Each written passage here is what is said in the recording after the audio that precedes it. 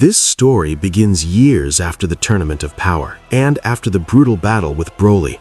Time has passed, but something isn't right. One by one, everyone starts distancing themselves from Goku. He doesn't understand it. Why are they treating him like this? Why does it feel like the world is slowly stepping away from him? And we all know the reason. The Tournament of Power. Goku was the one who pushed for it, the one who convinced Zeno, the one who unknowingly put entire universes at risk. And even though everything worked out in the end, the fear never disappeared. Eventually, exhausted mentally and emotionally, Goku decides to leave Earth for a while. He heads to Beerus's planet, hoping to train and clear his mind, but the moment he arrives, something feels off. Whis looks at him, calm but serious. "I'm sorry, Goku, but you're not allowed to be here." Goku freezes. "What? Even Lord Beerus?" Whis nods. "Lord Beerus has forbidden you from coming here. You cannot train here anymore." For the first time in a long time, Goku looks confused. "Why are they treating me like this? I don't understand." Whis sighs. "Do you remember what I warned you about? Becoming close to the gods, initiating the Tournament of Power. I told you it could one day turn against you." He continues, "Everyone is afraid, Goku. You still don't fully grasp the gravity of what happened. If the universes had truly been erased, if every living being had disappeared, what then?" Silence. That fear hasn't faded. Even Lord Beerus is worried. What if one mistake, one careless decision causes Zeno to erase Universe 7 permanently? That's why you're not welcome here anymore. Goku lowers his head slightly. "So you won't train me either?" Whis closes his eyes. "I serve the god of destruction. Until Lord Beerus gives permission, I cannot train you again. You should leave. It's better this way." And just like that, Goku turns around and leaves. No anger, no shouting, just quiet disappointment. As he travels through space, he passes something unexpected, Frieza's shipwreck. Normally, Goku would stop, maybe even smile, but not today. He keeps flying. Inside the ship, Frieza notices him. "Interesting, that was Goku. He saw me, yet he didn't even stop." A small smirk appears on Frieza's face. "No matter, our reunion will happen soon enough." Goku returns to Earth, but nothing changes. People avoid him. Conversations end when he walks in. The warmth he once felt is gone. Tired of it all, Goku goes to someone who never judged him, Master Roshi. Roshi looks at him carefully. "You've been awfully quiet lately, Goku. I've never seen you like this." For the first time in days, Goku smiles. At least Roshi isn't ignoring him. He tells Roshi everything, about Beerus, about Whis, about everyone pulling away. Roshi listens patiently, then chuckles softly. "Don't worry about them. You know how much they care about you. And do you have any idea how much you've done for this planet? This phase will pass." Then Roshi's tone shifts. "But there's something more important. You achieved a remarkable power during the Tournament of Power, Ultra Instinct. If you don't focus on what others think, why not focus on mastering that power instead?" Goku's eyes sharpen. "You're right. This time will pass. Then will you train me? It's been a long time since we trained together." Roshi smiles. "And just like old times." Master Roshi and Goku enter the time chamber. Training begins again. Slowly, steadily, Goku starts mastering Ultra Instinct on his own terms. Not for the gods, not for approval, but for himself. And this is where everything truly begins. Master Roshi doesn't hold back. He starts teaching Goku new techniques, subtle movements, refined breathing control, precision strikes. Not flashy, not explosive, efficient. Slowly, Goku begins getting stronger again. Not louder, sharper. After hours of intense training, they finally take a break. Goku wipes the sweat from his face and laughs lightly. "Master Roshi, you're still just as strong as ever. You beat me pretty badly back there." Roshi bursts out laughing.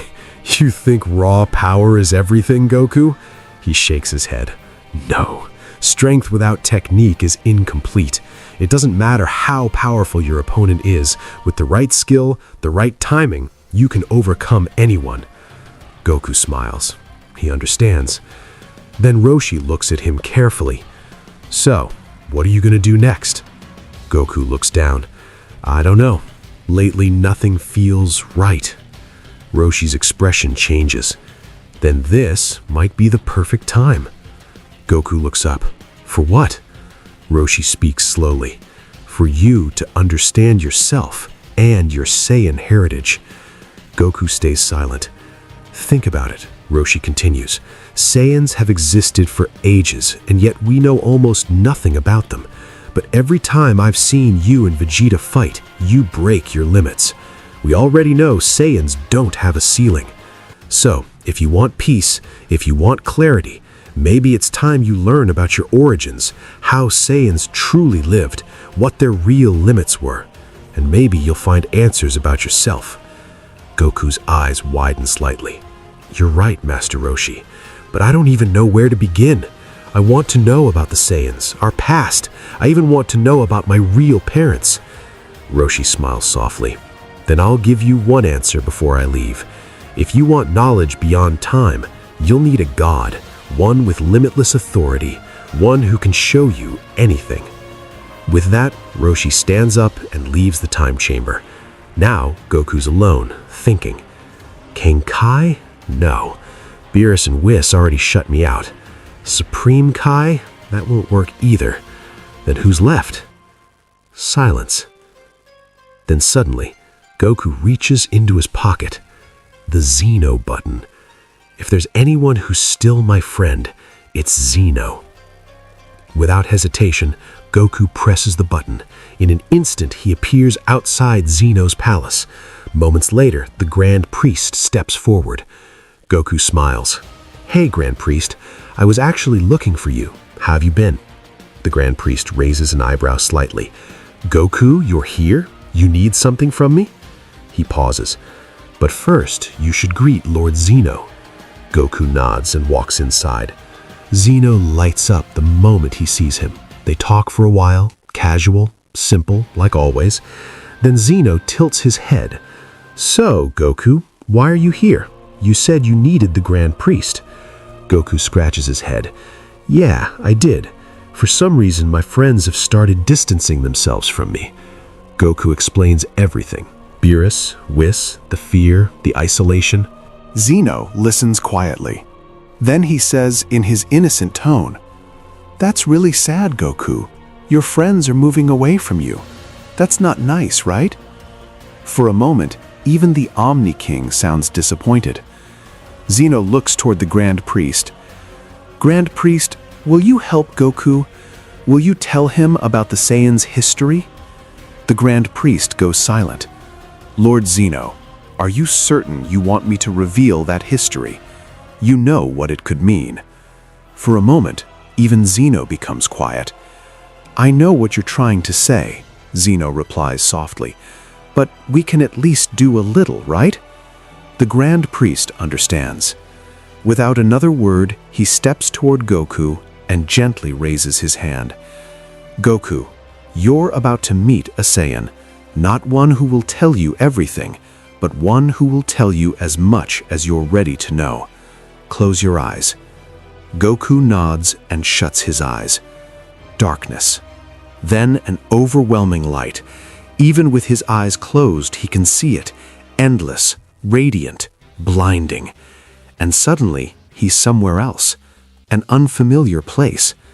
Goku opens his eyes slowly. "Wait, where am I? I was just at Xeno's palace. Did the Grand Priest do something to me?" He looks around carefully. Empty. Silent. Then a voice echoes behind him. "Is that you, Kakarot?" Goku freezes. Kakarot. Only one person ever calls him that. Who just called me Kakarot? Other than Vegeta, no one uses that name. He slowly turns around, and the moment he does, he's completely stunned. Standing before him is someone who looks almost exactly like him. Same Saiyan build, same intense eyes. The stranger speaks again. "Is your name Kakarot?" Goku swallows. "Yeah, I mean, my Earth name is Goku, but my Saiyan name is Kakarot. Before Goku can react, the man rushes forward and pulls him into a tight embrace. Goku's eyes widen. What? Then Goku gently asks, "Can you tell me who you are?" The man steps back, looking straight into his eyes. "My name is Bardock, and you are my son, Kakarot." For a second, time stops. Goku's eyes begin to tremble. Tears form instantly. "What? You're my father?" Bardock nods. Then he begins telling him everything. How planet Vegeta was doomed, how Frieza feared the Saiyans, how Bardock sensed the destruction coming, how he placed baby Kakarot inside a space pod and sent him to Earth to survive, to live, to become stronger than all of them. Goku listens in silence.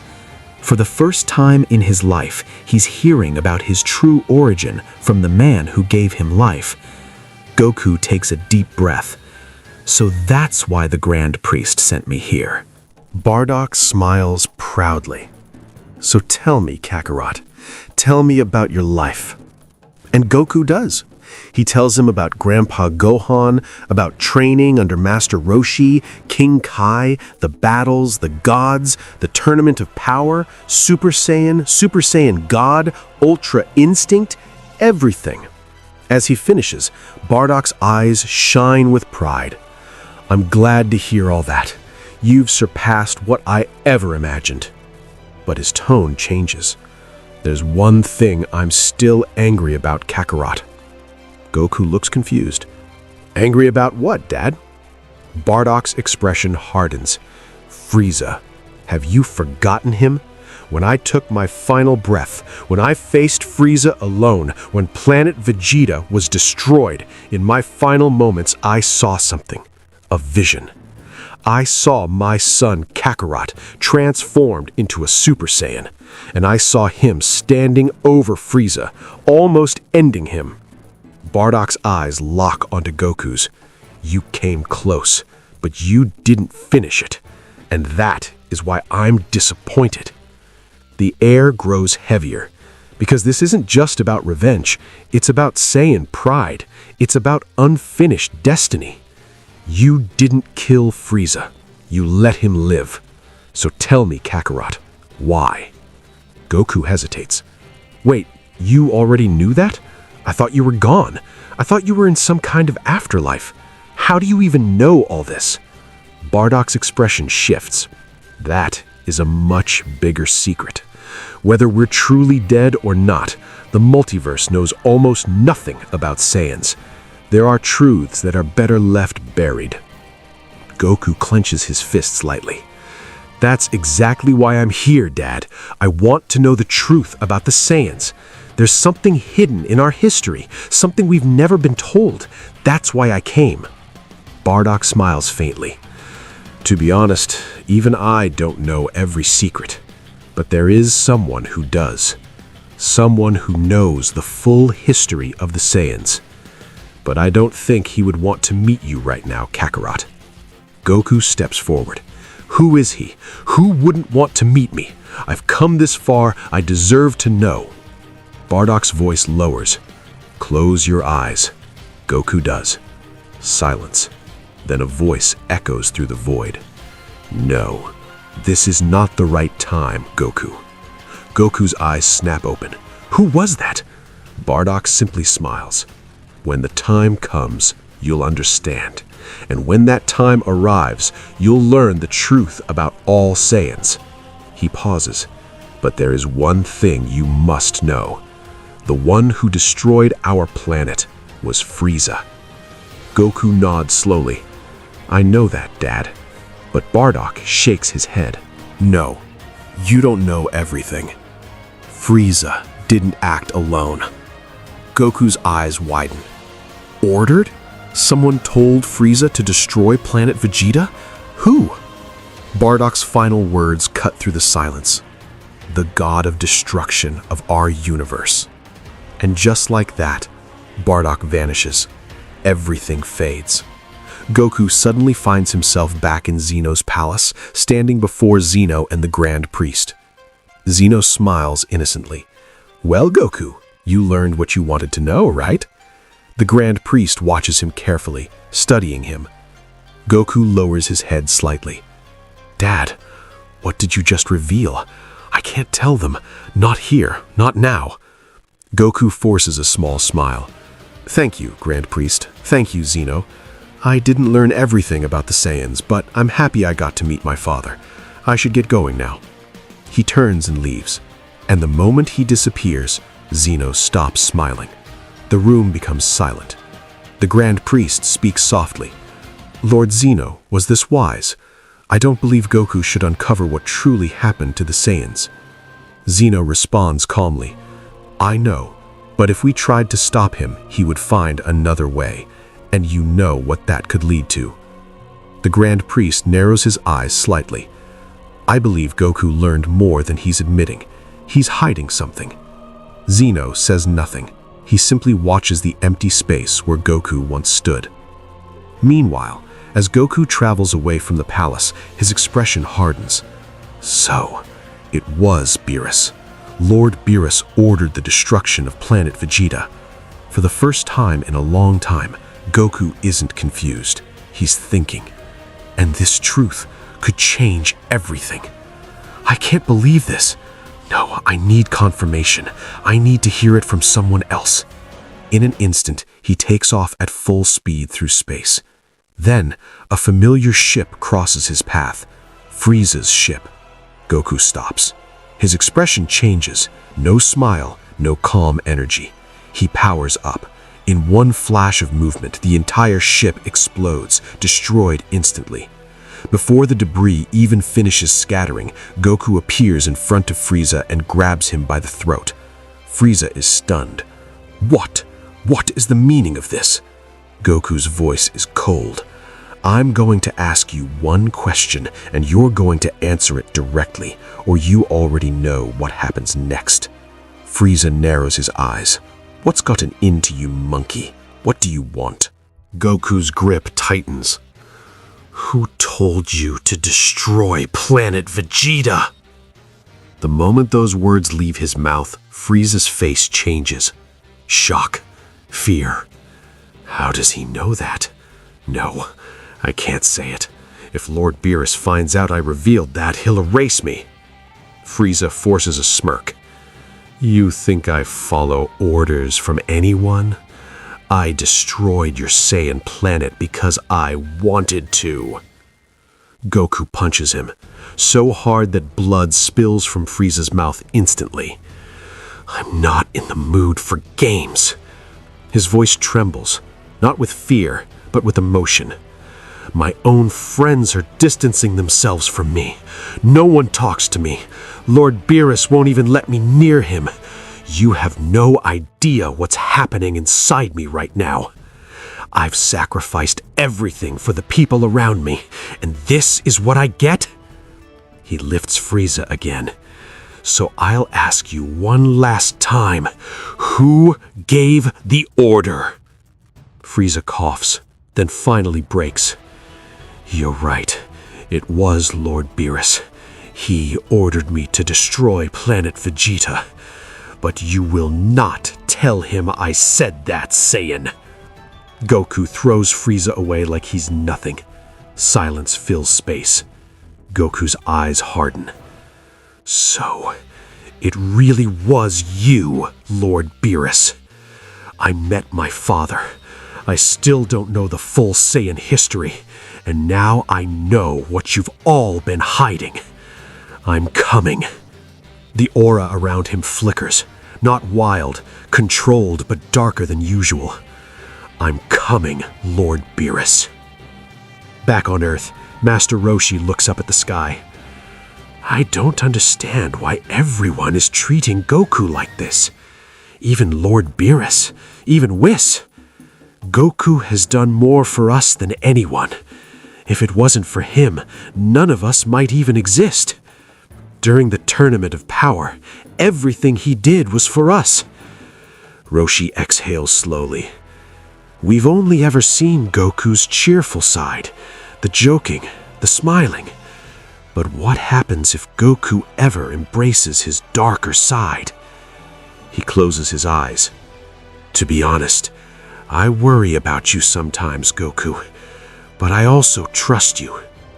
What Master Roshi doesn't realize is that something is changing right now. Inside Goku, there's confusion, there's betrayal, there's anger he's never truly faced before. And whatever he chooses next could reshape everything. So now it's confirmed. Frieza said it. Lord Beerus ordered the destruction of planet Vegeta. Goku floats silently in space. So what Dad told me was true. Lord Beerus, you were behind all of this. His eyes narrow, and now you're going to answer me. In an instant, he rockets toward Beerus's planet, fast, focused, no hesitation. On Beerus's planet, Vegeta is training intensely, pushing himself, sweat dripping. Then suddenly, he feels it. That energy. Kakarot, he's coming here. Beerus told him not to return. Moments later, Goku appears. Calm, but different. Vegeta turns toward him. Hey, Kakarot. Lord Beerus forbade you from coming here, so what are you doing? Goku doesn't even look at him. Vegeta, where is Lord Beerus? Vegeta freezes. That tone, that seriousness. Before he can respond, Whis and Beerus appear. Beerus frowns immediately. Whis, didn't you tell him not to come back?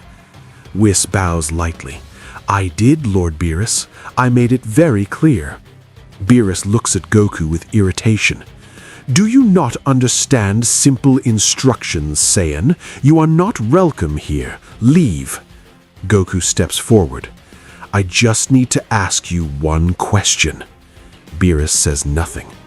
Goku's voice cuts through the air. Planet Vegeta. Did Frieza really destroy it on his own?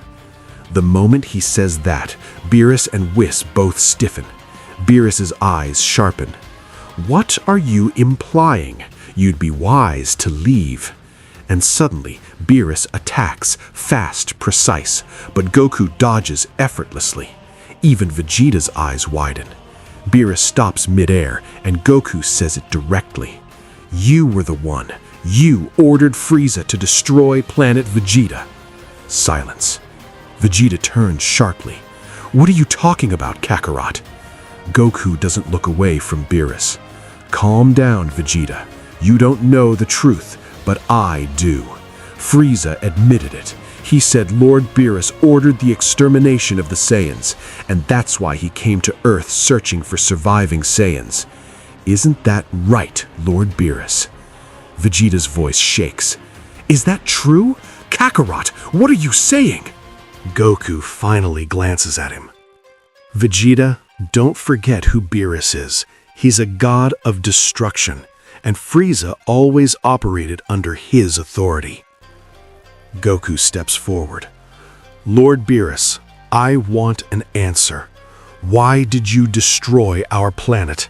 And why did you hide it from us all this time? Beerus exhales slowly. I don't owe you an explanation, Saiyan. You should consider yourself lucky you survived. And yes, I was the one who told Frieza to eliminate planet Vegeta. I chose not to tell you because I didn't need you rebelling against me later. And frankly, you're intelligent enough to understand why it had to be done. You already have your answer. Now leave. Vegeta's fists tremble. It was really you. Why? Why would you do that? Beerus's expression hardens. Perhaps you're unaware, but over time the Saiyans were becoming a problem. They were ruthless. They were expanding too far. They were becoming dangerous. The air grows heavy. Because this isn't just about destruction anymore. It's about power, control, and whether the Saiyans were erased out of fear. Beerus continues calmly. Just like they did long ago, the Saiyans were becoming reckless again. They were expanding, conquering, growing too dangerous. We eliminated planet Vegeta to prevent a future threat. There you have your answer, Goku. You may leave. But before the silence settles, Beerus steps forward. Goku, tell me something. Who told you this? It couldn't have been Frieza. Goku's voice is steady. I met my father, Bardock. Both Beerus and Whis freeze. He told me what happened to planet Vegeta and what's been happening to Saiyans all along. Goku's aura begins to hum slightly. I won't stay silent anymore. I'm going to uncover the full history of the Saiyans. Remember my words, Lord Beerus. When I learn the truth, I will restore the Saiyan race, no matter what it takes. The air turns heavy. Vegeta stares at him. Kakarot, what are you saying? But Goku closes his eyes. Inside, that white presence returns to his inner being. So tell me, am I still not ready to know the truth? The entity responds, Not yet. What happened to the Saiyans is darker than you imagine. You are not prepared. But gather the surviving Saiyans, unite them. When the time comes, I will reveal everything. Goku opens his eyes. They look different, determined. He turns to Vegeta. Are you coming with me? I have a lot to do, and very soon I'm going to change this multiverse. Vegeta feels it, that pressure, that unfamiliar energy inside Goku. Don't be insane, Kakarot. What's done is done. We can't rewrite history. What are you trying to do? But Goku is already gone. Whis exhales slowly. Lord Beerus, I felt something inside him, a power unlike anything I've sensed before. Beerus narrows his eyes. He met his father. That's impossible. Only the Grand Priest could allow something like that. He turns serious. We need to go now. Goku is changing, and if he starts walking the same path the ancient Saiyans once did, we may have another catastrophe. At Zeno's palace, Whis and Beerus arrive quickly. They explain everything to the Grand Priest. Zeno listens quietly. This isn't good. I didn't think Goku would change this fast. The Grand Priest nods. Neither did I. It would be best if Goku stays away from the deeper Saiyan history, for everyone's sake. But then, a familiar presence appears. Goku. He stands there calmly. As I thought, this is where you'd be, Lord Beerus. He used the button, the one Zeno gave him. The Grand Priest looks at him seriously. Goku, it is not appropriate for you to appear at the Omni King's palace whenever you wish. Zeno may be your friend, but he is still the supreme ruler of the multiverse. Goku smiles lightly. Don't worry, I'm not here to cause trouble. He raises his hand, holding the button. I just came to return this. The room goes silent, because when Goku gives up that button, it means he's choosing a path without protection, without backup, without limits, and that is far more dangerous. Goku steps forward and without hesitation places the Omni King's button back into Zeno's hand. The entire palace goes silent. Zeno blinks. The Grand Priest stiffens. Beerus narrows his eyes. No one fully understands what this means. Goku speaks calmly. I'm sorry, but what you are all afraid of, it's already happened. I know almost everything about the Saiyan past now. Shock spreads across the room. Beerus snaps first. What are you talking about, Goku? Goku's voice sharpens. I know why the Saiyans were wiped out. I know why my race went extinct. And it wasn't just Frieza." He looks directly at Zeno, then the Grand Priest. "It was the gods, isn't that right?" The Grand Priest's expression tightens. How could you possibly know that? Before Goku can respond, a voice echoes through the palace. "You really think this Saiyan is alone? I am inside him as well, Grand Priest." The air distorts. Even the Grand Priest's eyes widen. "That voice, it can't be. He was erased long ago." Goku exhales slowly. "I don't know everything yet, but I know enough. The extinction of the Saiyans was because of the gods, and soon I'll know the full truth." He looks at them without fear. "And when I do, no matter what it takes, I will bring the Saiyan race back. Do you understand?" Even Zeno stops smiling. Goku turns. "For now, prepare yourselves, because the future is about to change." And just like that, he disappears. Silence fills the Omni Palace. Whis speaks carefully. "What do we do now? If Goku learns everything about what happened to the ancient Saiyans, this could destabilize everything." Beerus clenches his fists. "I've never seen him like that before. If he truly decides to act, can we even stop him?" The Grand Priest answers coldly. "For now, we must restrain him. The power inside him is not good. It's influencing him. He's slowly surrendering to it.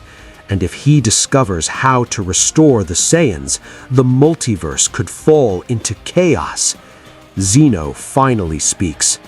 "Beerus, God of Destruction of Universe 7, stop Goku, no matter what." And when Zeno says no matter what, he means it. Immediately, Beerus heads toward Universe 7. On planet Vampa, Goku lands in front of Broly. Broly smiles when he sees him. "Hey Goku, what's going on? Are we training again?" But Goku doesn't smile back. "No, Broly, I'm here for something bigger. I need you." Broly frowns slightly. "I've never seen you like this before. What's going on?" Goku tells him everything. Planet Vegeta, Beerus, the truth, the gods. Broly's eyes widen. "Wait, Lord Beerus ordered the destruction of planet Vegeta?" Goku nods. "And that's not all. I need to uncover the full Saiyan history. Master Roshi pointed me toward it. I met my father, Bardock." "And now I know this goes deeper." Broly clenches his fists. "Then I'm with you." But before another word can be spoken, the sky shifts. Beerus and Whis appear. Beerus's voice is sharp. "Goku, whatever you're planning, stop. This is an order from Omni King Zeno." Goku turns slowly. "I already told you, Lord Beerus, I'm not stopping. Broly is with me now, and soon every surviving Saiyan will stand together. I will learn the truth. Why were we truly erased?" Beerus's eyes narrow. "I'm warning you for the last time. Zeno has given me permission to do anything necessary to stop you. Anything." He raises his hand slightly. "You understand what that means, don't you?" Goku's aura ignites. "I understand perfectly, but that doesn't mean you can stop me." In an instant, Beerus attacks. The shockwave alone shakes planet Vampa. Goku blocks, counters, moves at Ultra Instinct speed. The fight explodes immediately. Broly watches in disbelief. "What are you two doing? Stop!" But Goku shouts back, "This isn't the time to stop, Broly. I know what I'm doing." Goku transforms. Ultra Instinct, silver aura blazing. He launches rapid strikes at Beerus, but Beerus dodges smoothly, effortless. "Naive Saiyan, you think you're ready to rival a god of destruction?" Beerus strikes back. A devastating blow sends Goku crashing across the landscape. He slams into the ground, skidding for miles. He stands back up, wipes the blood from his mouth. "Broly, you said you'd stand with me." Broly hesitates. Then his power erupts. A green aura explodes outward. The legendary Super Saiyan awakens. He charges Beerus. Now it's Goku and Broly together. They attack from both sides, coordinated, relentless. Planet Vampa trembles under their combined force, but Beerus is still smiling. He avoids every strike, effortless footwork, minimal movement, absolute control. Because this is no longer just a clash. This is Saiyan rebellion versus a god of destruction. Whis watches carefully. "I don't know what's about to happen next, but it doesn't look like Goku is backing down, Lord Beerus." Beerus's eyes narrow. "If Goku refuses to step back, then I'll force him to." And in that instant, Beerus unleashes a devastating barrage of attacks. Energy spheres rain down, shockwaves tear across planet Vampa, the sky splits open, a massive explosion swallows the battlefield. When the smoke clears, Goku and Broly are thrown across the wasteland, both forced back into their base forms, breathing heavily, struggling to stand. Beerus floats above them. "So, Goku, are you ready to step back now? What you're doing displeases Lord Zeno, and if this continues, he may erase all of us because of your foolish rebellion." His voice turns colder. "Stop this now, or I will end you here." I do not wish to do that. Goku slowly rises, blood running down his face. "Whatever happens, I will never forget what you did. I met my father, and after everything he told me, I'm not backing down. I will uncover the Saiyan history, no matter what." Beerus exhales. "Then forgive me, because now I have no choice." He raises his hand. A massive sphere of destruction energy forms, dense, purple, terrifying. He fires it straight at Goku and Broly. They try to block, but the force overwhelms them. They can't stand. They can't counter. The energy closes in, and suddenly, a flash. Vegeta appears in front of them. He deflects the blast upward. The explosion tears the sky apart. Vegeta glares at Beerus. "What are you doing, Lord Beerus?" Beerus explains everything. Zeno's order, Goku's rebellion, the danger. Goku looks at Vegeta. "So, are you standing with us or not?" "That's all I want to hear." Vegeta's jaw tightens. "Kakarot, don't be stupid. What you're doing will destroy everything. You can't defeat Lord Beerus, and you can't go against the gods. What's done is done. That was the past. We cannot change it." Goku stares at him in disbelief. "You're really saying that? You call yourself the Prince of all Saiyans. You've always stood for Saiyan pride. So what happened to you, Vegeta? But listen carefully. I'm not backing down. To learn the truth, to bring back the Saiyans, I'm willing to do anything. Anything." He turns to Broly. "Grab my hand." Before anyone can react, instant transmission. Goku and Broly vanish. Vegeta is left staring at empty space. "What's happened to you, Kakarot?" Whis speaks quietly. "Everything Goku has been experiencing. It's affecting him deeply. His friends distancing themselves, meeting his father, and the power inside him. I can still feel it. It hasn't disappeared. To be honest, even I don't fully understand what's happening." Vegeta clenches his fist. "Whatever it takes, I'll bring Kakarot back to his senses." Beerus watches silently, because this isn't just about rebellion anymore. It's about a Saiyan who has nothing left to lose, and that is far more dangerous than any god of destruction. Beerus looks away frustrated. If Goku comes to his senses in time, then maybe everything will be fine. But if he doesn't, I don't even know what Lord Zeno will do to us, to this entire universe. Cut to Earth. Goku appears in front of Master Roshi's island, Broly beside him. Both injured, both exhausted. Master Roshi steps outside and freezes. Goku, Broly, what happened to you two? Goku begins to explain everything. Beerus, Zeno's order, the fight, the truth about planet Vegeta. When Goku finishes, Roshi says nothing. Broly looks at him seriously.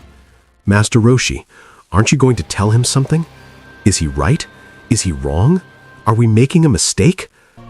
Roshi closes his eyes for a moment, then speaks calmly. I'm not going to tell you what's right or wrong. You're grown men. You know the weight of your decisions. And you have every right to learn about your people, about your past. But Goku, Roshi looks directly at him, I've known you since you were a child. Whatever you choose to do, don't choose something you'll regret later. Silence falls. Goku closes his eyes and speaks inwardly. Listen carefully. I've brought another Saiyan to stand with me. Now tell me what really happened to the Saiyans. What was their true history? Then the voice responds, stronger this time, clearer. The time has come. You will learn the history of your race, and you will learn who I truly am. The air around Goku shifts subtly. Something ancient, something beyond mortal. Meanwhile, at the Omni Palace, Zeno and the Grand Priest stand in deep thought. The Grand Priest speaks quietly. Lord Zeno, I can feel it.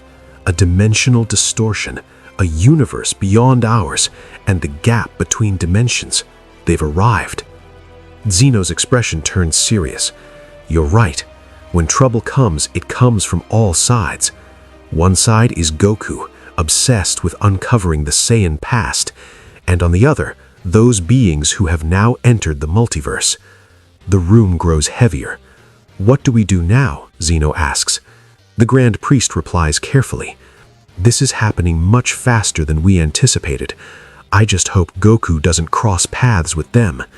If he does, he pauses. Everything could accelerate beyond control. Perhaps it's time we summon the Xeno warriors. Zeno nods immediately. You're right. Call all the Xeno warriors and bring them as soon as possible. Because now, this is no longer just about Saiyans. It's no longer just about rebellion. Something from beyond the multiverse has entered the game, and Goku is standing right at the center of it all. Back on Earth, Goku and Broly stand on Master Roshi's island. The wind is quiet. The ocean is still. Goku closes his eyes, and once again he speaks to the presence within him. Tell me, is it finally time? I can't wait any longer. I need to know everything about the Saiyans. For a moment, silence. Then the white Uzaru appears within his inner world. Yes, Goku, the time has come. But answer me first. What do you wish to know? Who I am, or what truly happened to the Saiyan race? Goku thinks carefully.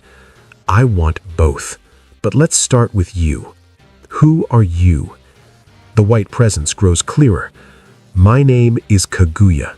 I exist within you. I have been connected to your soul long before you were born. Goku absorbs that quietly. Then tell me, what happened to the Saiyans? I know planet Vegeta wasn't the only Saiyan world. There's planet Sadala in Universe 6. So what really happened? Kaguya's voice deepens. You are correct. Planet Vegeta was not the only Saiyan planet. There were many. Now listen carefully. This story does not begin thousands of years ago. It begins millions of years ago. The atmosphere shifts. We Saiyans began to grow arrogant. With time, our power increased endlessly. Some gods used us. They sent us to destroy planets, and in return, they allowed us to expand. But eventually, we stopped serving, and we started ruling. Kaguya's voice echoes across Goku's inner world. We conquered worlds. We claimed territories. We dominated regions of the universe. There came a time when stopping the Saiyan race became impossible. We were growing beyond control, beyond limits, beyond fear. Goku listens silently. Kaguya continues. As Saiyans grew stronger, Zeno began watching. Some Saiyans surpassed even the gods. The Saiyan gods of destruction were unmatched. The balance of power began shifting. The other gods grew afraid. They could not accept that mortals were becoming stronger than them. They saw a future where Saiyans ruled the multiverse. And that is when the decision was made. Goku's breathing deepens. You're saying the gods eliminated the Saiyans out of fear? Kaguya's voice echoes heavily. They did not fear destruction. They feared replacement. And in that moment, the truth becomes clear.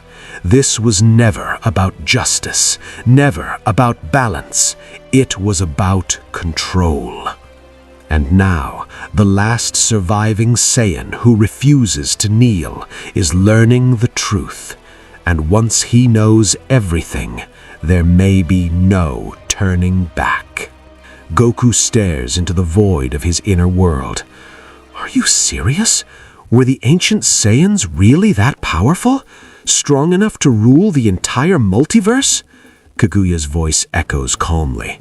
So, you still doubt me, Goku? Then look. Goku's eyes close, and suddenly a vision appears before him. A massive white Ozaru, radiant, calm, controlled. Not savage, not mindless, pure. Goku's eyes widen. Kaguya, you look like a white Ozaru, but I've never seen anything like that before. Kaguya responds, Yes, I am what you would call a mastered Ultra Instinct Ozaru. Silence.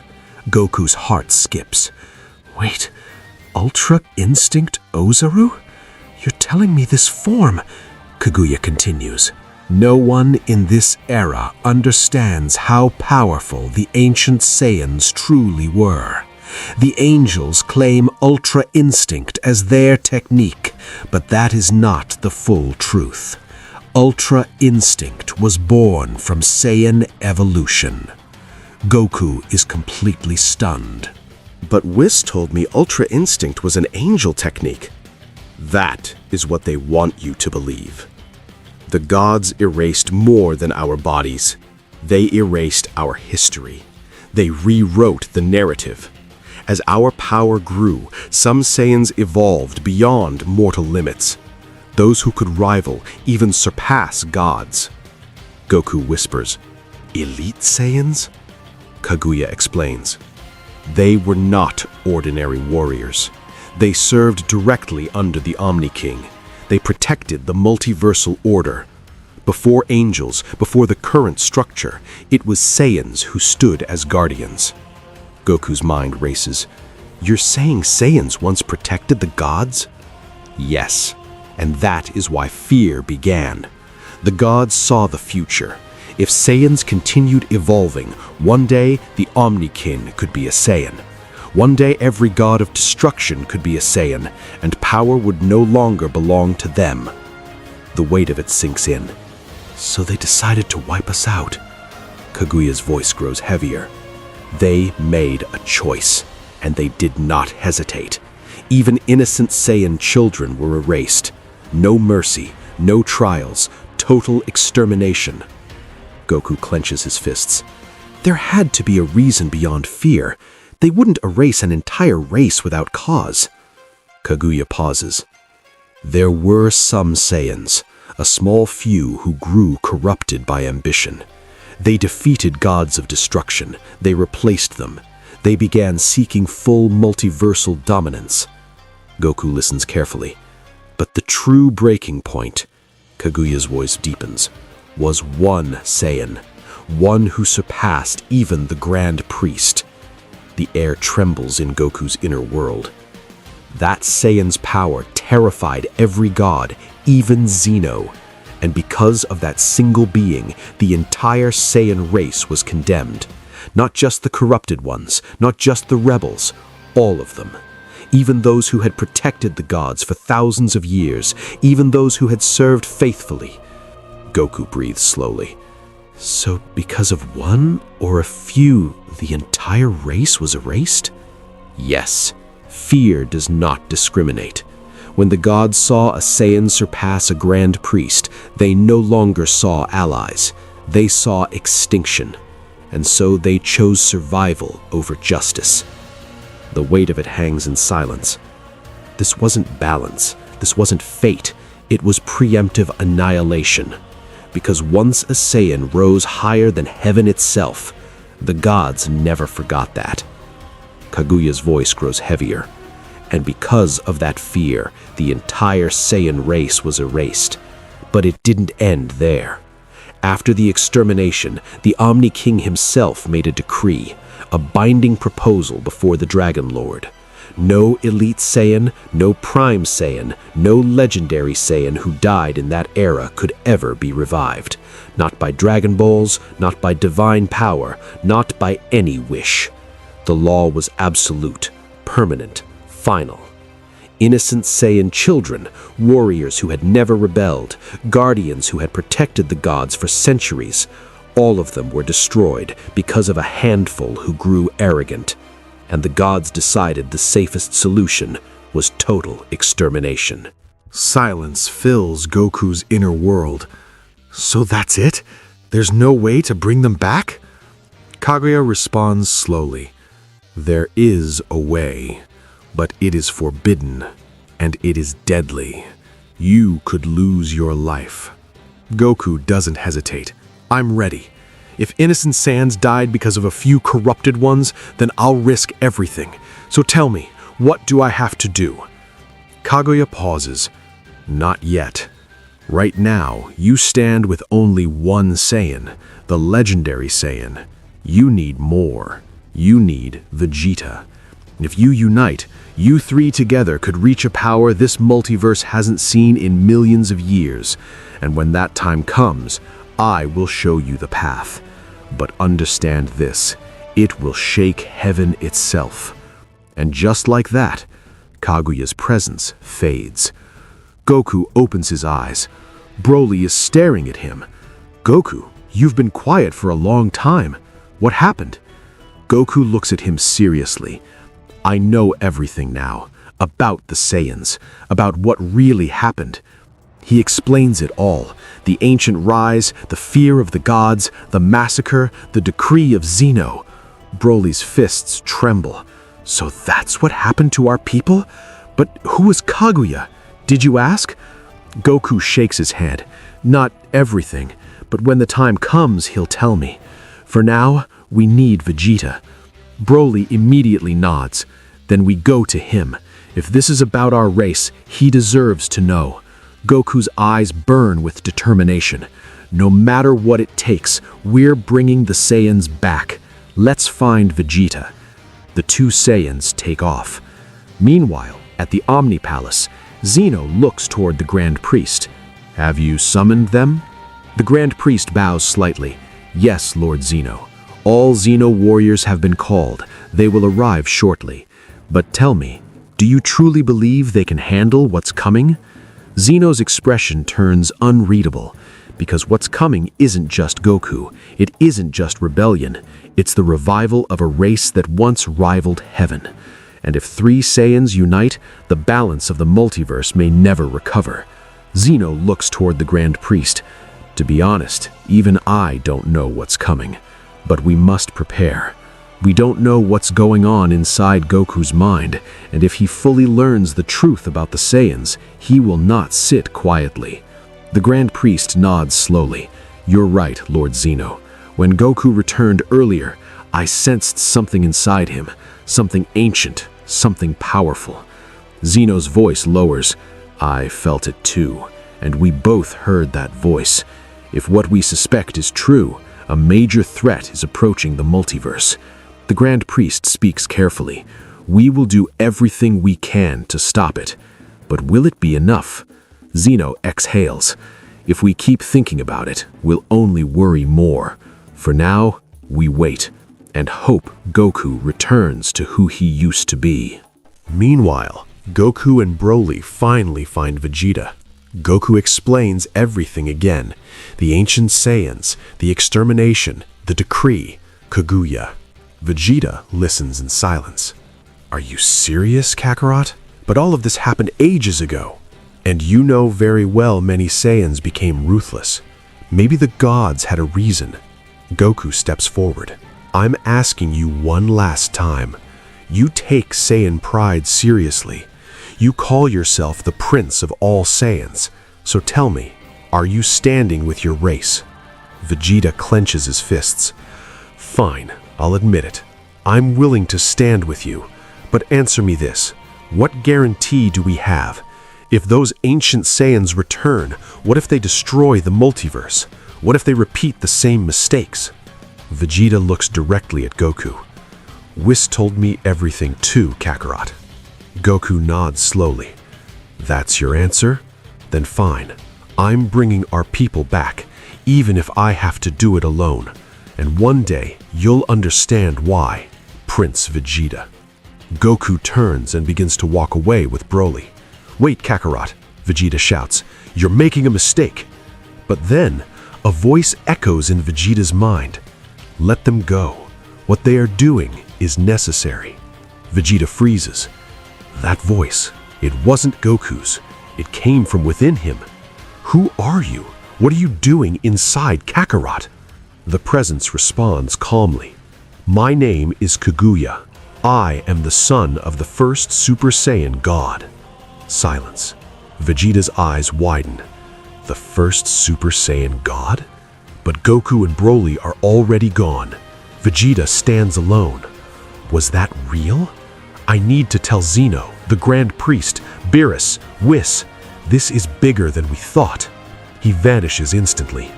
Inside Goku's mind, Kaguya speaks again.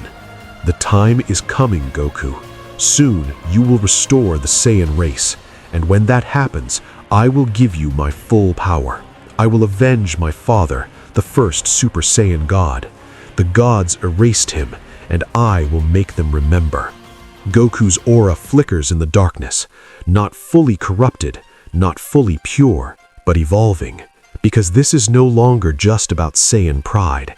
It's about revenge, it's about forbidden resurrection, and it's about a power that once rivaled the throne of heaven itself.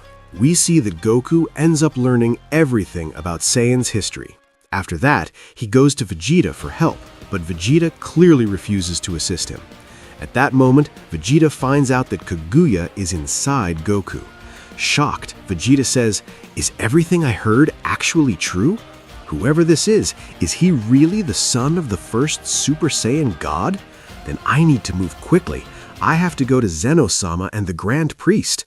As Vegeta is leaving, he suddenly runs into Whis and Beerus, who are currently searching for Goku. Vegeta then tells Beerus, "Lord Beerus, I've discovered something very important." But before he can continue, Whis interrupts and says, "Vegeta, whatever you've learned, make sure to tell us, but right now we need to head to Zeno-sama's palace. The Grand Priest has summoned us." Vegeta responds, "This is extremely important. It's about Kakarot. I need to talk to Zeno-sama and the Grand Priest as well." Beerus then says, "All right, come with us, Vegeta." After that, Vegeta, Whis, and Beerus all head towards Zeno-sama's palace. On the other side, we see Goku and Broly. Broly asks, "So, Goku, what are we going to do next? You've already decided that we'll bring the Saiyans back together, but how is that even possible? Is there any way to do it?" Goku replies, "I don't know, but Kaguya told me that when the time comes, he'll tell me what we need to do." Suddenly, inside Goku, Kaguya becomes alert and says, "Goku, listen to me carefully." Goku is surprised and says, "Kaguya, is that really you?" Kaguya responds, "Yes, it's me." Goku then asks, "So, are you finally going to tell me how I can bring all the Saiyans back?" Kaguya says, "Listen carefully. I'm sensing someone's energy right now, and if it's who I think it is, then we can bring our Saiyan race back." Goku, shocked, asks, "Who is it? Tell me, where can I find them?" Kaguya pauses and thinks deeply, then says, "Yes, it's him. But how is this even possible? Is he alive and in this multiverse? How?" Then he continues, "Goku, listen carefully. I'm sensing someone's energy, but it shouldn't be possible. That person is extremely powerful on a completely different level. His name is Daria." Goku reacts, "Daria? Who is that? What are you trying to say? I don't understand anything." Kaguya explains, "Daria is one of the Saiyans. Goku, he once wanted to take control of this entire multiverse. I don't know how, but right now I can feel his energy. It's possible that he has returned to this multiverse." Hearing this, Goku is completely shocked. "What? How is that even possible?" Kaguya says, "If we want to bring back our Saiyan race, then you have to find Daria no matter what. Hurry, Goku, find him." Goku responds, "What are you saying? In such a huge multiverse, where am I supposed to find him? Tell me where you're sensing his energy." "All right, I'll take you there, but we have to hurry. If Daria moves too far away, I won't be able to sense his energy anymore. We don't have much time." After this, Goku explains everything to Broly, and they both start moving toward Daria. On the other side, Vegeta, Beerus, and Whis have already reached Zeno-sama's palace. The Grand Priest says to them, "I called all of you here because a major threat is about to arrive." Vegeta interrupts, "I'm sorry, Grand Priest, but I also have something important to tell you." But Zeno-sama stops him and says, "Wait, Vegeta, let us say something first. It's very important." Then the Grand Priest reveals, "It seems that Daria may have returned to this multiverse." Hearing this, Beerus and Whis are completely shocked. Vegeta then asks, "Who exactly is this Daria?" The Grand Priest tells Vegeta, "Daria is a Saiyan who wants to claim the entire multiverse as his own, but he's not alone. There are others with him as well." Hearing this, Vegeta is shocked and says, "What? He's really a Saiyan? But how could he possibly take control of the entire multiverse?" Zeno-sama then says, "You may not know this, Vegeta, but in the past there were Saiyans who had surpassed even gods and angels in terms of power." Vegeta is stunned after hearing this. Zeno continues, "Daria is one of them, and he wasn't the only one who wanted to take over the multiverse. Over time, most of those evil Saiyans were destroyed, but Daria survived. How he is returned now, we still don't know." Then the Grand Priest says, "That's exactly why we've called all of you here, to find out where Daria is and what his true objective is." Beerus responds, "As you say, Grand Priest, we're ready to do this." Whis then adds, "But do you really think we'll be enough to face Daria and his allies? There's a chance he's not alone." The Grand Priest replies, "Don't worry, we've already summoned the Zeno warriors. They should arrive soon, but you must go now. No matter what happens, you have to stop them, and most importantly, Goku must not meet them under any circumstances. Remember this. Whatever Goku's goal is right now, there's a chance he might end up helping Daria, so go as quickly as possible." After hearing this, Vegeta says, "But I need to tell you something. It's about Kakarot. Right now, there's someone inside him. He told me his name is Kaguya, and that he is the son of the first Super Saiyan God." Hearing this, Zeno-sama is left stunned, and even the Grand Priest is completely shocked. Beerus and Whis are equally surprised. The Grand Priest says, "That can't be possible. Is he really the son of the first Super Saiyan God? Vegeta, are you sure? How did you even find this out?"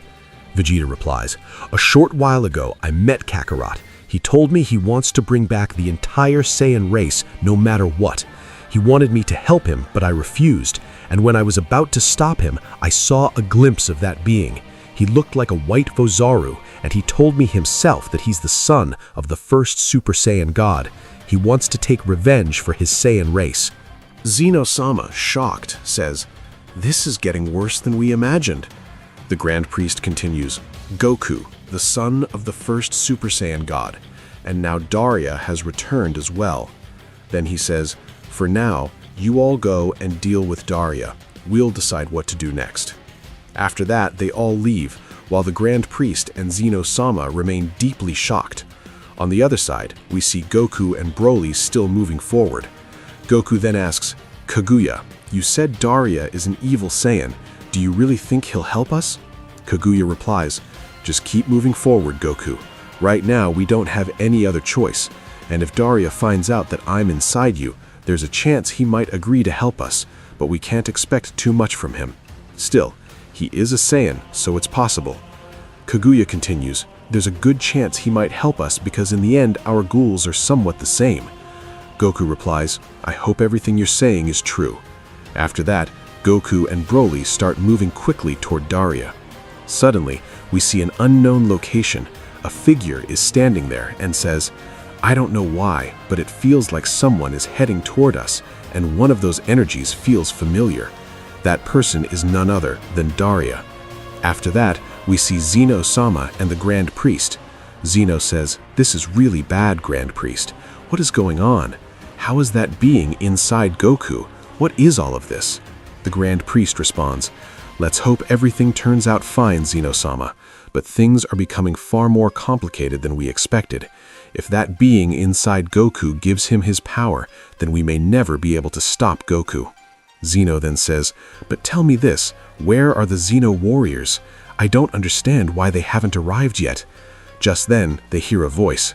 "There's no need to worry, Zeno-sama, Grand Priest. We are here." And we see that the Xeno warriors have arrived. On one side, Goku, Broly, and Kaguya continue moving forward to find Daria. On the other side, Vegeta, Beerus, and Whis are also heading toward him. Vegeta asks Whis, "Tell me, where are we going to find this Daria?" Whis replies, "I'm not sure, but the Grand Priest told me that Daria is currently somewhere between Universe 11 and Universe 12, so we need to get there as quickly as possible." After that, all three of them move rapidly toward Daria. At the same time, we see Goku and Broly. Goku asks, "Kaguya, are you really sure he's there? I think we've already entered Universe 11. Kaguya replies, "Do you doubt me, Goku?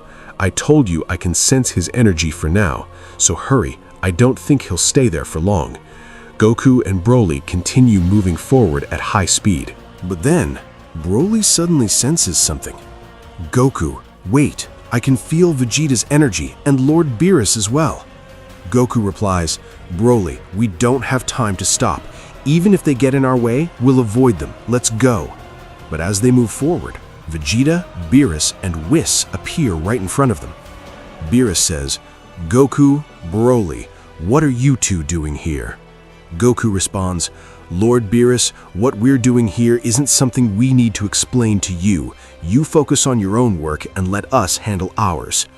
Goku tries to move past them, but Vegeta steps in front of him. Vegeta says, "Kakarot, are you heading toward Daria as well?" Goku is surprised. "What? How do you know about Daria?"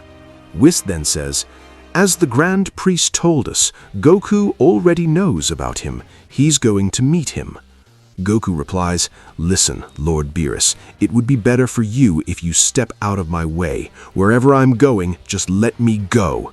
Hearing this, Beerus says, "And why do you think we'll let you go, Goku?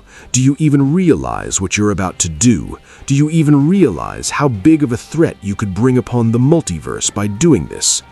Goku replies, "I don't know about all that. Right now, the only thing I know is that I'm going to Daria, and anyone who stands in my way, I won't hold back." After saying this, Goku powers up and transforms into his Ultra Instinct form. Beerus says, "You can't do this, Goku. Listen to me carefully. What you're doing is wrong." But Goku ignores Beerus and launches an attack toward him. Before it can land, Vegeta steps in and blocks him. Vegeta says, "Don't be stupid, Kakarot. Whatever you're doing right now, it'll all be for nothing." At that moment, Kaguya speaks from within Goku. "Goku, we don't have much time. If Daria leaves from here, I might not be able to sense him again. Hurry!" Hearing this, Goku increases his power even more. Seeing this, Vegeta, Beerus, and Whis step back, and in the very next moment, Goku disappears. Whis says, "Lord Beerus, this isn't good. Goku is heading straight toward Daria. We need to reach him as quickly as possible." After that, the three of them rush forward. Meanwhile, Goku and Broly arrive at a certain place and suddenly stop. In front of them, a strange dimension begins to open. Goku asks, "Kaguya, what happened? Why did you stop us here?" Broly also asks, "What is it, Goku? Is that person going to appear here?" Kaguya replies, "I don't know why, but I can sense his energy from this place. Look around carefully, Goku. Do you see anyone unusual?" Goku starts looking around. Broly does the same. Broly says, "Goku, look over there." Goku asks, "What is it? Do you see Daria?" But suddenly, Vegeta, Beerus, and Whis appear in front of them again. This time, Goku gets angry and says, "How many times do I have to tell you to stop getting in my way?" Goku moves to attack Vegeta, and Vegeta powers up as well. But just then, a massive attack suddenly comes toward them all, causing a huge explosion. Except for Whis, none of them are able to avoid it. They're all thrown far away. Then they hear a voice. "Well, now this is interesting. It makes me happy to see that there are more Saiyans in this multiverse besides me." Hearing this, everyone present is shocked. Broly says, "Who is this? That attack was incredibly powerful." Goku just stares at the figure. Then Kaguya says, "Goku, listen carefully. That is Daria." We then see Daria, who says, "Well, well, look who we have here. An angel, a god of destruction, and some Saiyans like me." Goku asks, "Tell me, are you Daria?" Daria laughs and replies, "You guessed correctly, Saiyan. I am Daria. It's a pleasure to meet you. You three, you look like Saiyans to me." Then Daria's attention shifts to Broly. As soon as he sees him, he gets excited and suddenly appears right in front of him. Broly is shocked. Daria laughs and says, "Tell me, are you a legendary Saiyan? Is that true?"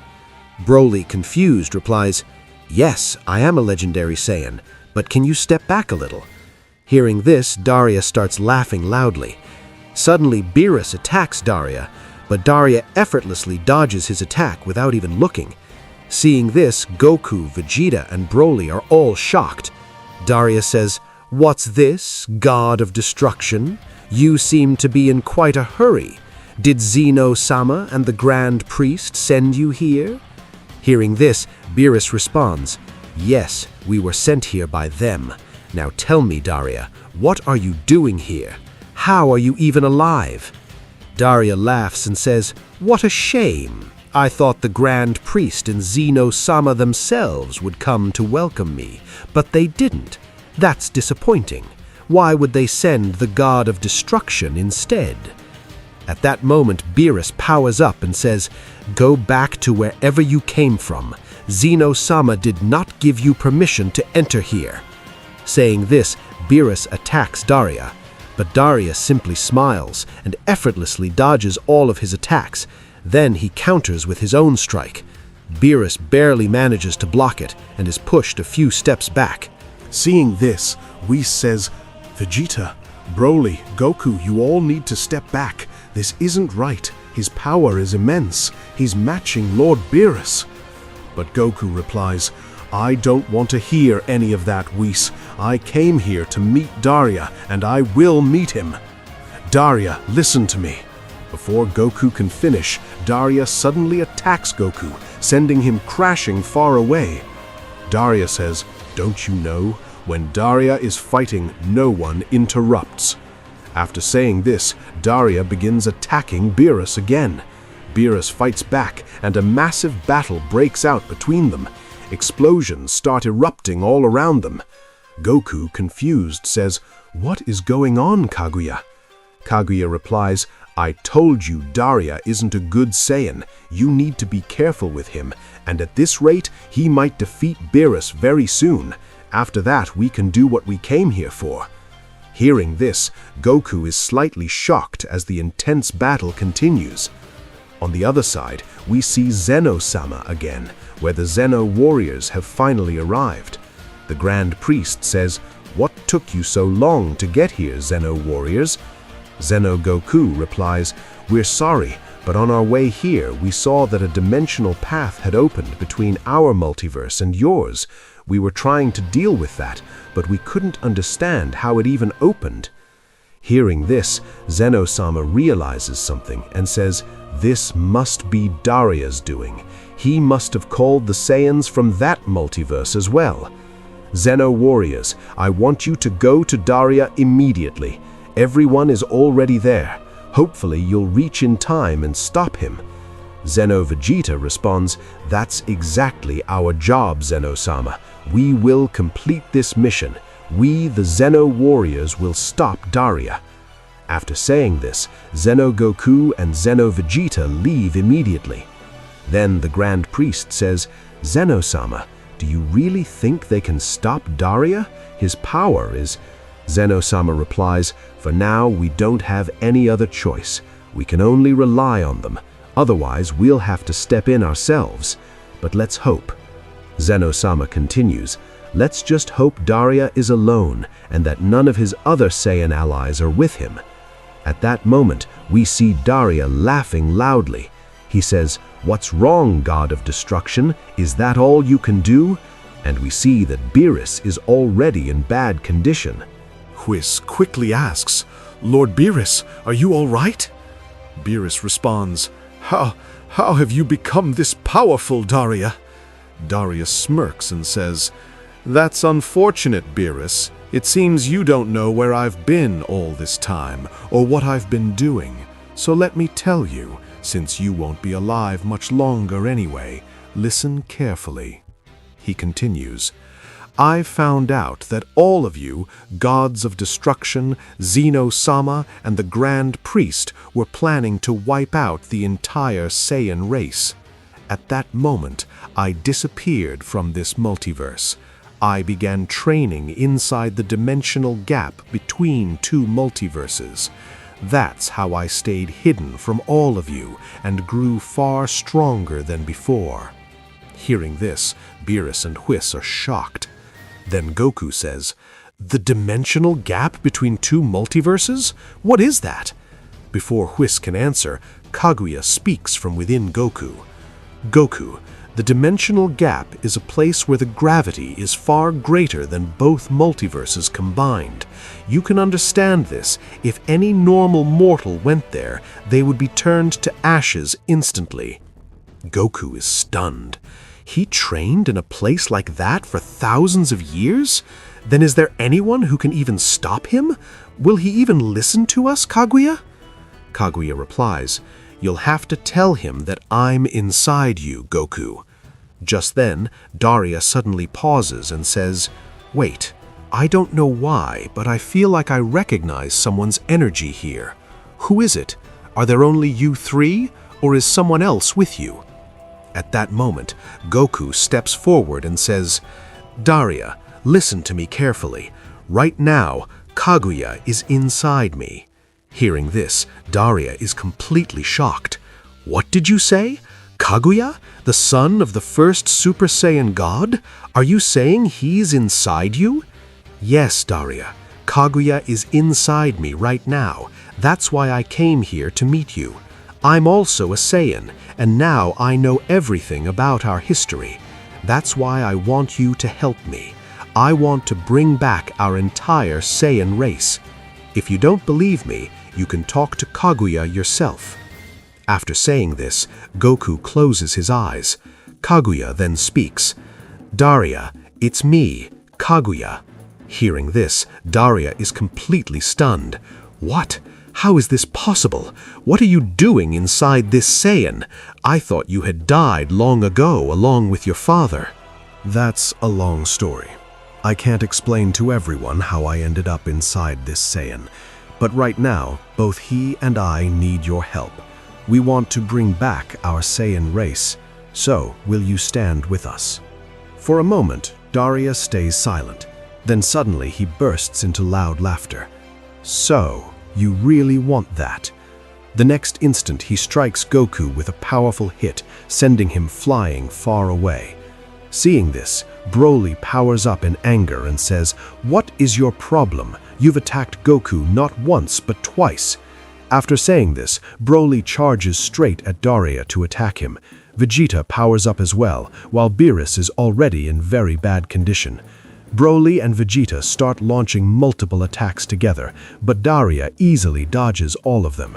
Then he counters with a powerful strike, sending both Broly and Vegeta flying far away. With just one hit, both of them are forced back into their normal forms. Goku then says, "What is your problem? Are you not going to help us?" Daria replies, "Just look at yourself. Do you even hear what you're saying? Why would I help you? I was never one of those Saiyans who cared about others. We Saiyans were meant to take over this multiverse. Why would I bring back those Saiyans who didn't support my goal?" He continues, "You know very well, Kaguya, things were never good between your side and mine. Your father was once a good friend of mine, but when he found out about my intentions, you already know what happened. I'm not going to repeat that mistake. I'm not helping any of you." Then Daria reveals, "I didn't come here alone. I came with others. My allies have already spread across different multiverses. Very soon, they'll eliminate the gods of each multiverse." Hearing this, everyone present is shocked. Beerus then says, "Listen carefully, all of you. He's too powerful. We can't defeat him. I can hold him off for some time until you all escape. This is our only chance." From what he said, it's clear he's not alone. He came here with a purpose. So all of you leave now. Whis, you too. Whis responds, "Lord Beerus, I'll stay and help you." But Beerus says, "No, Whis, they might need your help later." "You know very well, Lord Beerus. If I leave, you won't be able to hold him for long, and everyone here will die, so we have to face this together." After that, Whis steps forward and says to Goku, Vegeta, and Broly, "All three of you leave immediately. Go straight to Zeno-sama's palace. The Xeno warriors will be arriving there. You can help them, but you cannot face Daria." Then Beerus powers up even more, and Whis does the same. Seeing this, Goku says, "No, I'm not backing down. I can handle myself." But suddenly, Beerus attacks Goku. Goku manages to dodge it. With a slight smile, Beerus says, "Goku, I trusted you. I believed you would never walk down the wrong path, but it seems I was wrong. I just hope you make it out of here safely and stop Daria. Right now, that's what matters." He continues, "Now, let me and Whis say our goodbyes." After that, Beerus and Whis hold each other's hands and begin increasing their power to an extreme level. Even Daria is momentarily shaken by their energy. Then suddenly, a massive light bursts out, and they unleash their combined God and Angel ultra-destruction power, causing a huge explosion. After the attack, we see that Goku, Vegeta, and Broly have suddenly disappeared from that place, but Beerus and Whis are completely gone, erased forever. Seeing this, the three of them are left in shock. Vegeta says, "No, Lord Beerus!" But then we see that Daria has survived the attack. Laughing, he says, "So another destroyer has fallen. One by one, all the gods of destruction will be eliminated. We will take our revenge on all of them." He continues, "And very soon, my allies will arrive as well." After that, we see Goku, Vegeta, and Broly. Broly says, "But I don't understand." Just then, in front of them, Xeno Vegeta and Xeno Goku appear. Seeing them, all three are shocked. Vegeta says, "Who are you two? You look just like us." Goku then asks, "Tell me, are you the Xeno warriors that Lord Beerus mentioned before?" Both of them reply, Yes, we are the Xeno Warriors. I'm Xeno Goku, and this is Xeno Vegeta. Xeno Vegeta then says, "Wait, what do you mean by Lord Beerus's last words? Don't tell me." Vegeta responds, "Yes, Lord Beerus and Whis. To save us, they sacrificed themselves." Hearing this, Broly says, "Why would they do that? We could have stayed and fought alongside them." Xeno Goku replies, "It's not as simple as you think. None of you can face Daria, and maybe not even us, but we'll still try to stop him." He continues, "You all should go to Xeno-sama. He has summoned you." Goku immediately says, "I'm not going to Xeno-sama. I've already decided my goal, and no one can stop me from achieving it. If you want to go, then go. I'm not going. Broly, let's leave." But Broly doesn't move. Vegeta says, "What are you saying, Kakarot? Lord Beerus and Whis sacrificed themselves to save us, and you're still talking like this?" Broly also says, "Goku, Vegeta is right. Maybe what we were doing before made sense, but now someone has appeared that we can't match. Even Lord Beerus and Whis couldn't handle him. We need to go to Xeno-sama and the Grand Priest right now." Goku replies, "What are you saying, Broly? I'm going forward. If you want to come with me and support me, then come, but I'm not going to Xeno-sama." Hearing this, Vegeta gets angry and says, "Enough of this nonsense, Kakarot. You're coming with us. After everything that's happened, how can you still act like this?" Xeno Goku and Xeno Vegeta then say, "We don't know what you're talking about, but right now your multiverse's Omni King has summoned you. You shouldn't delay. A huge threat is approaching this multiverse, and you need to prepare for it." They continue, "We're going to face Daria. It would be better for you to go to Xeno-sama." After saying this, both Xeno warriors leave. Vegeta then says, "So, what are you thinking now, Kakarot? Come with us." Goku replies, "Forget it, Vegeta. That's not happening. I'm sad about what happened to Lord Beerus and Whis, but once I've made a decision, I don't back down." He turns to Broly and says, "I'll ask you one last time. Are you coming with me or not?" Broly stays silent. Goku says, "All right, I got my answer." After that, Goku leaves on his own. Seeing this, Broly is slightly shocked and says to Vegeta, "Why aren't you stopping him?" Vegeta replies, "Let him go. I don't know what's gotten into him, but right now a massive threat is coming to this entire multiverse, Broly. We need to go to Xeno-sama." He adds, "And I'm glad you chose the right side." After that, Vegeta and Broly leave for Xeno-sama's palace. But then we see Daria still standing at the same place. He says, "Look, what was the point of all that? The god of destruction and that angel tried to take me down, and in the end they destroyed themselves, and still they couldn't stop me." He continues, "And very soon my allies will arrive here as well, after eliminating the destroyers of all the universes. After that, we'll go meet Xeno-sama. But those Saiyans, where did they disappear?" Just then he hears a voice. "We're the ones who made them disappear, Daria." Daria looks ahead and sees the Xeno warriors standing in front of him. He laughs and says, "Why does it feel like I've seen you two somewhere before?" Xeno Vegeta replies, "Have you forgotten that quickly? Before coming to this multiverse, you caused massive destruction in our multiverse." After saying this, Xeno Vegeta powers up and transforms into his Super Saiyan 4 form, then charges toward Daria, but Xeno Goku stops him. "Wait, Vegeta, not so fast!" Vegeta stops, and Daria says, "Oh, now I remember where I've seen you. Sorry, but the people of your multiverse were getting in my way. They tried to stop me from entering, so I had no choice." Xeno Goku then asks, "Daria, what exactly are you trying to do? Why are you spreading destruction in this multiverse? You've already killed a god of destruction, and where are the rest of your allies?" Daria replies, Unfortunately, only one destroyer has fallen so far, but soon all of my allies will arrive, and then you'll see. All 12 universes' destroyers will be eliminated." Hearing this, both of them are shocked. Goku says, "What are you really after? What's your true goal behind all this?" Daria smirks and says, "My goal? You really want to know? If you want to know my goal, then come and defeat me first." After saying this, Daria powers up.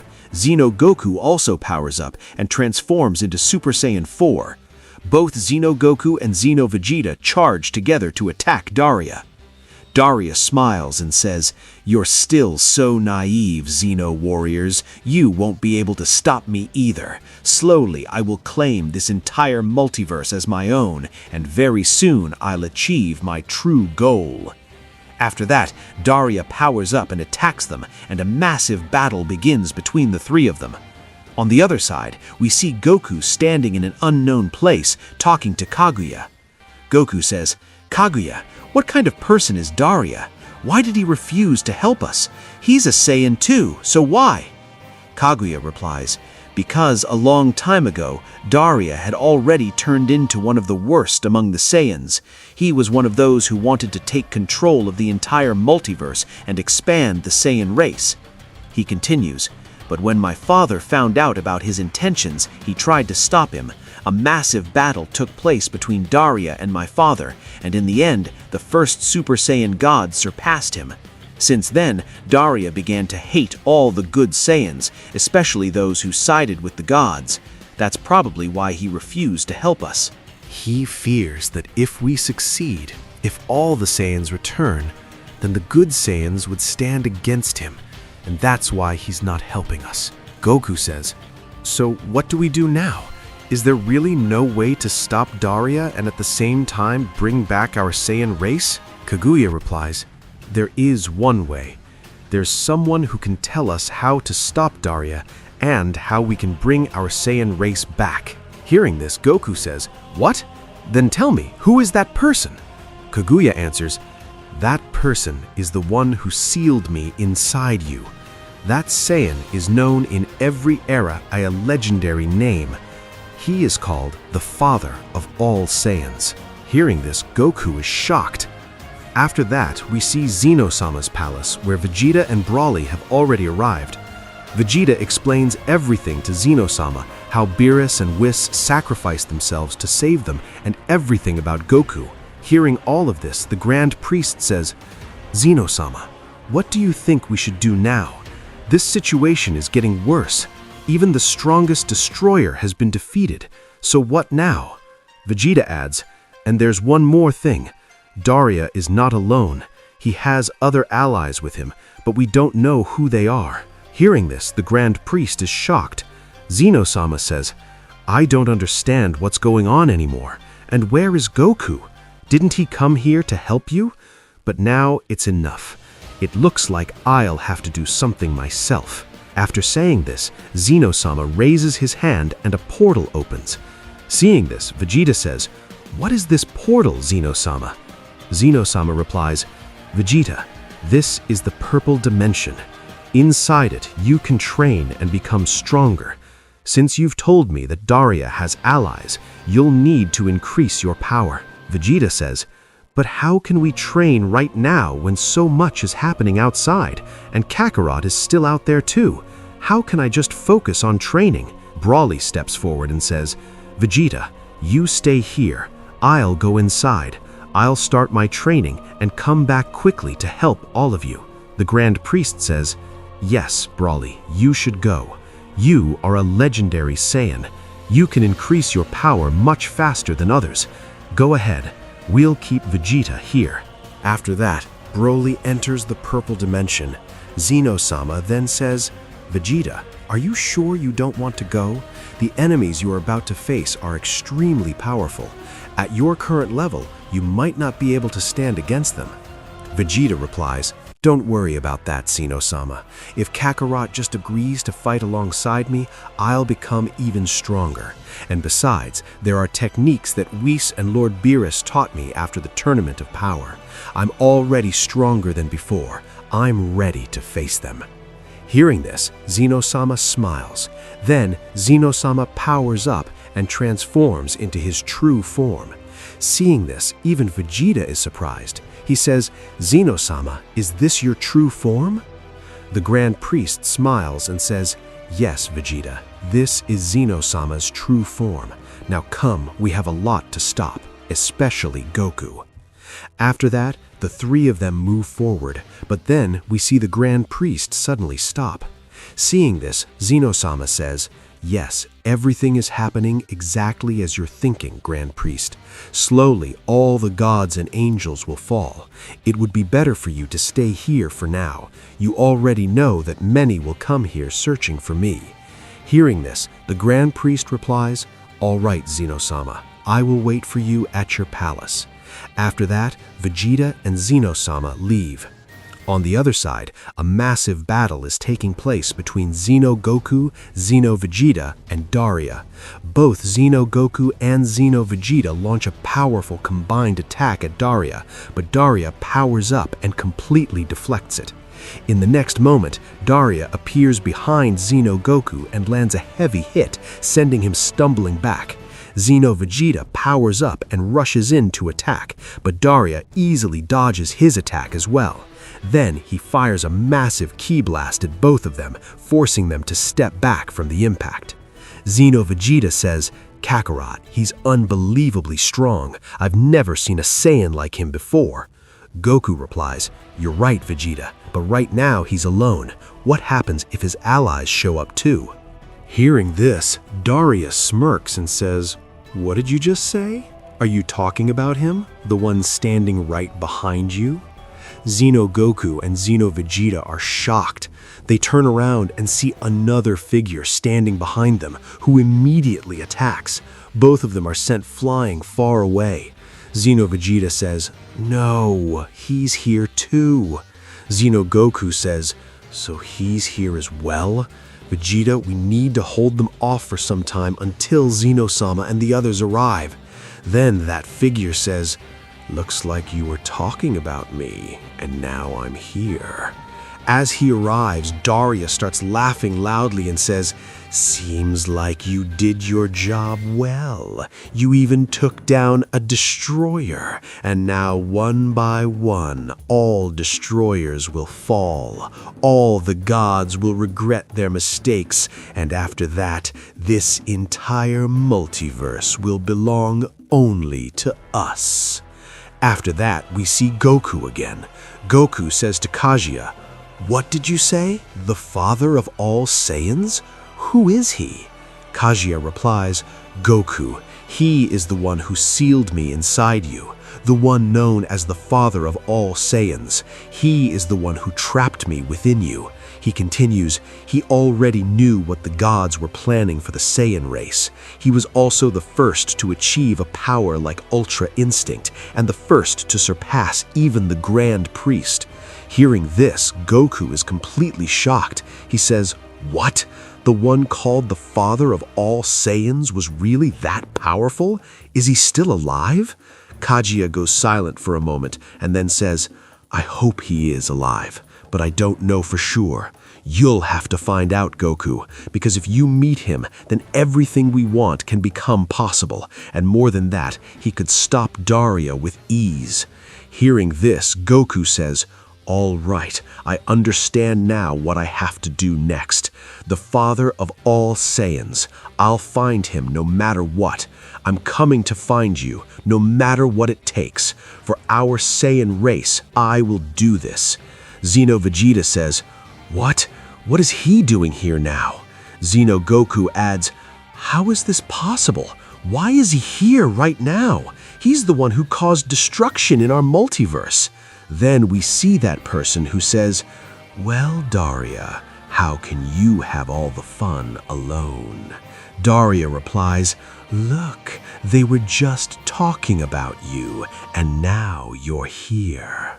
That Saiyan, whose name is Zakar, says, "Of course. I had a feeling they were thinking about me. After all, I'm special. Wherever I go in any multiverse, people seem to fear me." Xeno Vegeta responds, "What makes you think I'm afraid of you? Forget that."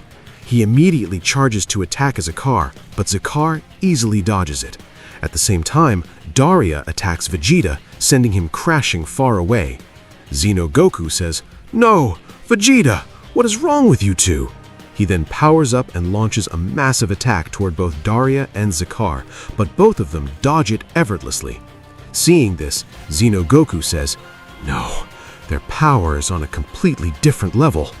Then Daria says, "Zakar, step back. For now, these two are my prey." Zakar replies, "All right, as you wish.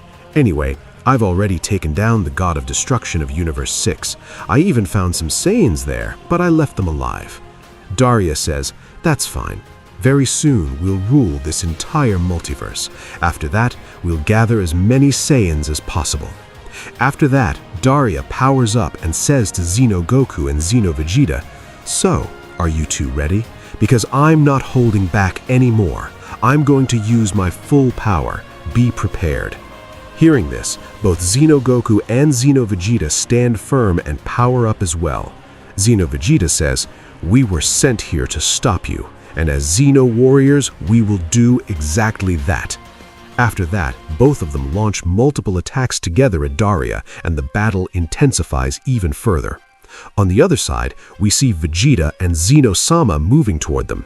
Vegeta says, "Xeno-sama, do you really think we can stop them? Their power was overwhelming." Xeno-sama replies, "Remember one thing. You are a Saiyan. Maybe you don't know everything about Saiyan history, but trust yourself. You can grow stronger." He continues, "No matter what happens, we have to stop them to save this multiverse, because I may not be able to use my full power." Hearing this, Vegeta says, "But why is that, Xeno-sama?" Xeno-sama replies, "Because if I use my full power, this entire multiverse could turn to dust in an instant." Hearing this, Vegeta is shocked. He says, "It's all right, Xeno-sama. No matter what happens, I'll do everything I can to stop them and to help you." After that, Vegeta and Xeno-sama move forward at high speed. On the other side, we see Goku again. Kaguya tells him more about the father of all Saiyans.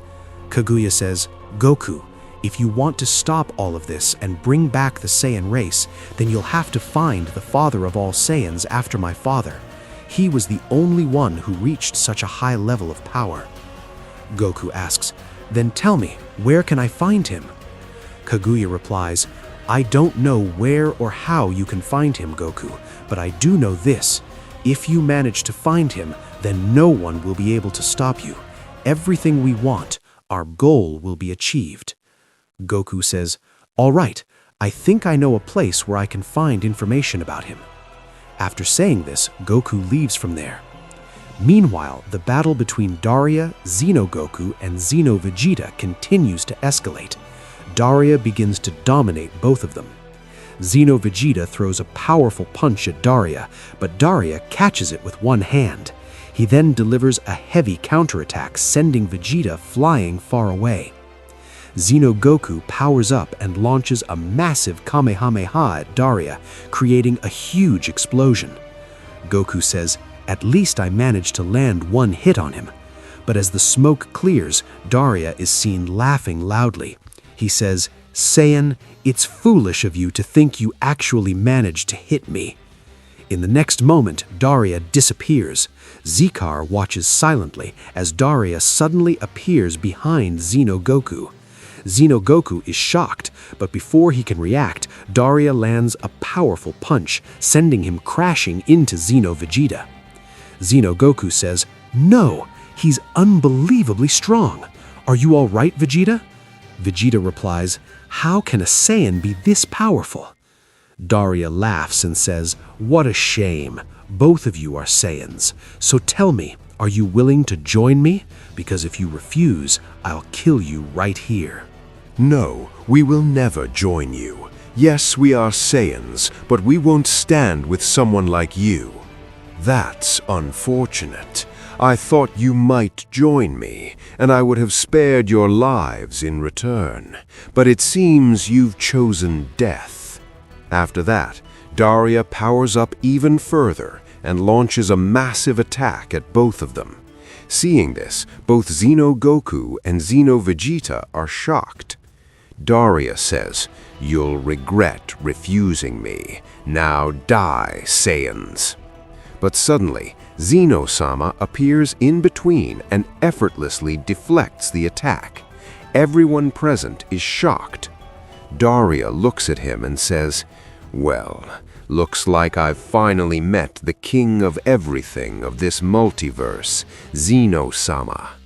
Xeno-sama responds, "Daria, you still haven't changed your ways, have you? No matter. Today I will erase you once and for all." After hearing this, Daria starts laughing loudly. The very next moment, he launches an attack toward Xeno-sama. But Vegeta steps in between and deflects the attack. He says, "That's right, but the Omni King Xeno-sama is not alone. I'm here too, Vegeta, the Prince of all Saiyans."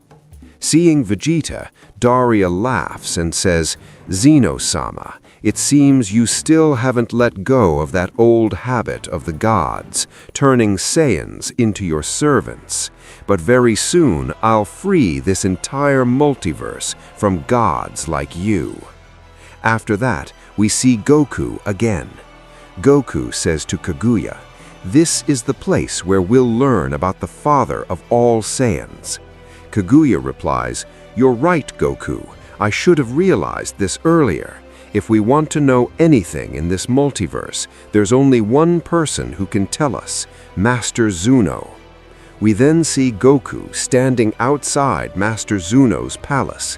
He says, "No one can stop me now from learning about the father of all Saiyans and bringing back our Saiyan race." On the other side, Vegeta and Xeno-sama stand in front of Daria and Zikar.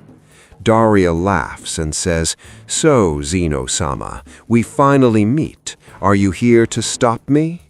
Xeno-sama replies, "Yes, Daria, but I still don't understand.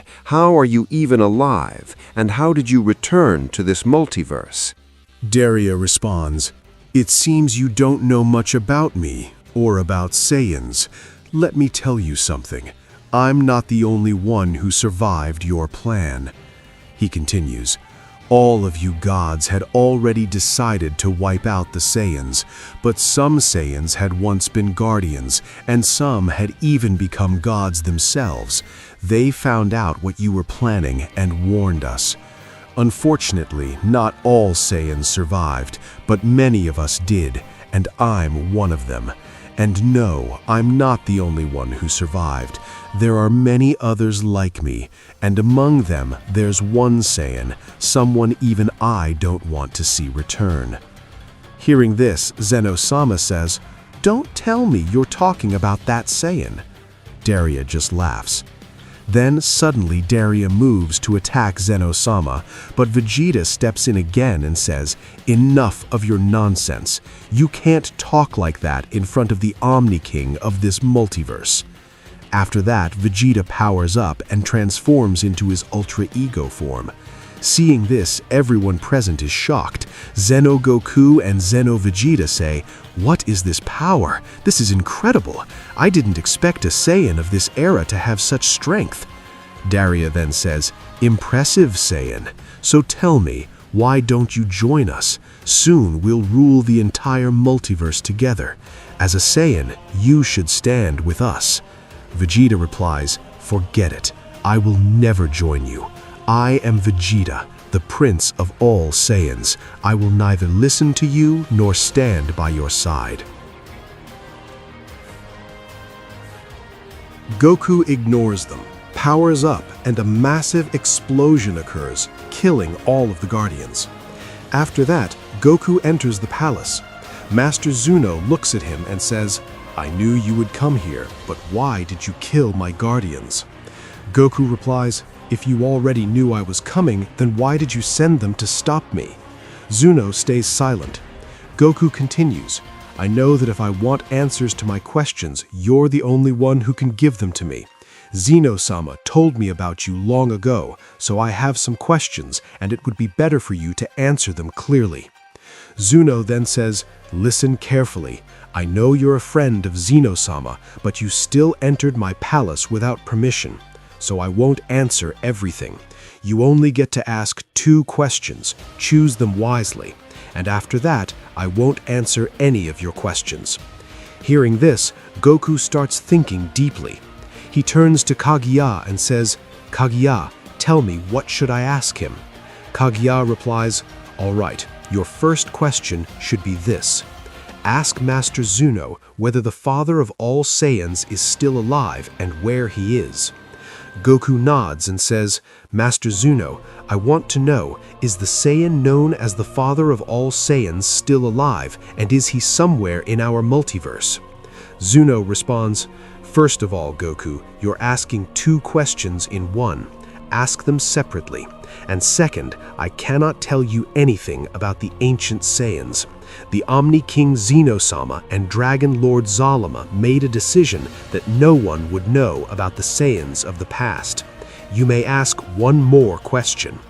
Hearing this, Goku gets angry and says, what is this nonsense, Kaguya? What am I supposed to do now? Kaguya stays silent.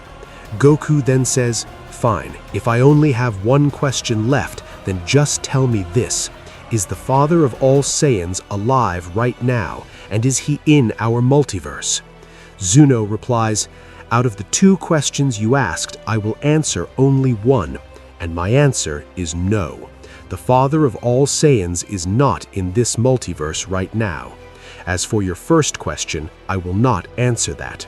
And now, leave. You've already killed my guardians. I don't want to talk to you anymore. After saying this, Zuno leaves. Goku also walks out of the palace and says to Kaguya, no, Kaguya, we didn't get our answers.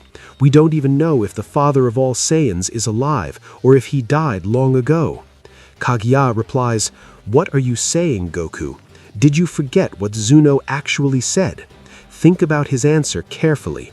Goku starts thinking again and says, what are you trying to say? Just tell me clearly.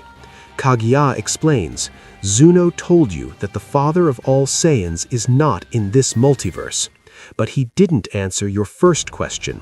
That means he is alive, but not in this multiverse. Hearing this, Goku is completely shocked. He says, what? So the father of all Saiyans is really alive? But where could he be? We still don't know that. Kaguya replies, right now there's only one person who can answer that question. Someone who is still alive even though no one expected it. Goku says, all right, I understand now what I have to do next. After that, we see Vegeta again, still fighting, but Vegeta is in very bad condition. He's completely exhausted. Zycar launches a massive attack at him, and in his current state, Vegeta isn't strong enough to stop it. He gets hit and is thrown far away. On the other side, Zeno-sama has already started fighting Daria, but he's only using about half of his power. Daria laughs and says, Zeno-sama, I'm getting tired of all this, but now I know exactly how to deal with you. After that, both Daria and Zycar power up massively and launch a combined attack directly at Zeno-sama. Zeno-sama stops the attack with just one hand, but in the very next moment, Daria and Zycar suddenly disappear. Seeing this, even Zeno-sama is surprised. Vegeta suddenly shouts, no, Zeno-sama, behind you! But before anything can be done, a massive cage appears around them, instantly trapping Zeno-sama inside it. Everything happens so fast that Zeno-sama doesn't even get a chance to react. Daria smirks and says, so, how did you like that, Zeno-sama? You never imagined I would have something like the Omni cage, did you? Zeno-sama is shocked and says, no, this means you're not alone. Those people are with you too. Daria just laughs and replies, "Unfortunately, you realize that a little too late. What did you think, that I would come here without a plan? I knew very well that among all multiverses, you are the strongest Omni King. I came fully prepared, and now you'll watch with your own eyes as these 3 Saiyans die. After that, you'll see this entire multiverse become ours." After saying this, Daria launches a powerful attack toward the 3 Saiyans. They're already heavily injured, but just as the attack is about to hit them, Zykar suddenly steps in and deflects Daria's attack. Daria is shocked and says, "What are you doing, Zykar?" Zykar replies calmly, "Relax, I want to ask them one last question." He turns to the 3 Saiyans and says, "Listen carefully. I'll ask you one last time. Are you willing to join us? Otherwise, Daria will finish you right here." The 3 of them respond, "No, even if we die today, we will never stand with you." Hearing this, Zykar starts laughing. Daria then says, "You'll regret refusing us, Saiyans." He powers up and launches another massive attack toward them. The attack is huge, just about to hit them, but suddenly another powerful attack appears out of nowhere and cancels it out right in front of them. Daria looks ahead shocked and says, "That's not possible. How are you here?" Vegeta looks at that figure and says, "So you finally made it, Kakarot."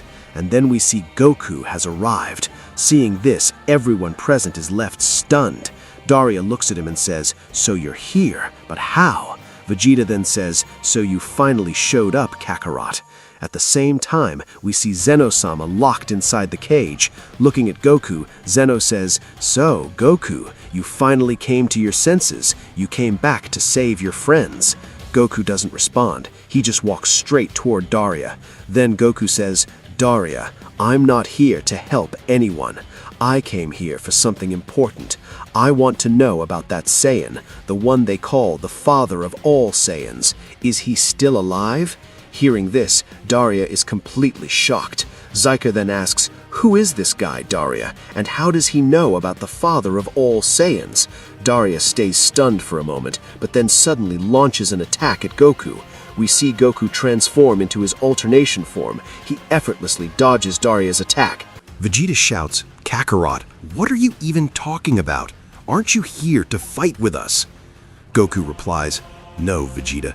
I'm here to bring the Saiyan race back to life. But before that, I need answers." Then Zikr turns to Daria and says, "Daria, who is this man?" Daria replies, "I don't know his name, but right now Kaguya exists inside the Saiyan." Hearing this, Zikr is shocked. "Kaguya? You mean the son of the first Super Saiyan God?" Daria nods. "Yeah, I don't know how, but Kaguya is inside him, and if that's true, we have to eliminate him first." Right after hearing this, Zikr powers up and charges at Goku, but Goku easily dodges his attack. Everyone is shocked seeing this new level of power. Zikr says, "So that's it. The one inside, he was giving you this power, isn't he?" Goku replies calmly, "That's your biggest mistake. If you think Kaguya is the one giving me power, you're wrong.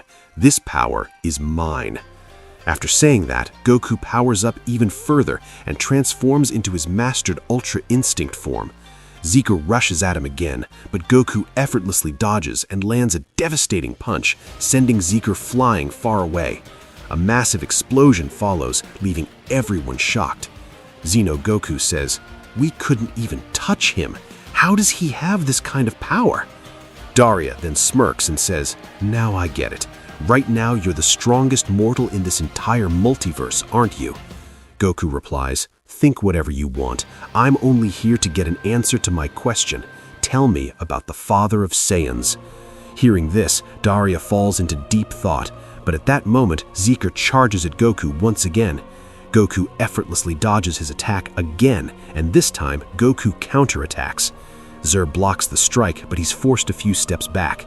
Then he says, "Where did you get this kind of nerf from?" As Zikr prepares to attack again, Daria suddenly steps in between them. Daria says, "Stop. I have something important to discuss with this Saiyan." Then he looks at Goku and asks, "Tell me, what's your name?" Goku replies, "My name is Goku." Daria nods. All right, Goku, I'll tell you about the father of Saiyans, but in return, you'll have to make me a promise. You'll fight on our side. You'll stand with the Saiyans. Hearing this, Goku pauses for a moment, then says, Me? Fight alongside you? Why would I ever do that? You don't want to bring back just a few Saiyans. I'm going to bring back the entire Saiyan race. So forget it. Just tell me about the father of Saiyans or I'll make you talk. Hearing that, Daria bursts out laughing. I've got to admit, you've got guts, Saiyan. Fine then, come at me. Defeat me, and I promise I'll tell you everything about the father of Saiyans. Right after saying that, Daria powers up and launches an attack at Goku. Goku tries to block it, but fails. He stumbles back a few steps. Vegeta shouts, Careful, Kakarot. His power is on another level. None of us could stand against him. Goku responds, You're talking about yourselves, but I'm different. Did you forget who I am, Vegeta? After saying that, Goku's power surges dramatically. In the blink of an eye, he appears behind Daria and lands a powerful punch. Daria fails to block it and staggers back. Even Zeker is completely shocked seeing this. Goku says, I told you I will find out who he is. Then Goku unleashes a relentless barrage of blasts and attacks at Daria. Daria barely manages to block them as explosions begin erupting everywhere. Goku pushes his power even further and fires a massive Kamehameha straight at Daria. A huge explosion follows. Goku then says, Now you have to tell me, who is the father of all Saiyans, and where is he right now? You're the only one who can answer that, Daria. You've lost. Now answer me. But suddenly, we hear Kaguya's voice. Goku, you won't defeat Daria that easily. Stay focused on the fight.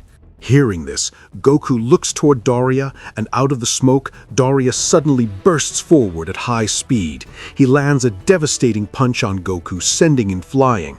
Before Goku can recover, Daria launches another massive attack, smashing him into the ground, causing a huge explosion. Daria then raises his hand and says, I have to admit, you've got incredible courage, Saiyan. Until now, no one has even managed to touch me, but you. Then Daria slowly extends his hand toward Goku and begins absorbing his power. Goku screams in pain and everyone watching is left completely shocked. We see Daria continuously draining Goku's power. Watching this, Vegeta shouts, What are you even doing? He powers up, but can only reach his Super Saiyan Blue form. Vegeta rushes in to attack Daria, but suddenly, Zeker steps in and lands a heavy punch on him. Zeker says, How dare you interfere? Stay back, because after this, all of you are next. Vegeta is sent crashing far away. Then Xeno Goku and Xeno Vegeta both get up and charge at Daria, but once again, Zeker blocks their path. He unleashes a massive attack on both of them. They're already too exhausted to defend themselves and get blown away as well.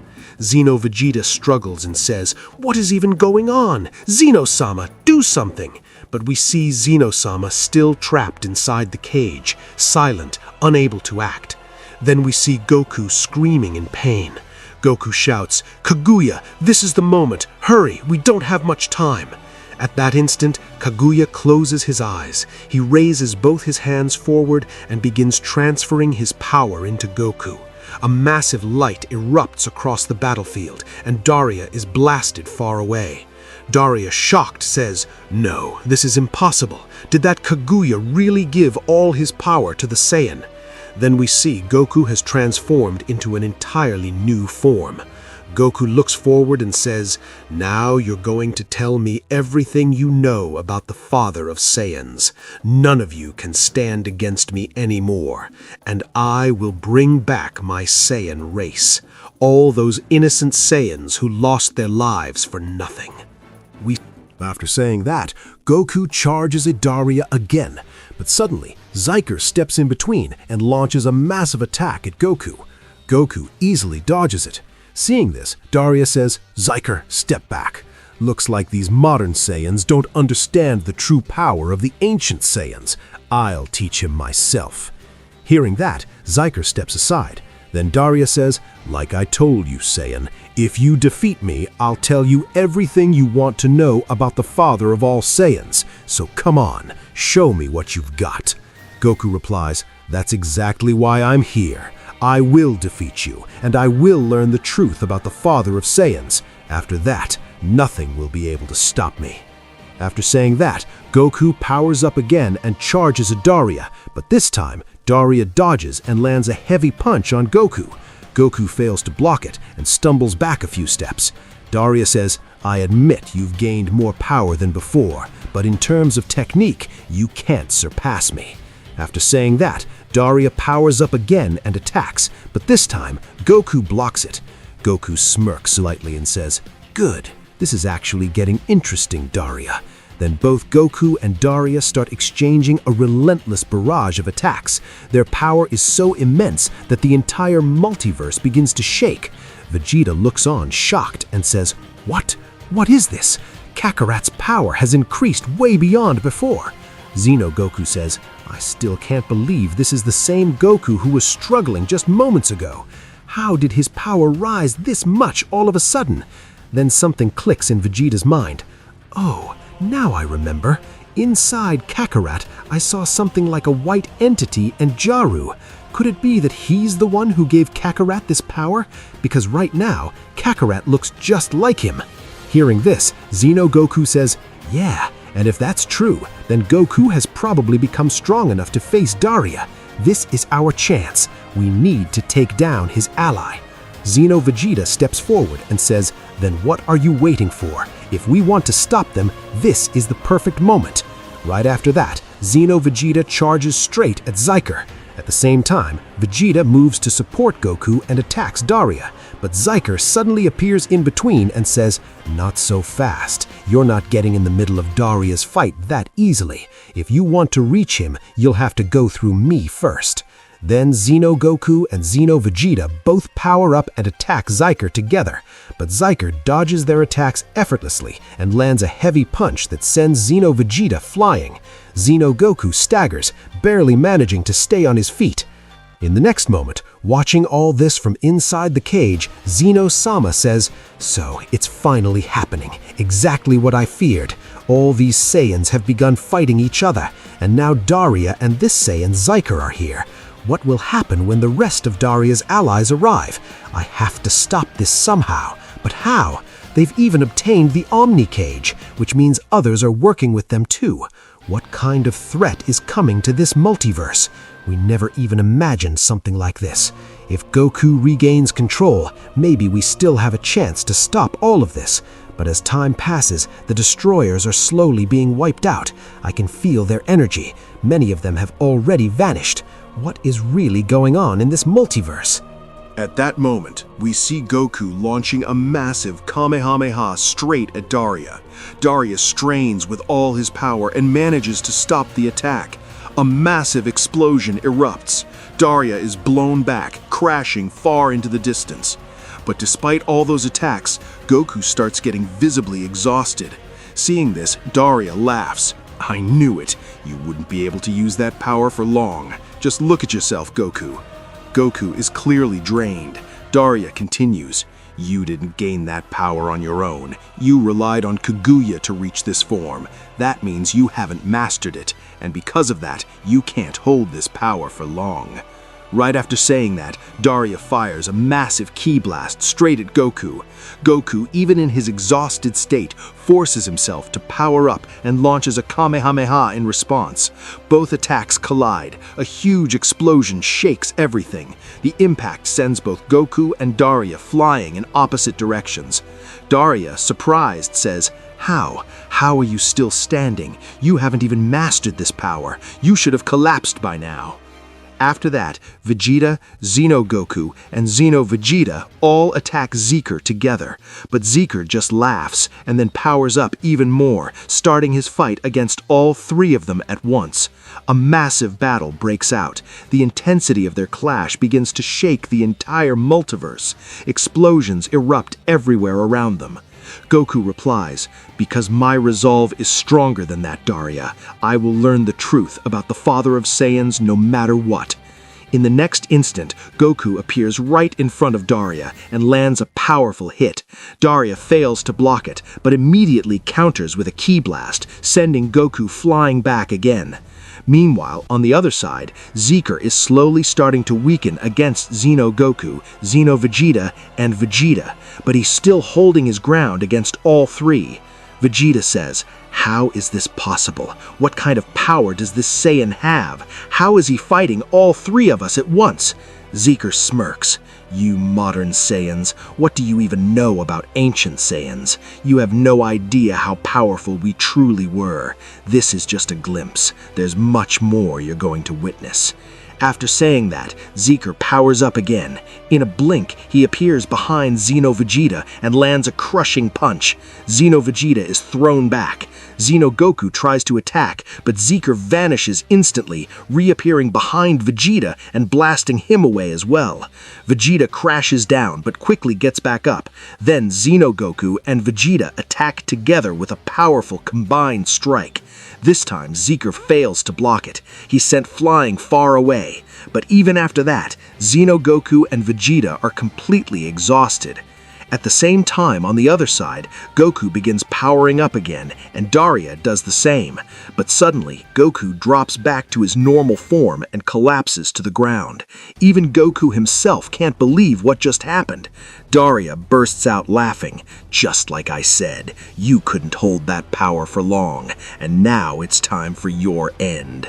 Daria begins powering up again, but suddenly, blood spills from his mouth. Daria begins to collapse right there. Seeing this, everyone present is completely shocked. Goku says, "What? What just happened? Did he not master his power either?" At the same time, we see Zeker lying far away.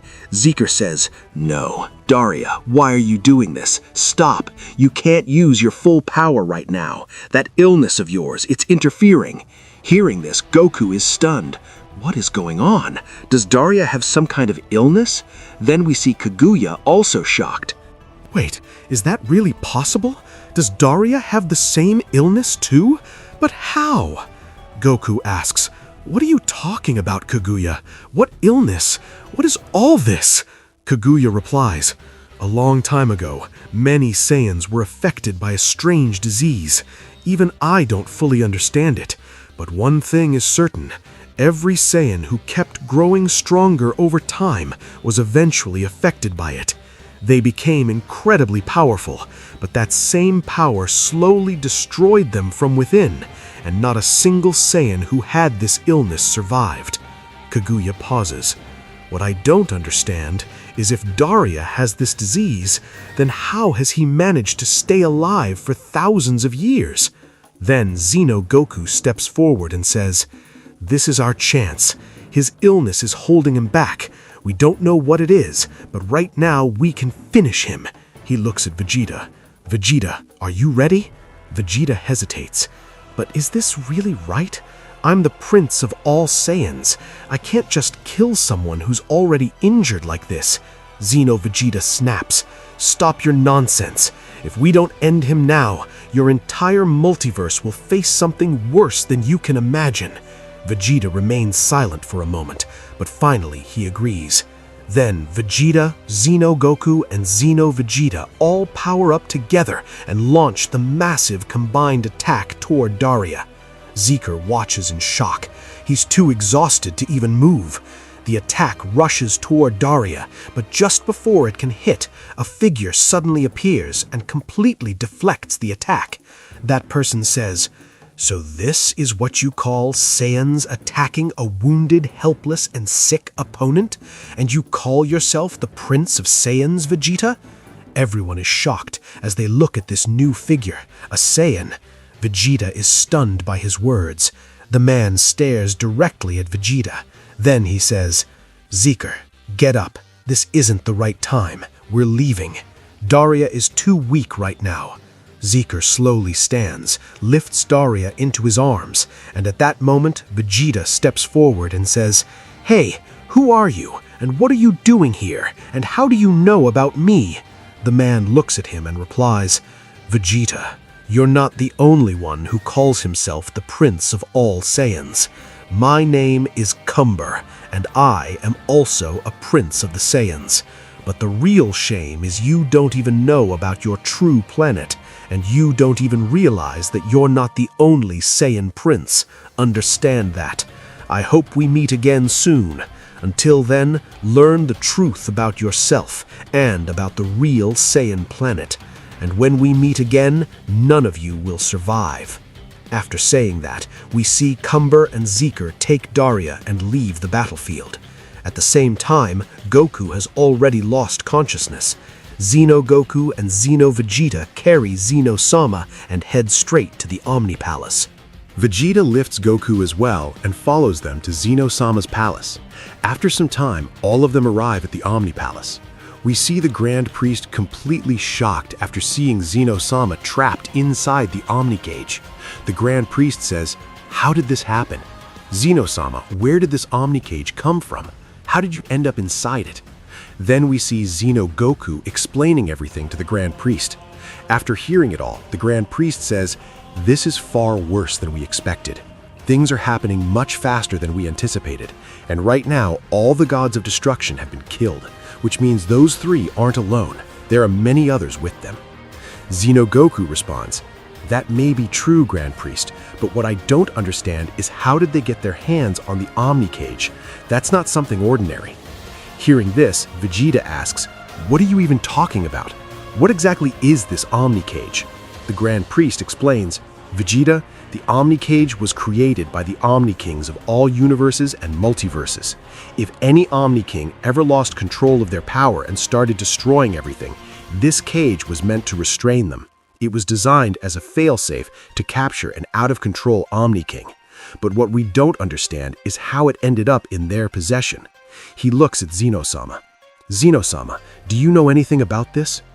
Xeno Sama replies, "What else could it be, Grand Priest? You already know. Across all multiverses, the one they fear the most is me.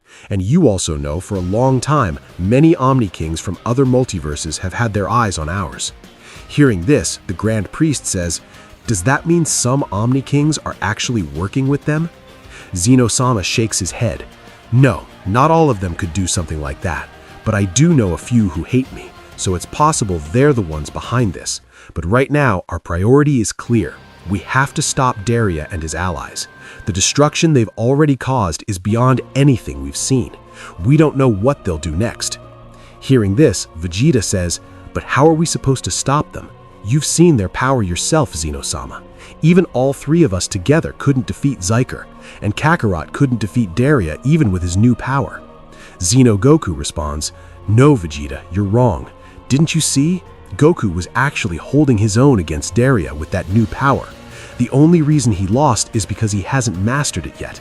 In reality, those Saiyans have grown stronger, so why can't we?" Then Xeno Goku suddenly says, "Wait, Grand Priest, where's Broly? Is he still training?" The Grand Priest replies, "Yes, and once Broly steps out, he will definitely become strong enough to face them." At that moment, we see Goku slowly starting to regain consciousness. Everyone turns toward him. Goku opens his eyes and says, "Where am I?" He looks around and sees everyone standing in front of him. And then the scene shifts back to Daria. Even now, his condition is still unstable. Zeker looks at Daria and says, "Daria, are you feeling better now?" Daria, still furious, snaps back, "What do you mean better? Why did you two bring me here? Do you even realize we had the perfect chance to take control of that multiverse?" Zeker responds, "What are you even saying, Daria? Do you realize what condition you were in? You had already collapsed." Daria growls, "So what if I collapsed? That was still our best opportunity. We captured Xeno Sama, the Omni King, with so much effort and sealed him inside the Omni Cage, and you brought me away from there. At that moment, you should have wiped out everyone there. After that, we could have dealt with Xeno Sama with the help of the others, but both of you are useless." At that point, Cumber steps in and calmly says, "Calm down. Do you really think that was the right move? Even if we had stayed, that Saiyan, the one in that strange form, would have regained consciousness, and he could have stopped all of us. And besides him, there was also a Saiyan prince present. He doesn't know his true potential yet, but I do. If he had realized it at that moment, he would have become a serious threat to all of us. And more importantly, we couldn't let you die there because of your illness. Daria glares at him. Cumber, you've only just joined us. You don't understand how old our goal is. So what if I died? Our mission is what matters. We're going to establish a Saiyan empire across the entire multiverse. Zicker steps in again. Enough. Calm down, Daria. One by one, all our allies will return. After that, we'll deal with them. And as long as Zeno-sama is sealed inside the Omni cage, no one can open it. For now, you need to rest. Your illness is acting up again. Until our allies arrive, we wait. Don't worry. Right now, there's no one who can stand against us. We'll set everything right. Just be patient. Hearing this, Daria finally calms down. Meanwhile, Cumber thinks to himself, so that Saiyan Prince, he really doesn't know his true potential. I just hope he never finds out. But the next time I see him, I'll show him what a real Saiyan Prince looks like. Then the scene shifts back to Goku. He has regained consciousness. Everyone is looking at him, some of them clearly angry. Vegeta steps forward and says, "So, you're finally awake, Kakarot. What were you even doing back there? And who exactly is this father of Saiyans you keep talking about?" Goku looks at them and says coldly, "You've got some nerve bringing me here." He starts walking away, but Xenogoku and Xenovegeta step in front of him. Xenogoku says, "What are you trying to do? You have incredible potential. You can stop them if you help us. Then why aren't you doing it?" Goku replies, "I'm not helping any gods, understand that. I don't care what happens to this multiverse, even if it gets destroyed. The only thing I know is I have to find someone first, and after that, I'll bring my entire Saiyan race back." After saying this, Goku starts walking away, but this time Vegeta steps in front of him. "You're not going anywhere, Kakarot. What's gotten into you? I've never seen you like this before. What happened? Talk to me." Goku replies coldly, "Move out of my way, Vegeta." "Get out of my way, Vegeta. I won't say it again." His fists tighten at his sides. "I just want my people back. The Saiyan race. All of them. I'm going to bring them back no matter what it takes. That's the only thing that matters to me right now." He doesn't look back. He just walks. Goku takes another step forward, but Vegeta moves fast. In an instant, he surges his power upward, energy crackling around him like a storm, and plants himself directly in Goku's path. His eyes are locked in, jaw tight. "If you want to leave, Kakarot, you're gonna have to go through me." He doesn't wait. He launches forward with a devastating strike. But Goku doesn't even flinch. His power rises to meet it effortlessly, like he was already expecting it. He sidesteps the blow with almost casual precision. And then in the blink of an eye, he vanishes. One moment he's gone, the next he's directly in front of Vegeta. The shockwave tears through the air. Vegeta is sent flying, crashing hard into the ground several feet away. He pushes himself up slowly, wincing, a trickle of blood at the corner of his mouth, his pride stinging more than his body. Goku stands where he was, still unbothered. When he speaks, his voice carries no anger, and somehow that makes it more chilling. "I'll let that one go." He turns his gaze directly to Vegeta. "But hear me clearly. The next time you step in my way, Vegeta, I won't hold back. I will take you down. No warnings after this. I know exactly what I'm after, so don't even think about getting in my way again." His eyes drift slightly, almost to himself. "And soon enough, I'll find him too, the father of all Saiyans." And just like that, he's gone. The tension lingers in the air long after Goku disappears. Then the Grand Priest steps forward, his gaze settling on Vegeta with quiet intensity. "You let him go, Vegeta. But tell me, why didn't you use your true power? You were fighting in your base form deliberately." Vegeta straightens up slowly, his expression unreadable. "Because stopping him would have meant nothing." His voice is low but steady. "I could have thrown everything I had at him. It wouldn't have mattered. He wasn't going to listen. He wasn't going to stay. Not for me, not for anyone." He looks down for a moment. "But right now, there's something else I need to understand. The history of the Saiyans, the real history. I know you have answers. All of you do. His eyes rise again, sharper now. So tell me, what is the true history of the Saiyan race? And who was the Saiyan that called himself the Saiyan Prince? I don't understand any of this yet, and I need to. All of it. Tell me everything. The Grand Priest regards him for a long, quiet moment. Then slowly, the corners of his lips curve. It seems that time has finally come. He clasps his hands together. There are those whom Goku himself has already met. I believe it is time for you to meet them as well, Vegeta. The moment has arrived for you to meet Bardock, Goku's father.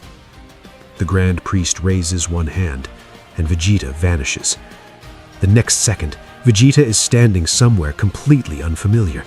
The air is different, the light is different, everything around him is foreign and still.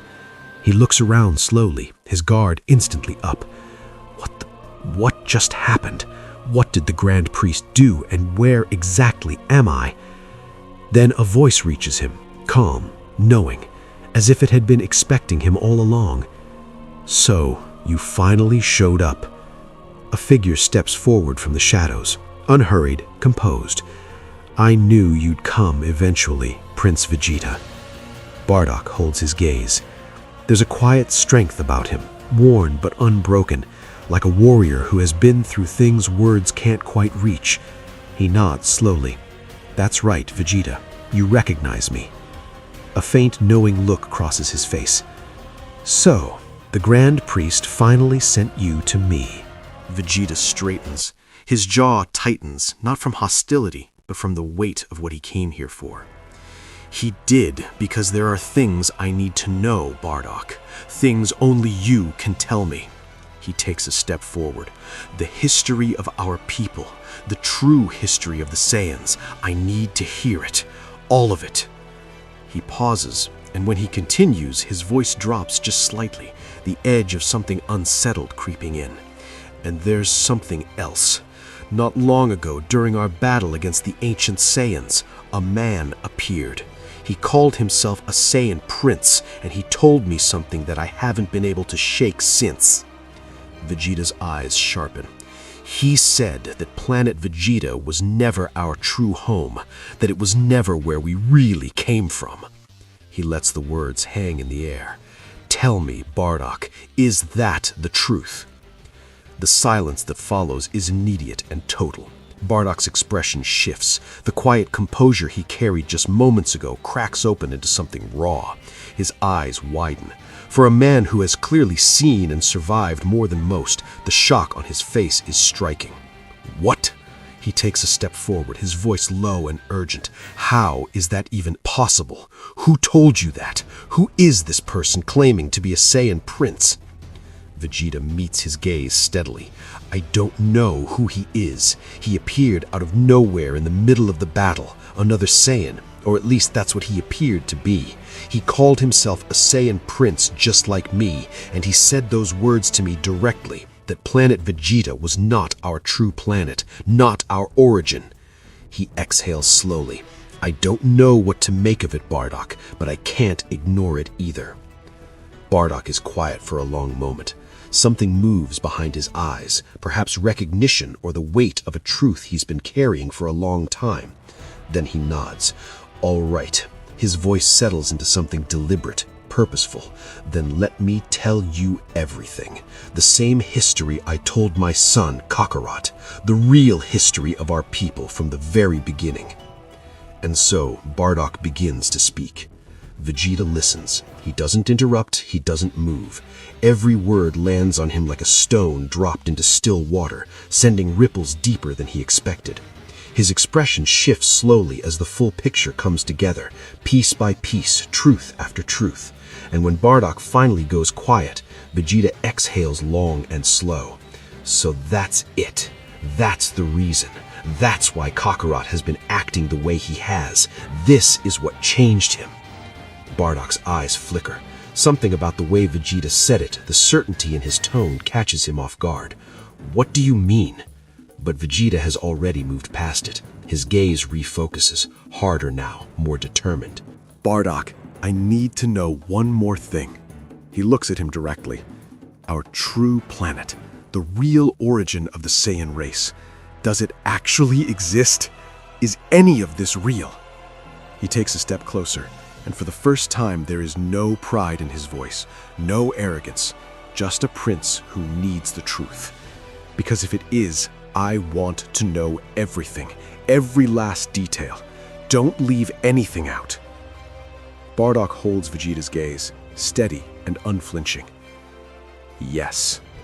The word lands like a hammer. You heard correctly, Vegeta. Planet Vegeta was never our true home. The real home of the Saiyan race, the planet where we truly came from, is called Planet Sadala. The silence that follows is absolute. Vegeta doesn't move, doesn't speak. For a man who has carried the identity of a Saiyan prince his entire life, who has built everything he is around that title, that legacy, hearing this is like the ground shifting beneath his feet. Planet Sadala, a name he has never heard, a home he never knew existed. The scene cuts. Outside Xenosama's palace, Goku stands alone beneath an open sky.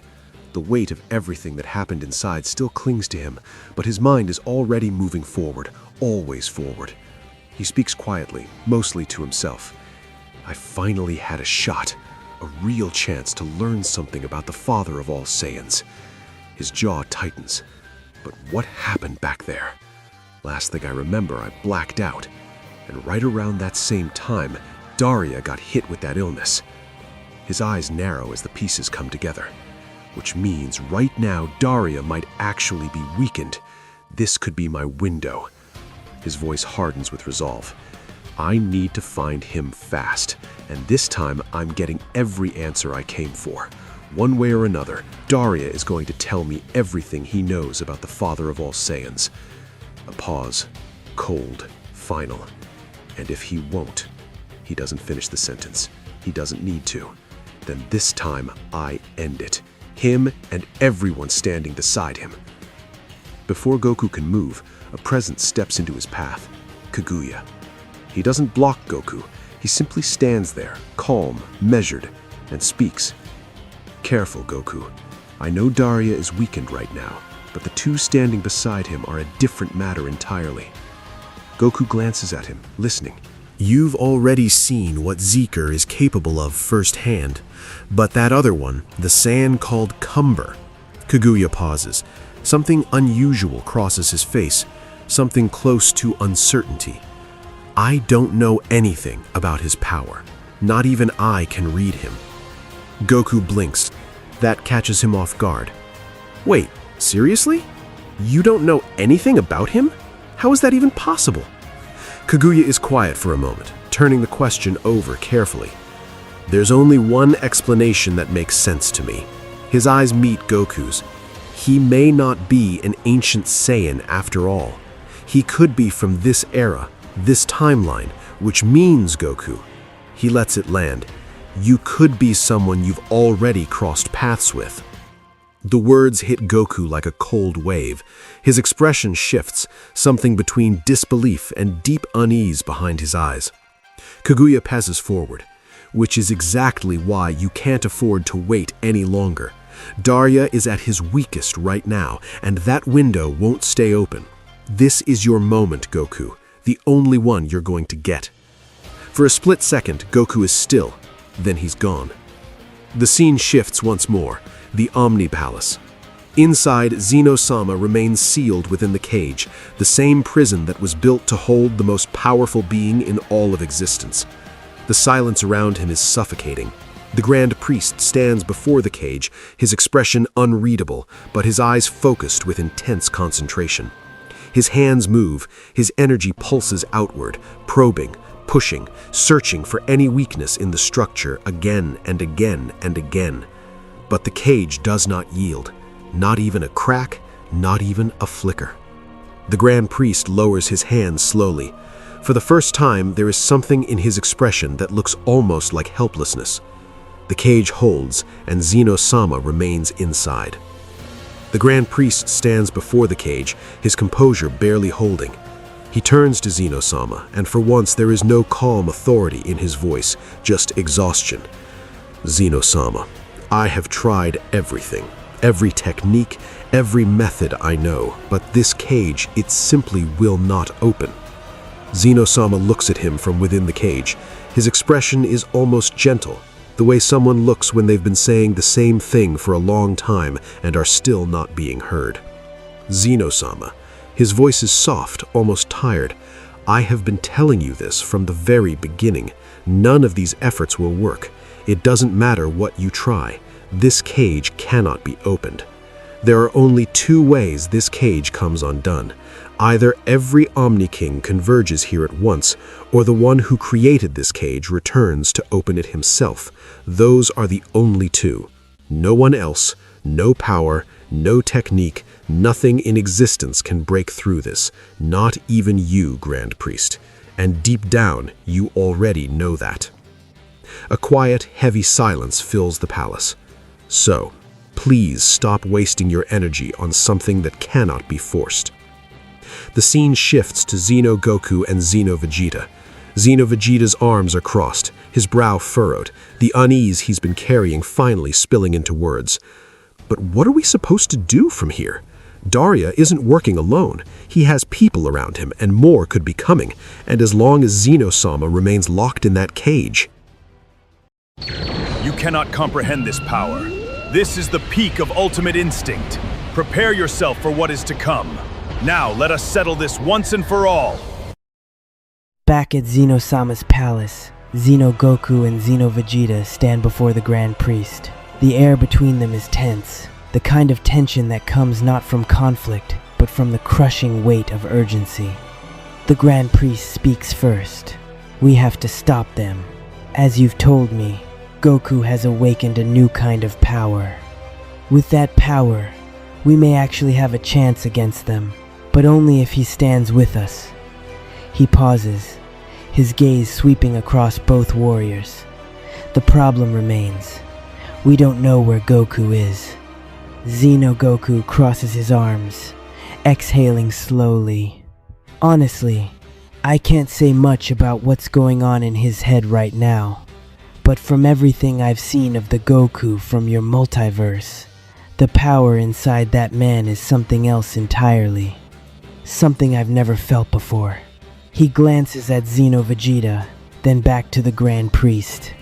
And if what you said is true, that there's another Saiyan out there still deep in training, then if the two of them come together alongside the rest of us, we'd have a real shot, a genuine one. The Grand Priest straightens. His voice takes on the full weight of command. Then you already know what needs to be done. He looks at them both, steady, unwavering. Go find Goku. You know better than anyone what's at stake here, so I won't repeat it. But hear this clearly. A pause. Bring him back, no matter what it takes. That is not optional. His expression holds for a moment longer, then shifts just slightly. And know this, very soon I will be sending Broly to reinforce you. His training is nearly complete. When he emerges, he will be stronger than he has ever been before. He will come to your aid. He gives them one final look. Now go, stop Goku, and bring him here. Without another word, Xeno Goku and Xeno Vegeta are gone. The scene cuts. Vegeta stands before Bardock, and the words he just heard are still reverberating through him like an aftershock. What did you say? His voice is unsteady, not from weakness, but from the sheer disbelief of it. Planet Sadala. That's our real planet, and it still exists right now inside Universe 6. Bardock nods, calm, certain. Yes, Vegeta. Every word of it is true. He begins, and as he speaks, something ancient moves through his voice. The kind of weight that only comes from carrying a truth for far too long. Planet Sadala was our home, our origin. But as the Saiyan race grew, as our power expanded across generations, Fractures started forming from within.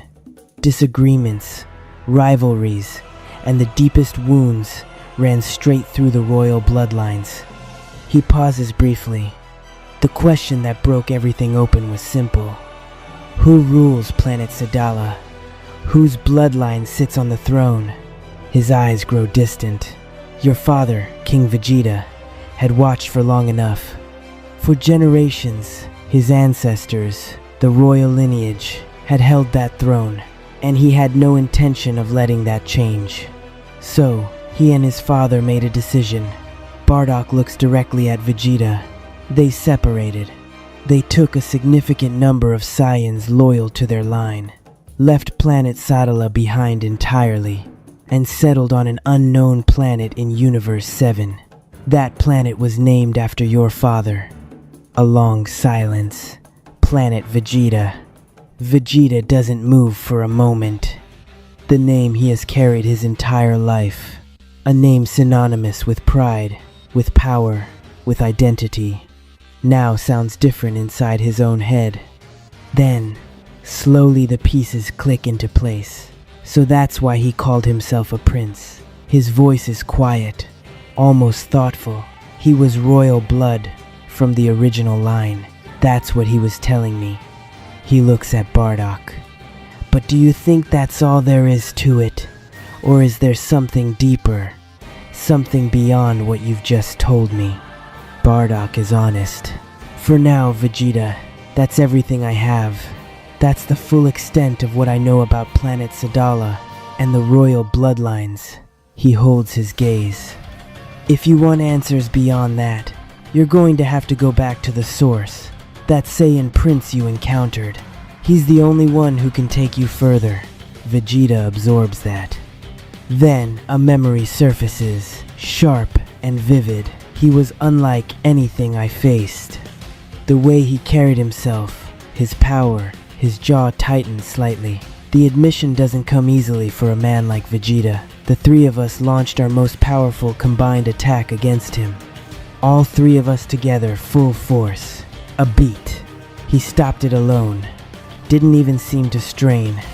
He shakes his head, not in defeat, but in the kind of grudging respect that only one warrior can have for another. His power was genuinely something else. Bardock's eyes sharpen. Do you know his name? Vegeta meets his gaze.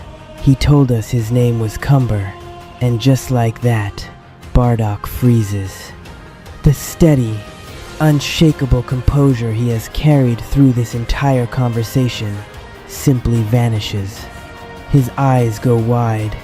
His breath catches. He stares at Vegeta, and for the first time since they've been talking, Bardock looks genuinely shaken. What did you just say? Vegeta stares at Bardock, watching the shock written plainly across his face. What's wrong? You look like you've seen a ghost. Do you know him? Do you know Cumber? Bardock takes a slow breath. When he speaks, his voice is careful, like he's choosing every word deliberately. You may not know this, Vegeta, but Cumber, he may very well be descended from the other royal bloodline, the one that for generations stood as the greatest enemy of your ancestors. Vegeta goes still. The implications of that single sentence ripple outward like a stone dropped into deep water.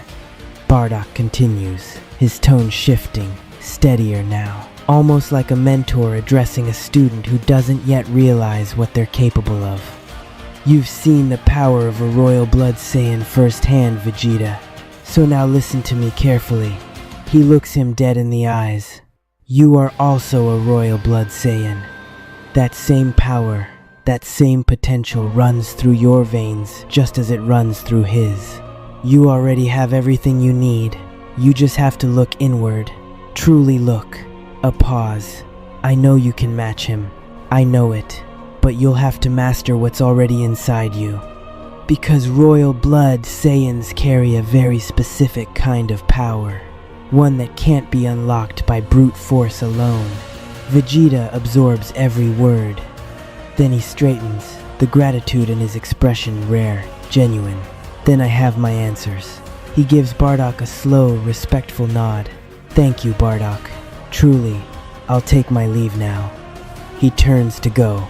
Wait, Bardock's voice stops him. You mentioned something earlier. That Kakarot has changed, that his behavior is different, that he isn't the same man you've known all these years. Vegeta turns back slowly. Tell me what exactly has happened to him. And so Vegeta tells him everything from the beginning. Every shift he's witnessed in Goku. Every cold word. Every moment that felt like looking at a stranger, wearing a familiar face. Bardock listens without interrupting. His expression grows heavier with every passing moment. The quiet concern of a father piecing together something he never wanted to be true. When Vegeta finishes, Bardock is silent for a long moment. Then he exhales low, almost to himself. I see. I never imagined that learning all of this would push Kakarot's mind this far. His eyes drift somewhere distant. It seems he's already met someone. Vegeta's eyes sharpen instantly. What? What do you mean? Who has Kakarot met? Bardock shakes his head slowly. I can't tell you that. Not yet. Not right now. He meets Vegeta's gaze, and what lives in his eyes is something between sorrow and resolve. But Vegeta, I need something from you first. A promise. Vegeta's eyes narrow slightly. What are you asking? Bardock is quiet for a beat. Then everything you've just told me makes one thing clear. Kakarot is slowly walking down the wrong path step by step without even fully realizing it. He doesn't look away. But I also know this. My son has spent his entire life fighting for others, for his friends, for his family. He has saved more lives than either of us could count. That is who Kakarot is at his core. That is who he has always been. His voice drops heavier now, carrying the full weight of a father's love and a father's fear. So I'm asking you, Vegeta, try one last time. Reach him. Bring him back from wherever his mind has taken him. Be his friend one more time, the way only you can. A long pause. And if he refuses, if he turns away and chooses to keep walking that wrong path, Bardock holds his gaze unflinching even as the words cost him everything to say. Then you end it, Vegeta. You put down my son. The silence that crashes down is total. Vegeta stares at him, genuinely stunned. For a moment, he can't even find the words. What? What did you just say to me, Bardock? You can't be serious. I can't kill Kakarot. I won't. Bardock doesn't waver. I've said what I've said. His voice remains steady, but beneath it, something aches. You know better than anyone what kind of Saiyan Kakarot is. He has never, not once, lived for himself. Every breath he's taken has been for the people around him, for the ones he loves. He exhales, slowly. But if the day comes when he finally sees clearly, when he understands what he's been doing, what he's been becoming, what he was about to do, that guilt will destroy him far more than any enemy ever could. He looks at Vegeta one last time. I am his father, and because I am his father, I am asking you to stop him before it comes to that. But if it does come to that, Vegeta, don't hesitate. And then Bardock is gone. Just like that, as if he was never there at all. Vegeta stands alone. He reappears at the Omni Palace, and the moment he does, the Grand Priest turns toward him. A quiet, knowing smile crosses his face. I won't ask you what you learned, Vegeta, and I won't ask where you stand on any of it. He regards him with something that looks almost like trust. All I know is this. Whatever you choose to do next, it will be the right thing. Vegeta says nothing in return. He simply walks out of the palace and into the open air beyond. And as he walks, the thoughts press in from all sides, heavy, tangled, unresolved. I don't even know what I'm supposed to do anymore. He stops for just a moment, eyes forward, jaw tight. Kakarot. The name sits differently now. Not with frustration, not with rivalry, but with something older. Something that's been there longer than either of them would ever admit. You've really done it this time. You've made a mess of things that I don't know how to fix. The scene cuts. Daria, Zikor, Cumber. Daria's condition is still bad. Every breath costs him something. He's pale, weakened, but still present, still aware. Then Cumber's voice cuts through the stillness. Zikor! His eyes are fixed on the distance.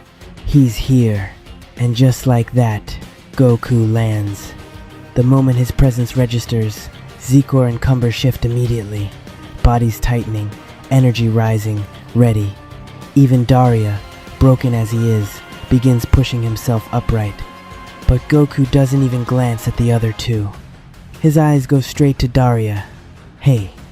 His voice is calm, disarmingly so. Don't do that. You don't need to put yourself through that. He takes a step forward. No fighting stance. No aggression. I didn't come here to fight you, Daria. I just need one thing. Tell me where the father of all Saiyans is. Is he still alive? Because there are things I saw, things I need answers to. And every Saiyan I've encountered, I want to bring them back. All of them. Every single one. Silence. Nobody moves. Nobody speaks. And nobody in that clearing quite knows what to make of what Goku just said. Then Daria's patience snaps.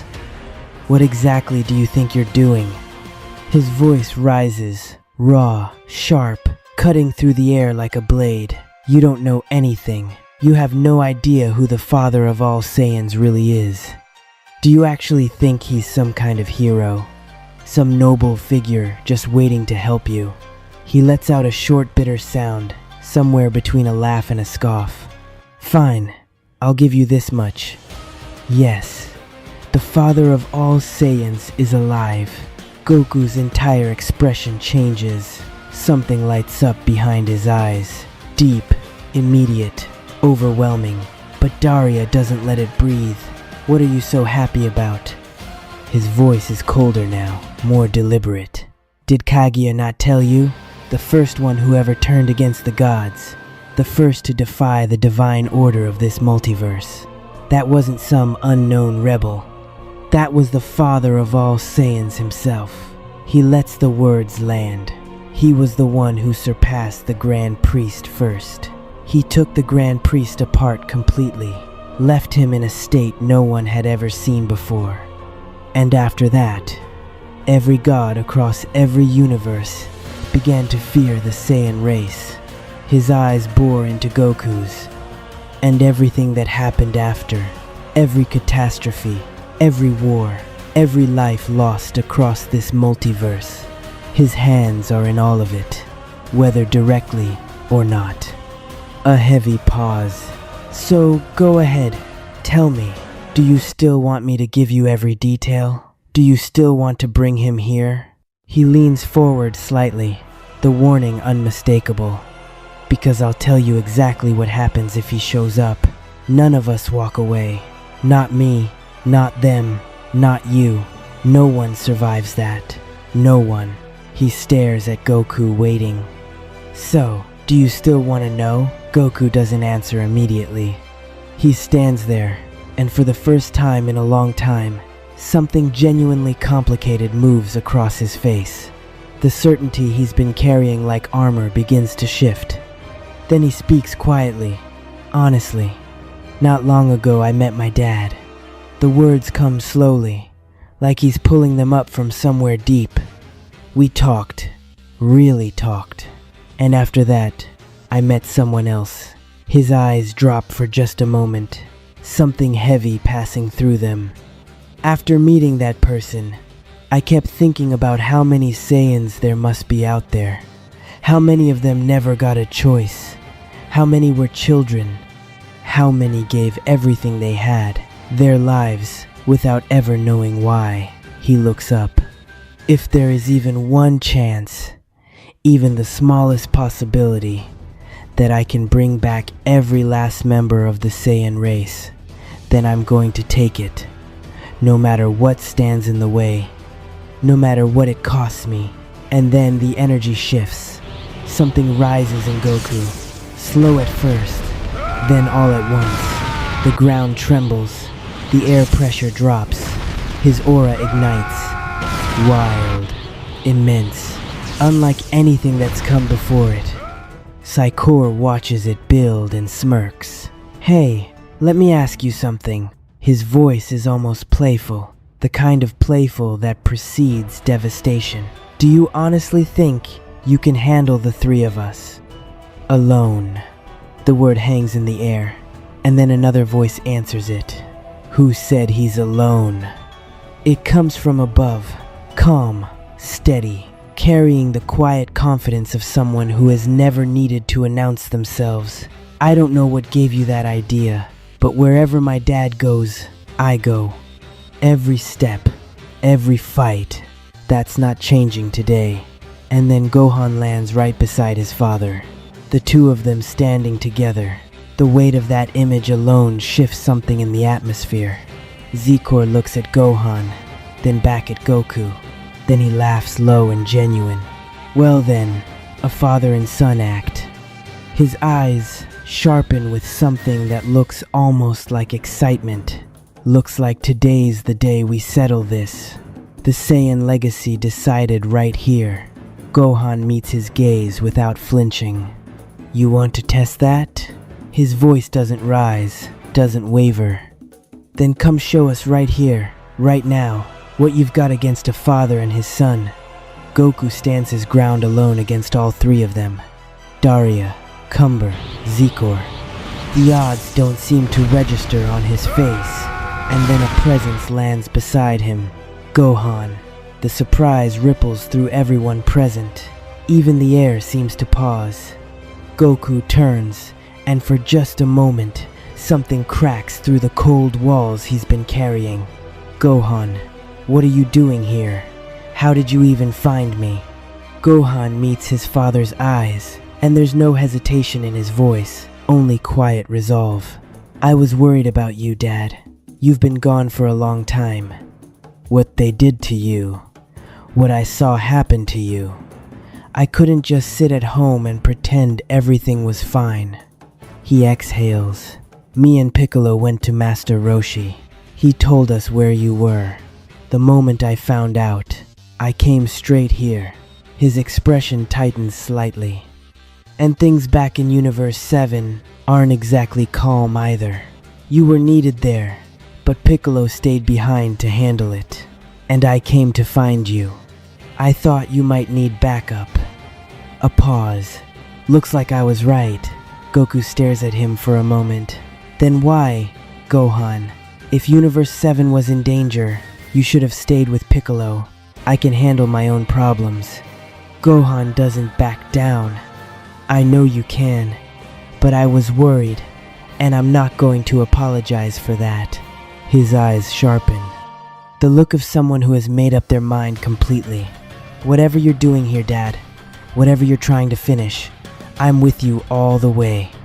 And before another word can be spoken, Zikor moves. No warning, no speech, just a devastating strike launched directly at both of them. Goku reacts instantly. His power surges, erupting outward in waves, and in one fluid motion, he shifts into his mastered Ultra Instinct form. Every movement becomes liquid, perfect, effortless. Beside him, Gohan rises too. Raw power flooding through him, his eyes sharpening as he transforms into his beast form. The aura that pours off him is feral and immense, something that doesn't feel fully contained. From a distance, Daria watches, and something unexpected crosses his face. Another Saiyan. His voice is quieter now, almost reflective. I don't know how, but there are so many of you here now. Every one of you carrying a different kind of power, a different flame. He looks between them all, and for just a breath, something that isn't anger lives in his expression. Looking at all of you, it almost makes me wish things were different. If you weren't standing against me, I would have welcomed every one of you. Imagine it. All of us Saiyans together, united, what we could have built. Gohan glances at his father, thrown off by the words. Dad, are they all Saiyans? Every one of them, but what exactly are they after? Goku's eyes stay locked forward. I'll explain everything later, Gohan. Right now, we beat all three of them badly. There's something I need to get out of them, and they're not giving it up willingly. He rolls his shoulders. Just stay sharp. Gohan nods once, and his power climbs higher. Without another second of hesitation, he launches straight towards Zikor, but Cumber steps into the path, smooth, deliberate, like he was already standing exactly where he needed to be. He looks at Gohan, and his voice carries something almost like amusement mixed with warning. Easy. What's the rush? His eyes narrow. You should be fighting someone worth your time. And then Cumber releases his power. It rolls outward like a pressure wave. Slow, crushing, suffocating. Gohan actually steps back, not from fear, but from the sheer physical weight of what just hit him. Even Goku feels it. His eyes sharpen. Something genuinely unsettled flickering beneath the surface. That power. His voice drops. I've never felt anything like that from a Saiyan. Not once. Who are you? Are you really? Cumber sets his gaze to Goku, unhurried, unbothered. You don't know me yet, but you will in time. A pause, and then, with the quiet certainty of someone who has never needed to prove themselves to anyone.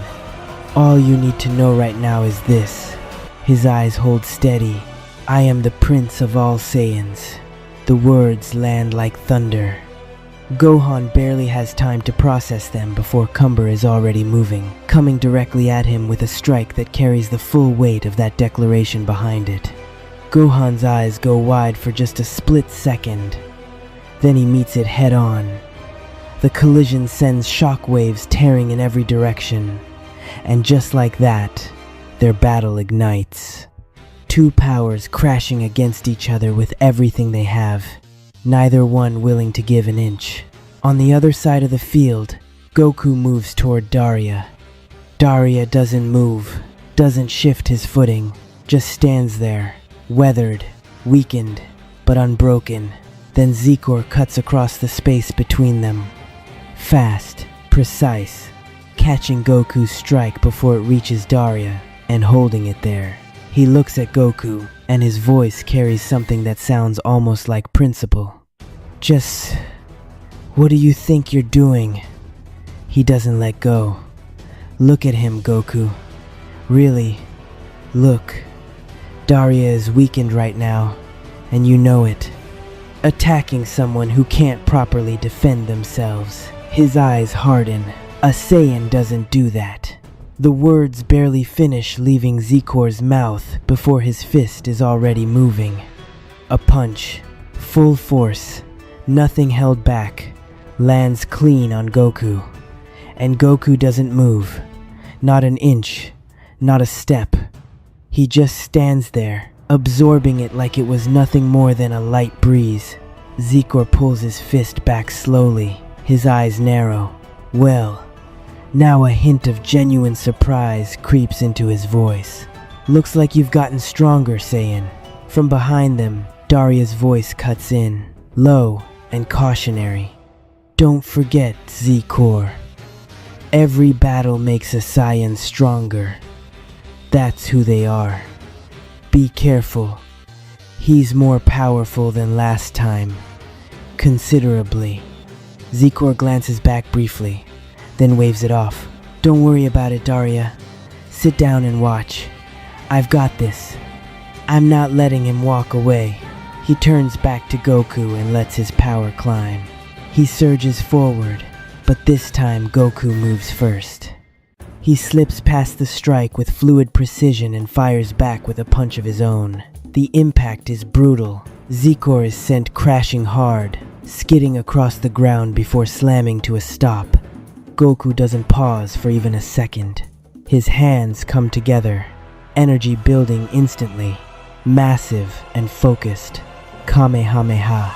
The beam tears across the field and detonates directly on Zicor's position.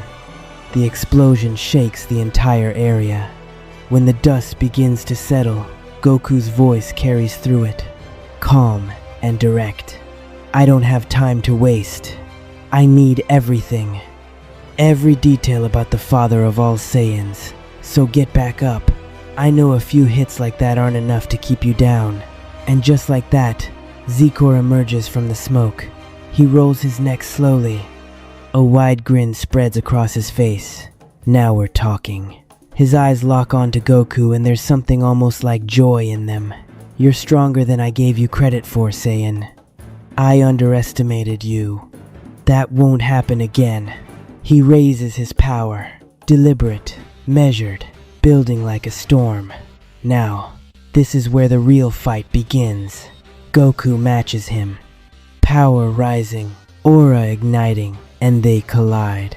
Their battle erupts across the field, strike after strike, each one carrying enough force to reshape the landscape around them. Two warriors push to their limits, and neither one close to stopping. Through it all, Daria watches from where he stands. His body is still broken, still weak, but his mind is sharp, and his voice, when it comes, cuts through the chaos with quiet weight. Goku, he doesn't shout, he doesn't need to. The one pulling your strings right now, Kaguya, he's using you. That's all this is. He wants you fired up, he wants you hunting. He wants you desperate enough to draw the father of all Saiyans out into the open. A pause. But what happens after that? Kaguya doesn't know, and neither do you. His eyes drift. Something almost like resignation moving through them. I can only hope he never comes back. That's all I have left to wish for. A long breath. But I already know that hope is wasted, because he's coming. It's only a matter of time. He's already defeated the king of everything and other multiverses. And now his gaze has turned here, to this multiverse, to Zeno-sama himself. Cumber doesn't wait. He launches his attack full force, no mercy, directly at Gohan. Gohan tries to hold it. He braces, pushes back with everything he has, but it's not enough. The impact sends him flying. He crashes hard into the ground, skating to a stop with the wind knocked clean out of him. He pushes himself up slowly, and when he speaks, his voice is steady, unbothered. No, you're not a Saiyan prince. Cumber goes still, because the Saiyan prince I know. Gohan looks up, eyes sharp, completely certain. He's the real one. The effect is immediate. Something ignites behind Cumber's eyes. Raw, volcanic fury flooding his expression all at once. You fool. His voice drops to something dangerous. There is only one prince of all Saiyans. One, and that is me. His aura flares violently. And now you die because you just made the worst mistake of your life, speaking the name of a fake prince in front of the real one.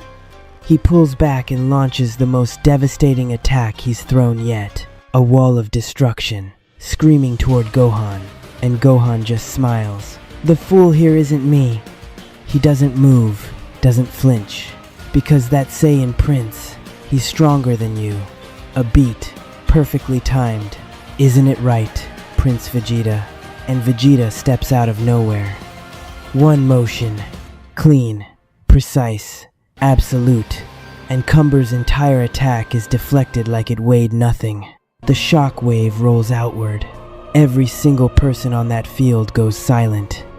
Even Goku, locked in his own battle, catches it. His eyes find Vegeta, and something flickers across his face. Daria stares. What? They're back. All of them. Then another voice, calm, carrying the quiet confidence of warriors who have never needed to announce themselves dramatically. Did you really think you could just walk away from us? Xeno Goku and Xeno Vegeta land side by side, their presence immediately shifting the entire weight of the battlefield. We're called the Xeno Warriors for a reason. Chaos erupts across every face present. Shock, disbelief, recalculation. Goku sweeps his gaze across all of them. Vegeta, Xeno Goku, Xeno Vegeta.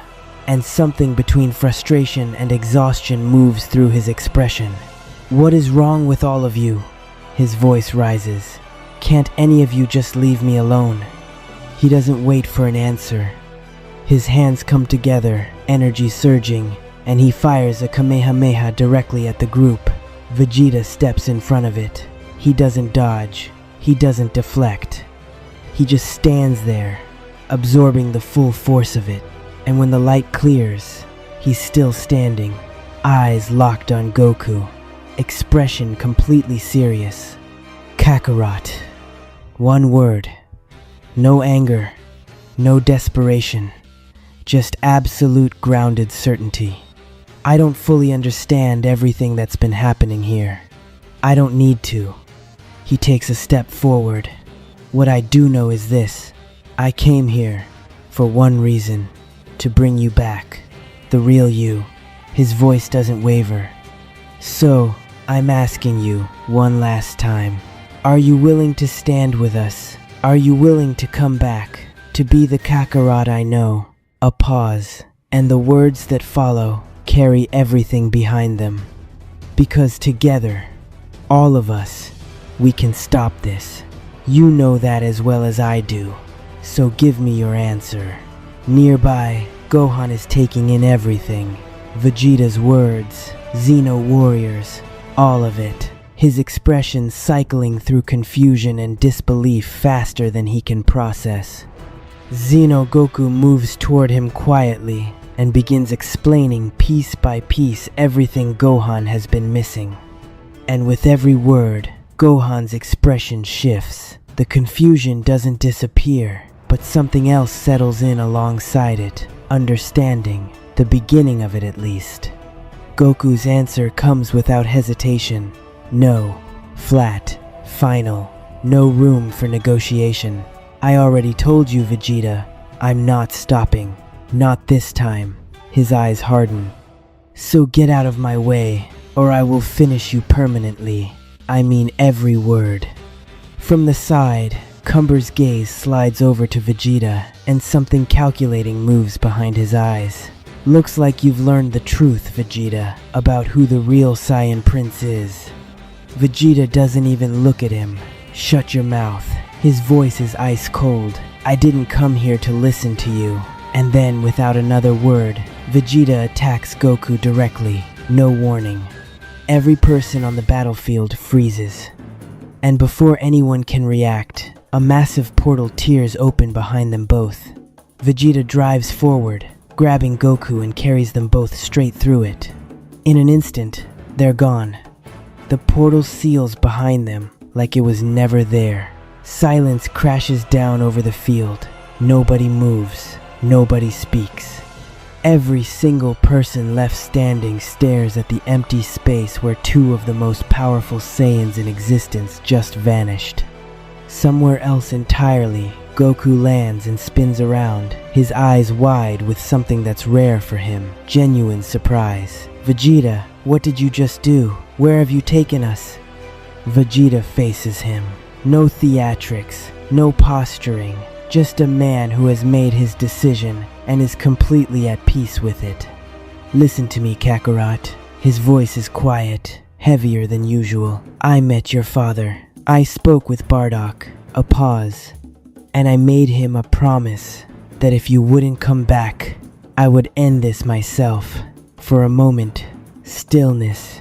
And then Goku laughs. Not a chuckle. A full, genuine laugh. Vegeta. He shakes his head slowly, still smiling. You really have no idea, do you? You think you can beat me? The smile fades, replaced by something quiet and absolute. That's never going to happen. You know that. He raises his power. Steady, enormous, inevitable. So come on then, let's settle this right here, right now. Just the two of us. His eyes lock onto Vegeta's. Let's find out which one of us walks away. Vegeta's power rises to meet him. No hesitation, no doubt. Fine, Kakarot. His voice is low, carrying the full weight of everything between them. Every rivalry, every battle, every moment they've pushed each other past what either thought was possible. Let's end it right here. His aura ignites, burning around him like a declaration. You or me, one of us walks away today. Gohan shouts, "What? What did Vegeta just do? Where the heck did he take Dad?"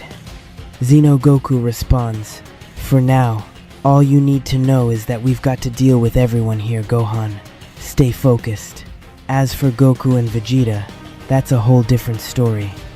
Who knows what's going on between those two right now?" We then cut to Goku and Vegeta, who've arrived inside some bizarre dimension. Goku turns to Vegeta and says, "Vegeta, what was that about? Why did you bring me here?" Gohan's back there facing all of them alone. Vegeta shoots back, "Don't worry about Gohan. The Xeno warriors are there right now. Kakarot, you need to worry about yourself." With that, Vegeta powers up and transforms into his Ultra Ego form. He looks dead serious as he says, "I'm asking you one last time, Kakarot. Are you with us or not?" Hearing that, Goku powers up as well, shifting into his mastered Ultra Instinct form. He replies calmly, "I've already given you my answer, Vegeta. I'm not siding with you, or any god for that matter. You got that?"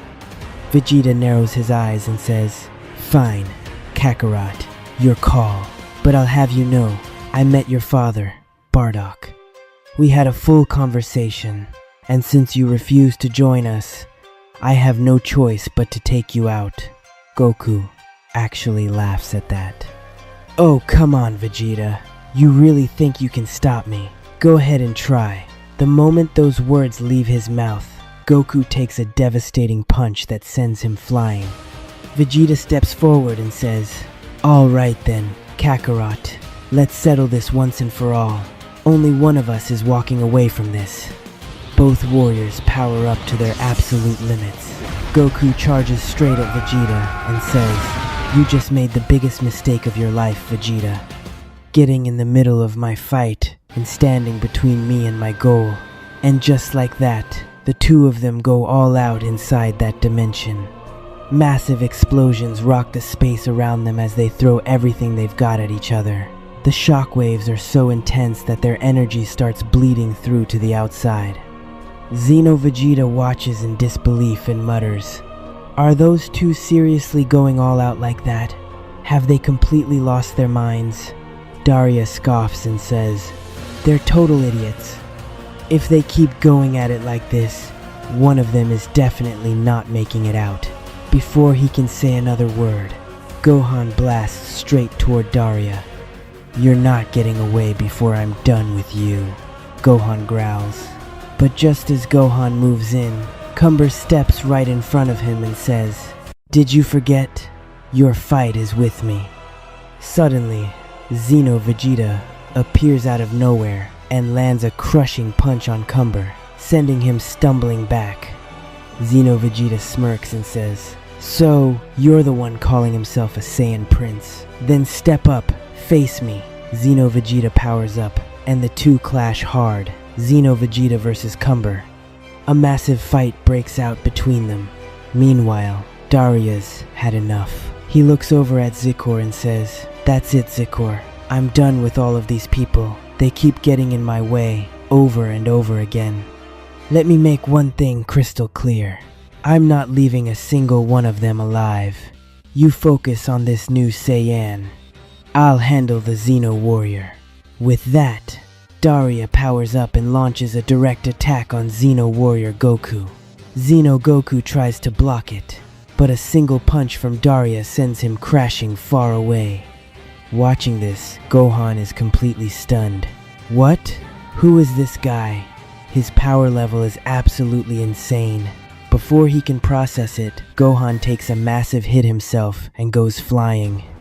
Zikor steps forward and says, "Worry about yourself for now, because you're about to face me. What did you say your name was?" Gohan picks himself up and replies, "My name is Gohan. Remember it, because it's the last name you're ever going to learn." With that, Gohan powers up and transforms into his beast form, unleashing a relentless assault on Psycor. Just as Psycor manages to block one of the attacks, Gohan vanishes and reappears behind him, hitting him with a special beam cannon that sends Psycor crashing to the ground. Psycor slowly stands back up, laughing.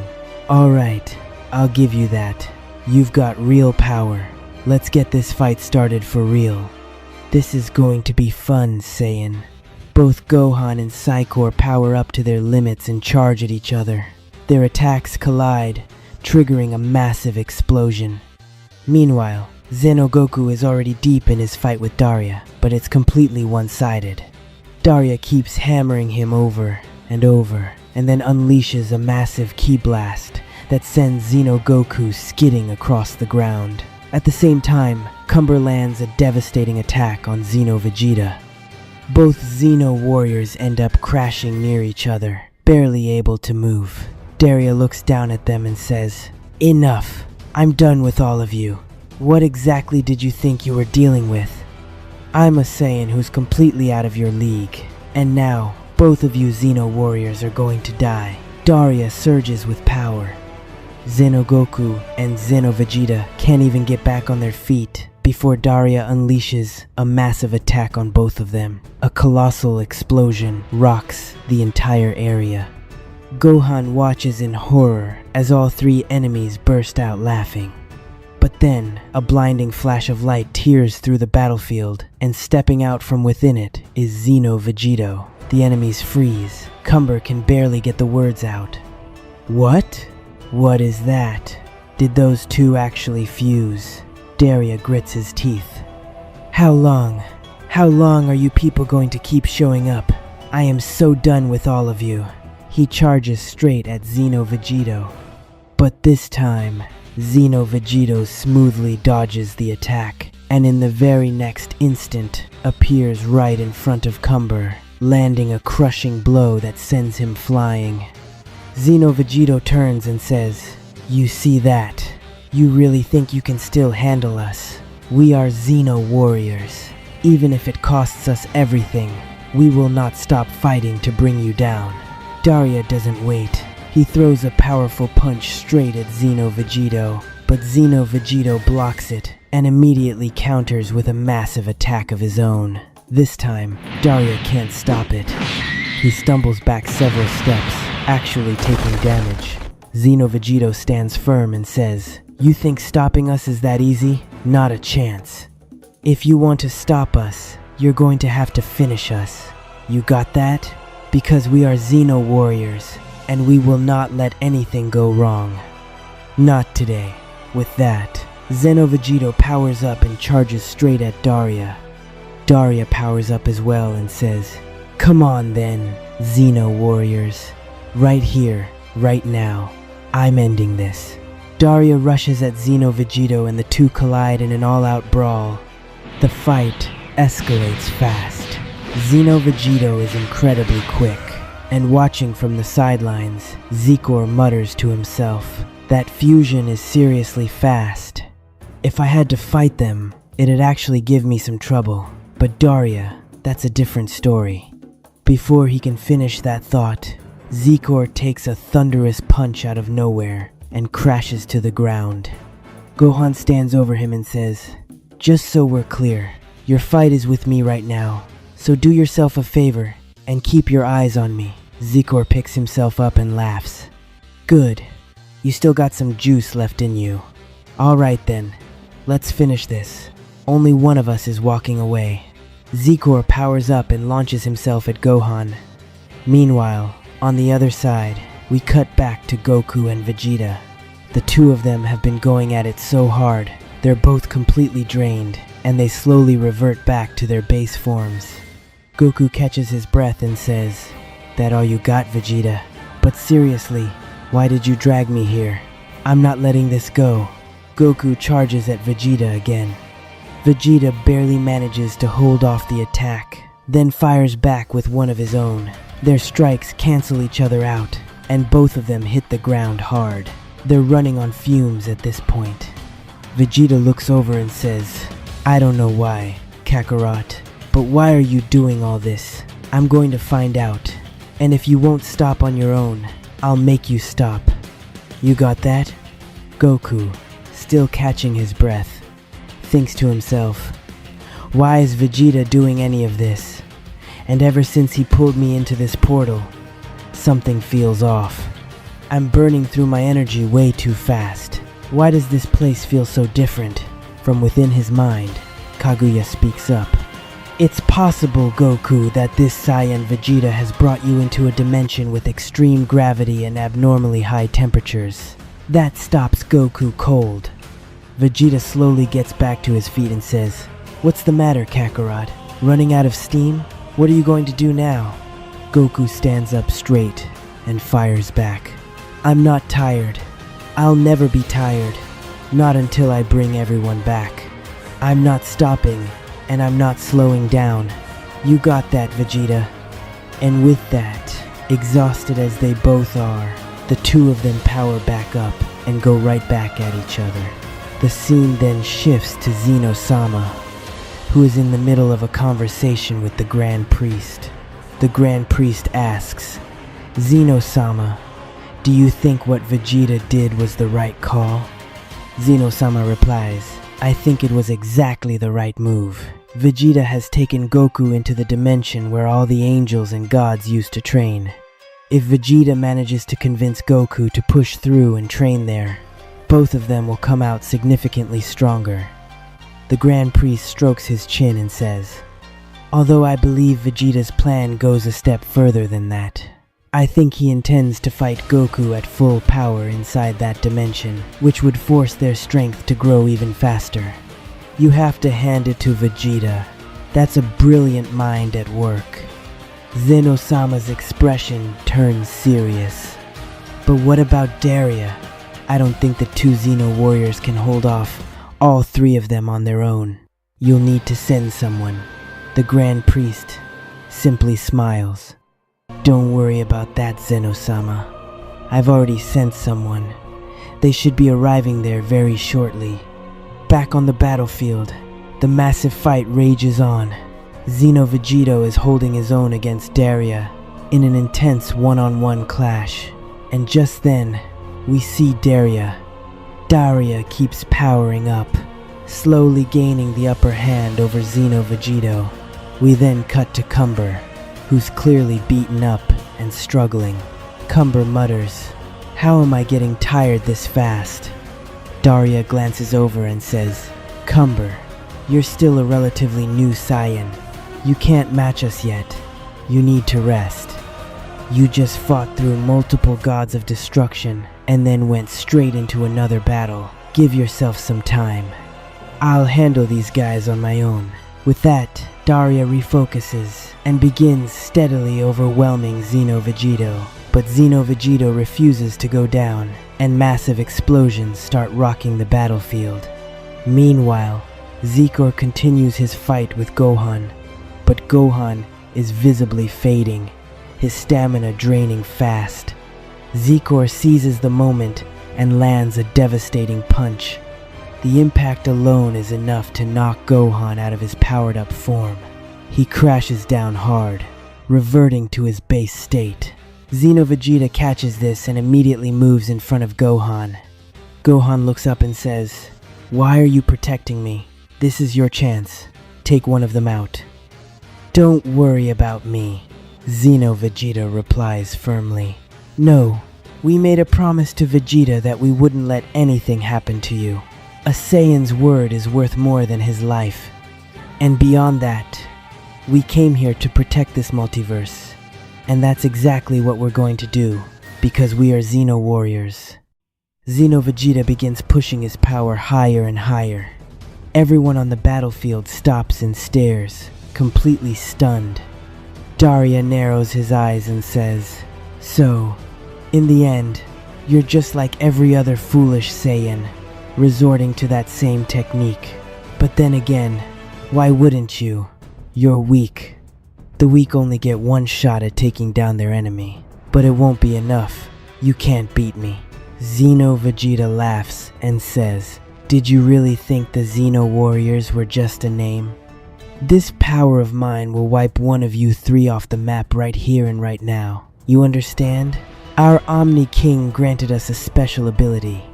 If we ever sacrifice ourselves, we can take anyone within our radar range down with us. And Daria, we've been saving this just for you. The entire battlefield goes silent. Everyone is shocked. Even Daria, for just a moment, shows a flicker of fear. Zikor stands there trying to process what's happening. Then, in an instant, Zikor vanishes and reappears directly in front of Daria. He smiles and says, "Daria, it's been a good run. I met you, joined your cause, but you and Cumber can't die before our mission is complete." Without another word, Zikor launches a powerful attack at both Daria and Cumber, sending them flying far away from the blast zone. Daria, stunned, shouts back, "Why? Why would you?" But before he can finish, Daria grabs Cumber and retreats. Cumber watches everything in disbelief as they pull back. Now it's just Zikor standing in front of Xeno Vegeta. Xeno Vegeta looks at him and says, "So, this is really what you want." Zikor smiles back and replies, "Meeting Daria and learning his mission, that was something I'm glad happened. But if Daria dies here, what becomes of everything he's working toward? I can't let that happen. And besides, I know this technique you're using. I can do it too." Zikor surges with power. His eyes suddenly go completely white. The air around them begins to shake as a massive explosion builds. Zikor says, "So, here's how this ends. Either you go, or I do. It's in the hands of fate now." Xeno Vegeta lets out a short laugh, and then a massive explosion tears through everything. When the dust settles, neither Xeno Vegeta nor Zikor is anywhere to be found, while a mysterious figure shows up and pulls Gohan to safety. After the blast clears, Zikor and Vegito are both gone. That's when we cut to Gohan. "What? You're here? But how? Right now?" Gohan says, clearly stunned, and the figure steps forward. It's none other than Broly. Broly says, his voice steady, "There's a lot I need to tell you about Vegeta, about Goku." Gohan shakes his head. "I already know. Xeno Goku and Xeno Vegeta told me everything. But Broly, where the hell have you been this whole time? I've been training inside a special dimension created by the Grand Priest. I needed to push my power to a whole new level so I could actually stand a chance against these guys. But I'm still catching up on everything that's gone down." Gohan immediately turns toward the direction of the explosion. "Do you know if those Xeno warriors are alive? Did they make it?" He tries to move, but his body's beaten and barely holding together. Broly steps in front of him. "Easy, Gohan. Everything they did it for this multiverse. We can't let their sacrifice mean nothing. We have to protect it no matter what. But how are just the two of us supposed to do that? Where's my dad right now? And Vegeta, I don't even know what happened to him. I'll tell you. Vegeta took Goku to a special training portal, one the Grand Priest built himself. He brought Goku there to calm his mind and get them both stronger. So right now, we're on our own, Gohan. No backup. We have to be careful." He pauses. "I've already leveled up. What about you?" Gohan straightens up. "Yeah. The moment I found out everyone was splitting up, you, my dad, all of them, I locked myself in the time room and started training. I even unlocked a new level of my beast form. But Broly, these Saiyans we're up against, they're on a completely different level." "They are," Broly agrees. "But there's an even bigger threat coming. Xeno-sama warned me. There are Omni Kings from other universes who've had their eyes on our multiverse. They could show up here. We need to be ready, Gohan." Gohan goes quiet for a moment, processing everything. Then we cut to Daria and Cumber. Daria's absolutely seething. Cumber watches him, shaken. What even happened back there, Daria? Cumber finally asks. Did Zikor really quiet? Daria snaps. I know exactly what happened, but what I don't understand is why did that fool do it? I could have stopped them myself. He knew that. So why? Why did he do this? His voice cracks. Zikor, you idiot. Cumber hesitates, then speaks carefully. Maybe Zikor did it so your illness wouldn't get in the way. He sacrificed himself to keep you alive. But why did you drag me out of there? You could have saved him. Daria turns and looks at Cumber for a long, hard moment. Cumber, he says, voice low and controlled. I've told you before, you only recently joined us. You don't know anything about us. You don't know how many hundreds of thousands of years we've been working toward this goal. Zikor knew that as long as I'm alive, this mission will succeed. That's why he did what he did. He gave his life so I could survive. His eyes go cold. But Zikor, I promise you this. I will not let your sacrifice be wasted. They'll all be coming soon. And when they do, not Zeno-sama, not a single god in this multiverse will be left standing. Not even the Grand Priest. We will avenge you. Cumber stays silent, but something is turning over in his mind. I don't know why, but when that Saiyan Vegeta showed up, I felt something in his power. Something different. Something I've never sensed before. What was that? He glances at Daria. We'd better be ready. But where are the others? The ones who came into this multiverse with us. Daria says nothing. He just stands there perfectly still, perfectly silent. Finally, we cut to the training portal, where Goku and Vegeta are pushing each other to the limit. Their powers constantly colliding and matching. Goku still doesn't know why Vegeta brought him here, but the training has already begun. Goku has no idea what's really going on, but slowly, steadily, his power keeps climbing, and Kaguya is sensing every bit of it from a distance. That's when Vegeta speaks up. Tell me, Kakarot, who exactly did you meet that changed you so completely? Bardock told me you met someone other than your father, and ever since then, you've been a totally different person. I want to know. He pauses, eyes sharp. Talk, or I'll finish you right here. Goku lets out a slow breath. Fine, Vegeta. I know you're not letting me out of here until you get your answer. He meets Vegeta's gaze. I met my dad, but after that, I met my mother too, Gina. His voice softens for just a moment. And yeah, I was happy, really happy. But then I saw the tears in her eyes, and it hit me. Everything she went through. Everything those innocent Saiyans suffered through. I don't want anything else, Vegeta. I just want to bring my father and my mother back and my people. Vegeta stares at him for a moment, then scoffs. So that's what flipped the switch in you, Kakarot. But let me be straight with you. You want to bring them back? Fine. But you already know what comes with that. There were Saiyans who were evil. Your father definitely told you that. They'll come back too. Did you even think about that? Right now, Goku says flatly, I don't care. All I know is that I'm bringing back every innocent Saiyan who was taken, no matter what it costs. He tilts his head slightly. And by the way, Vegeta, did you really think I wouldn't figure out that this is some kind of special training room? One you probably got from Zeno-sama or the Grand Priest? A smirk crosses his face. Bringing me here was a mistake. Vegeta's eyes go wide. And then Goku explodes with power. Before Vegeta can even process what's happening, Goku shifts back into his new form. The transformation is instant. The energy is overwhelming.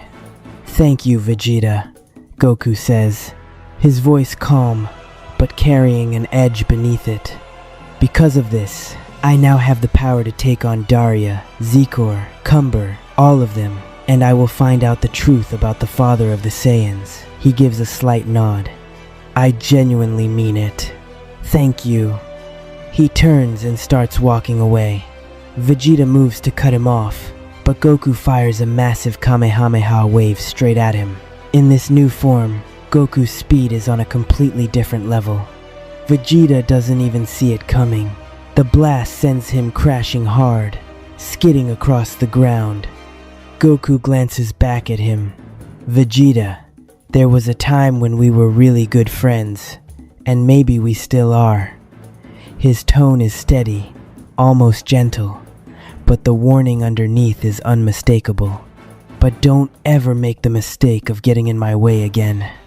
He powers up, and a strange portal rips open out of nowhere. Goku steps through it and vanishes from the dimension entirely. Vegeta sits there on the ground, completely stunned. No. Why is Kakarot doing this? Has he actually lost his mind? He slams a fist down. I should have known. Give Kakarot more power and there's always a chance he turns it in the wrong direction. But why? He pushes himself up, jaw tight. It doesn't matter. Whatever it takes. Kakarot, I will stop you. We cut back to Cumber and Daria. Daria is still lost in thought about Zikor. Cumber breaks the silence. I get it, Daria. Zikor was irreplaceable to us. But what now? There's nobody else like him. That power, that attitude. He could go up against anyone and come out on top. So why did he do it? Daria's expression doesn't change. I know no one can fill that gap. But here's the thing. Zikor doesn't die that easily. He had a special technique. With it, he could either take out his target or take them both down together. I don't know which one he used that day. He pauses. But everything Zikor did for us, we will never forget it. A beat. That said, there is someone who can take his place. And right on cue, a voice cuts through the air. Couldn't have said it better yourself. I figured you'd be thinking about me. Am I right? Cumber spins around, visibly caught off guard. Wait, is that...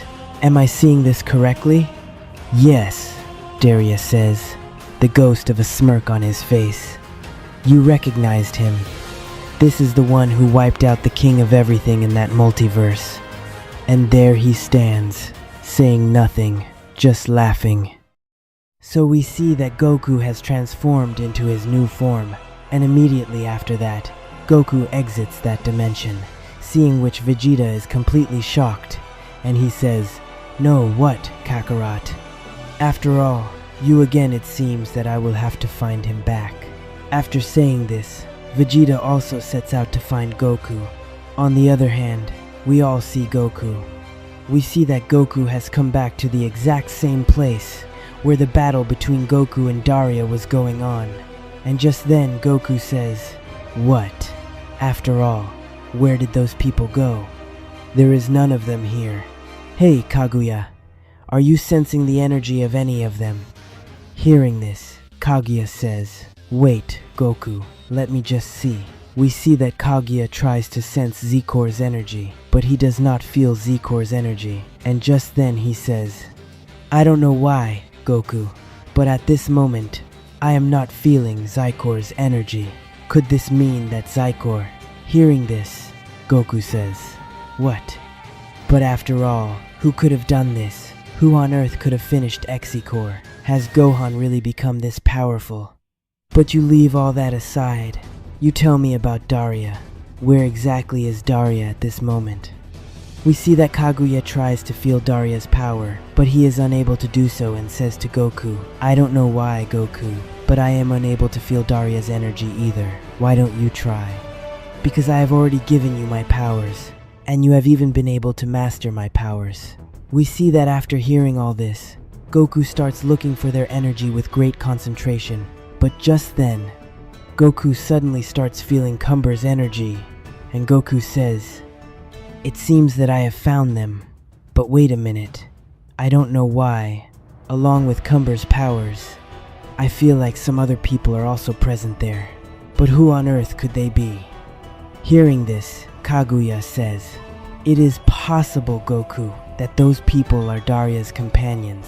Do you think it is right to go there alone? Because it is possible that if you went there alone, Daria and the rest of his companions might meet you there, so then a danger could come upon you. Hearing all this, Goku says, I am not afraid of any danger, understand? And anyway, I had previously clashed with Daria using this very power of mine, and now, after some time of training, I have mastered this form. And this time I will definitely stop Daria and all of them. After saying this, Goku begins to move forward towards Daria and Cumber, after which we are all shown the scene of Vegeta, who is continuously moving forward. He tries a lot to find Goku, but just then we see that Vegeta spots Broly and Gohan, and right then he goes near them. Broly, seeing Vegeta, says, What, Vegeta? But you here? You were training along with Goku, right? Hearing this, Vegeta says, Yes, but do you know, Broly, what exactly has happened with Kakarot at this moment? I cannot find him anywhere. He has mastered a new power of his, and he has also destroyed that training room given by the Grand Priest. Hearing this, Broly is a little shocked, and just then Gohan says, What? Does this mean Dad is not with you? So where on earth could he have gone, Vegeta? Hearing this, Vegeta says, Perhaps he has gone back to Daria and Zikor. Hearing this, Broly says, What? Really? Has Goku gone all alone to face them? Hearing this, Vegeta says, Has Kakarot gone crazy at this time? What does he think? Can he face the three of them? Hearing this, right then Gohan says, Vegeta, not three, now only two of them are left. Hearing this, Vegeta is completely shocked, and he says, What? What did you say? Two? But how? What about that Saiyan who was calling himself a Saiyan prince? What about him? On whom? Just then Broly says, No, Vegeta, perhaps you don't know, but both the Xeno warriors merged with each other, and they self-sacrificed themselves to stop all of them. But along with that, Zikor also did the same, due to which perhaps all three of them. Upon this, right then Vegeta says, Oh, okay, now I understand. So that's why since then, I was not able to feel the ki of both those Xeno warriors. But no matter, now we should hurry. We will have to find Kakarot as quickly as possible, because this new power of his was really looking quite different. So we will have to hurry. We see that right then Gohan says, Vegeta, no matter what happens, we will bring Dad back to how he was before.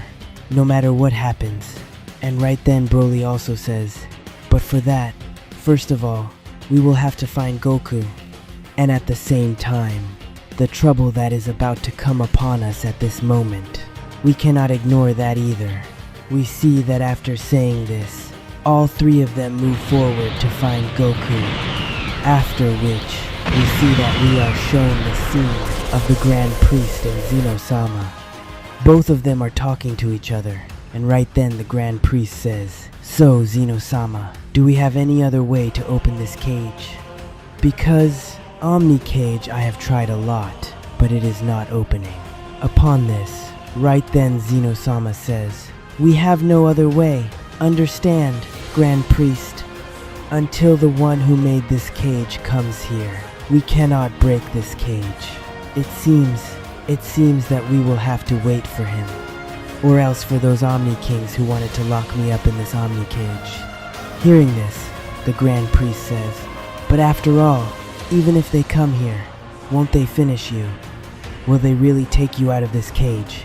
Do you think so, Xeno-sama? Hearing this, Xeno-sama says, What do you think, Grand Priest? That inside this cage anyone can kill me? No. The biggest thing is that as long as I am inside this cage, I, meaning Omni King Xeno-sama, am safe. One special thing about this Omni cage is also that as long as any Omni King is inside this Omni cage, he won't be able to get out of it. But at the same time, he will remain safe inside this cage. And as long as if any person wants to kill me, he will have to take me out of this cage first. Hearing this, The Grand Priest is a little surprised, and right then he says, "But if that is the case, then tell me why, after all, did those people lock you inside the cage?" Hearing this, Zeno-sama says, "There can be many other reasons behind this, but I am not understanding all this. I feel like there is something that is bringing a very big danger towards our multiverse." After which, we are all shown the dimensional gap between two multiverses. We see that in that dimensional gap, gradually, a little light begins to appear, but immediately after that, a very big explosion occurs in that dimensional gap. We see that the explosion is so big that all the things around turn into dust in the blink of an eye, and right then a very big, massive light shines there, such that whatever comes in the midst of this light turns into ashes in the blink of an eye. And right then, we all see a person who comes out from the midst of that light. And right then, that person says, "So finally, in the end, I have come back inside my multiverse." After which we see that as this person sets his foot inside the multiverse, this person's energy begins to be felt by everyone. And right then we see Zeno-sama. The Grand Priest is also quite shocked upon seeing this energy. We see that looking at Zeno-sama, who is completely shocked, the Grand Priest says, "Zeno-sama, after all, why did you suddenly get so startled?" Upon this, right then Zeno-sama says, "No, I don't know why, but such a person has entered inside our multiverse who is very powerful." After which we all see Daria. Daria has also realized this power. Daria has become completely shocked upon seeing the power. And right then Cumber says, "What happened, Daria? How did sweat suddenly start appearing on your face? The color of your face has completely faded away." Hearing this, Daria says, "No, this cannot happen. They have entered inside this multiverse. After all, why at this very time? I did not think that they would come into this multiverse so soon, before our purpose could succeed." After which we see that seeing all this, Cumber is also shocked, and Daria is completely astonished. After which we all see Goku. Goku is in his new form, due to which Goku also starts realizing that power. And right then Goku says, "I don't know why, but I am feeling a strange, yet a very powerful and a terrifying power." And right then we see Kaguya, who has already felt this power. And Kaguya also starts sweating. And right then Kaguya says, "What, Goku? This cannot happen. Could it be that this power really belongs to him?" Hearing this, Goku is completely shocked and he says, "What? After all, what do you want to say, Kaguya? I did not understand. Will you speak a bit clearly?" Upon this, right then Kaguya says, "This power, I recognize this power. This is the very same power, Goku, which has kept me sealed inside you. Did you understand?" We see that upon hearing this statement of Kaguya, Goku is also completely shocked and he says, "What? Could it be that what you mean to say is that this power, which I have felt at this time, is..." Upon this, right then we see Kaguya, who has suddenly become completely quiet in the blink of an eye, and he says, "Exactly, Goku. There is no doubt about it, that this power, which all of us are feeling at this time, belongs to none other than the Father of Saiyans, who has come into this multiverse." So we see that as soon as Goku begins looking for Daria and the others, just then Goku begins to feel a very large energy. And right then Kaguya tells Goku that this energy belongs to none other than the Father of Saiyans.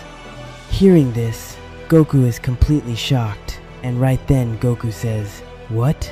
After all, what do you mean to say? Has the Father of Saiyans really entered inside this multiverse?" Upon this, right then he says, "Exactly, Goku. I recognize this power very well. I know each and everything about this power because the Father of Saiyans himself has kept me sealed inside you. So come on. We must now directly find the Father of Saiyans." Hearing this, Goku is a little surprised, and right then he says, "So finally, now I will not have to go to Daria to know about the father of Saiyans, so come on." We see that after saying this, Goku sets out to find the father of Saiyans. And right then we see Daria, who is standing along with Cumber. And right then Daria also begins to feel the energy of the father of Saiyans. Seeing this, Daria gets very panicked, and right then Cumber says, "What? After all, what happened, Daria? Why on earth are you looking so worried? And after all, who is it that has arrived here? Just thinking about whom you are getting so panicked." Upon this, right then Daria says, "You know nothing about him, Cumber. He is none other than the father of Saiyans. He has entered into this multiverse." We see that after hearing this, Cumber is also completely shocked, and he says, "What? What did you say? The father of Saiyans? Really? Has he really entered into this multiverse?" Upon this, we see that Daria does not say anything and now just becomes completely quiet, and he says, "No, this is very bad. He should not have come here at this time. I must hurry. We must take each and every one of our companions along with us as soon as possible." After saying this, Daria and Cumber set out to find their companions. Immediately after that, we all see Vegeta, Broly, and Gohan, who are moving forward to find Goku. But as they are moving forward, we see that Broly begins to feel a strange power. Seeing this, Broly says, "Wait, are you guys also feeling that power?" We see that hearing this statement from Broly, Gohan and Vegeta are a little surprised. Vegeta says, "What? After all, what are you saying? I am not feeling any energy." Upon this, Gohan also says, "Hey, Broly, could it be that this is because you have become powerful after training? So are you perhaps feeling some strange kind of energy?" Hearing this, we see that immediately after that, Vegeta also begins to feel that energy, and right then Vegeta says, "Wait a minute. It seems that someone is coming towards us." Upon this, right then Broly says, "Whoever this is, truly Vegeta, this energy belongs to him. There is no doubt about it. But is this a Saiyan?" And right then, we see that a person comes right in front of the three of them. Seeing him, those three people are a bit surprised. And right then Vegeta says, "What? By the looks of it, he seems to be a Saiyan. Hey, are you with Daria?" We see that after hearing this, that person begins to glare at Vegeta, and the very next moment, he comes in front of Vegeta and lands a very powerful punch on him. And he says, "Truly, what do you think? That I will work for someone, especially for that Daria? Yeah? And tell me, is that Daria really inside this multiverse?" We see that, seeing this person's power, Vegeta, Broly, and Gohan, all three of them are quite shocked. And right then, that person's gaze falls upon Broly. Broly's power has already increased from before. And right then Broly says, "Hey, after all, who are you? And how on earth did you touch Vegeta?" After saying this, Broly goes to launch his attack upon him, but that person avoids Broly's attack with just one hand, and punches Broly very powerfully as well, due to which Broly also goes and falls far away. We see that Gohan also powers up and launches his attack upon that person, but that person dodges Gohan's attack with great ease as well. Seeing all this, Vegeta is completely shocked, and he says, "What? After all, who are you? Your powers are truly quite immense." We see that hearing this statement from Vegeta, that person begins to laugh, and he says, "So finally, after such a long time, Saiyans exist inside this multiverse as well. Seeing this has made me quite happy, but the spark is completely missing inside you three." We see that hearing this, Vegeta gets very angry, and right then Vegeta powers up, and he transforms into his Ultra Ego form. And immediately after that, we see that Broly also powers up, and along with him, Gohan too. All three of them transform into their most powerful forms. And right then Gohan says, "You did not answer our question. After all, who are you?" After saying this, Gohan goes straight to launch his attack upon that person. But that person dodges Gohan's beast form with great ease as well. Vegeta goes to launch his attack, but right then we see that he dodges Vegeta's Ultra Ego form with great ease as well. And Broly also launches his attack, but he is unable to escape Broly's attack, and he takes a few steps back. And right then that person says, "Now we're talking. Since the time I have arrived here, I am feeling that energy only inside you. What? So are you a legendary Saiyan?" We see that immediately upon hearing this, Broly attacks that person again, but he escapes Broly's attack with great ease. And right then, powering up, he lands a punch on Broly, due to which Broly gets hurt and falls far away, and he returns to his normal form. And right then Gohan, and along with him, Vegeta also launch their attack upon that person, but that person dodges the attacks of both of them with great ease and launches an attack of his own upon them, due to which Gohan and Vegeta both get hurt and fall far away, and they both return to their normal forms as well. And right then that person begins to leave from there. While leaving, he says, "You three are Saiyans, but a Saiyan-like quality is completely missing inside you. You three are quite weak." After saying this, as soon as that person begins to leave, we see that Vegeta is able to stand up with great difficulty, and he says, "What? After all, who are you? Give me the answer to this question." And right then that person says, "Really? Do you not know about me? Then listen. I am the father of Saiyans, Akumo." And we see that after saying this, Akumo leaves from there. Hearing this, Vegeta, Gohan, and Broly, all three of them are completely shocked, and they all begin to fall down unconscious right there. And right then Vegeta says, "What? The father of Saiyans, whom Kakarot is looking for. But truly, his power cannot be compared with Daria. He is quite powerful." After saying this, Vegeta, Gohan, and Broly, all three of them fall down unconscious right there. And right then we see Akumo, who says, wow, so after all, Saiyans exist inside this multiverse, even at this time, but no one can stop me from doing the work that I have come to do. And why on earth did that Saiyan take Daria's name? Is he alive at this time?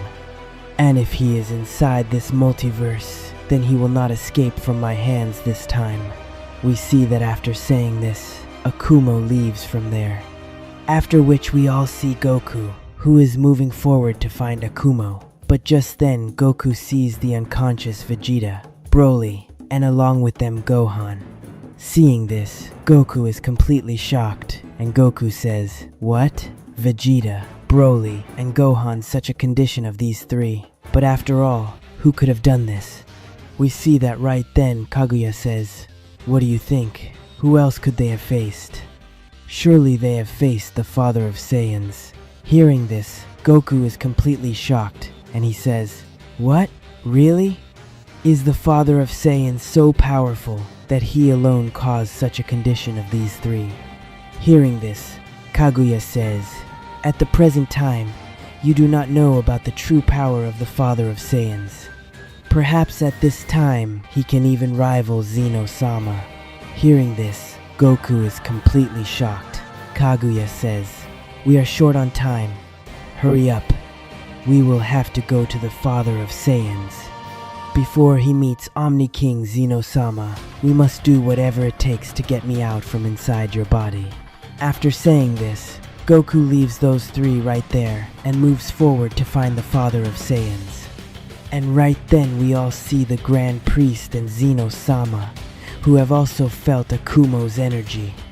And right then Zeno-sama says, "Grand Priest, you will have to leave from here as quickly as possible.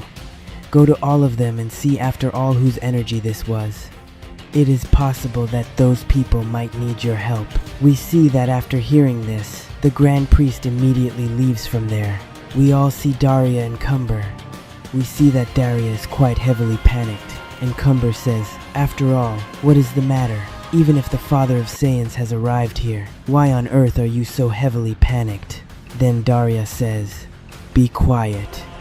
Do you even know anything about the Father of Saiyans and about me? He and I have clashed once before, but calling it a fight wouldn't be right. He simply beat me, plain and simple. And if I come before him this time, he'll surely try to kill me. That's exactly why we have to find all of our allies as fast as possible." We see that after saying this, Daria and Cumber move forward, and then they spot Goku. Seeing him, the two of them are a little surprised, but Goku pays them no attention whatsoever and walks straight past. Seeing this, Cumber is a bit puzzled and says, "What happened to that Saiyan? It was him, wasn't it? But why does he seem so changed?" To which Daria, walking on, says, "Hurry up, we need to find our allies.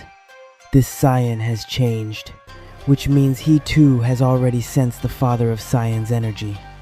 After saying this, the two of them speed away from there. Immediately after, we see the Grand Priest, who is heading toward Vegeta and the others. The Grand Priest says, "I don't know why, but whoever that energy belonged to, he is extraordinarily powerful. And if it's who I think it is, then the danger now descending upon this multiverse is something we could never have even imagined." We see that as the Grand Priest moves forward, a figure suddenly streaks past him at tremendous speed. Seeing this, the Grand Priest is completely stunned and says, "What? Who was that?" His speed, he was so fast that I couldn't even see him, and I am a Grand Priest. Then the Grand Priest hears a voice. "Grand Priest, you know full well that even though you're an angel, to this very day, you have never once been able to follow my speed." We see that hearing this voice, the Grand Priest is utterly shaken, and he says, "No, this can't be. You've come back? Is it really you, Akumo?"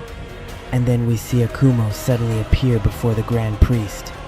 Seeing Akumo, the Grand Priest is completely stunned, and Akumo says, "It's been a very long time since we last met, Grand Priest.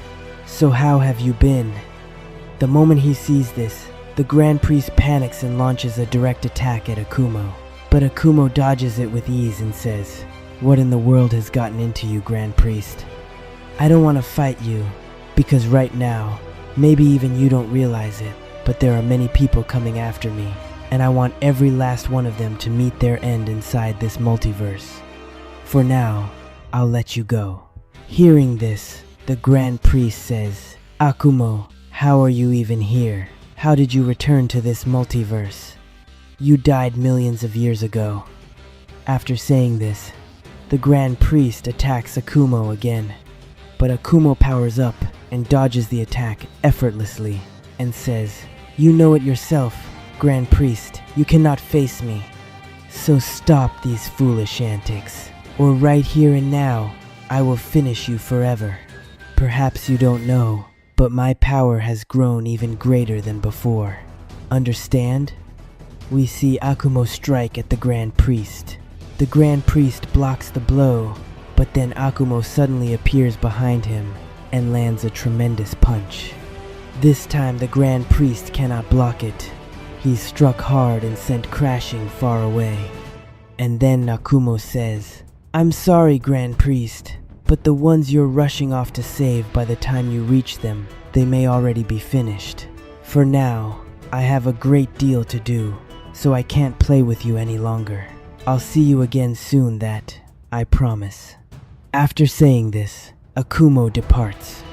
Seeing all this, the Grand Priest is completely stunned and says, "No, Akumo, but how can this be? How could he possibly return to this multiverse?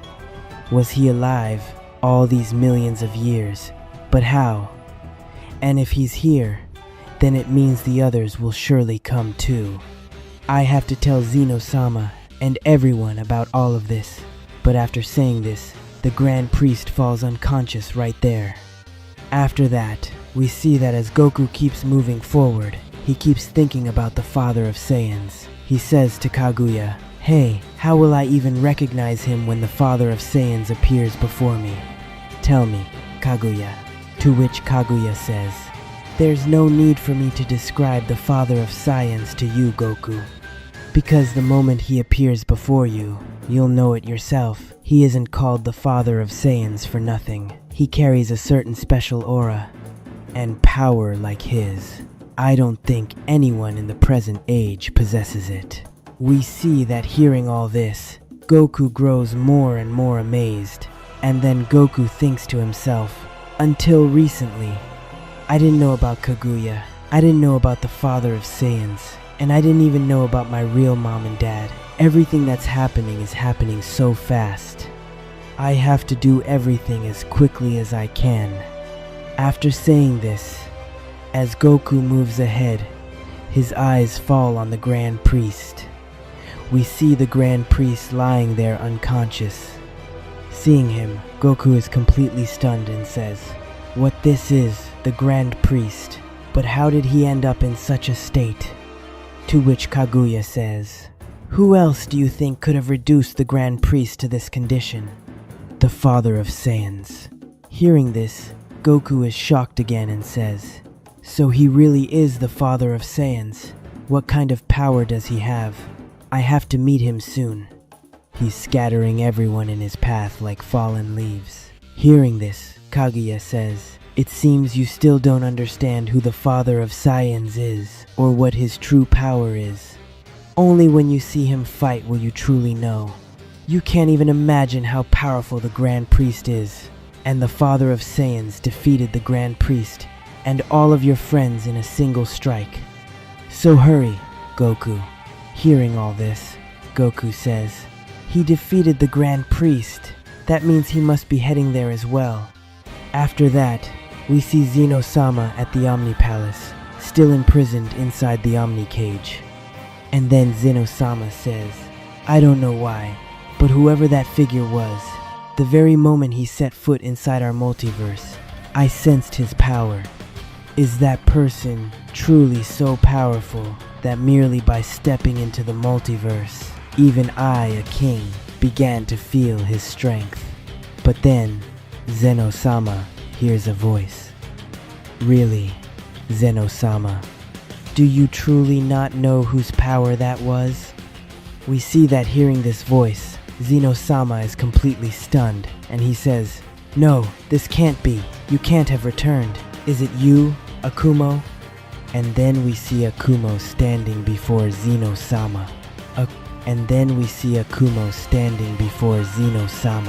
Akumo says, laughing, "Well now, Zeno-sama, we finally meet, after who knows how many millions of years. And just look at yourself, a helpless Omni King, locked away inside an Omni cage." We see that after these words, Zeno-sama is left stunned, while Akumo keeps staring straight at him. Akumo has beaten Vegeta, Broly, and Gohan very badly, and after that Akumo faces the Grand Priest, but even the Grand Priest cannot hold out against him. And then, we all see that Akumo has finally reached the Omni Palace, standing before Zeno-sama. Meanwhile, we see Goku, who keeps pressing forward. Before him lie Vegeta and the Grand Priest, unconscious. Seeing all this, Goku is deeply shocked and says, What is all this? How did they end up like this?" To which Kaguya says, "Yes, Goku, I think they must have run into the father of Saiyans, so it seems we're no longer far from him."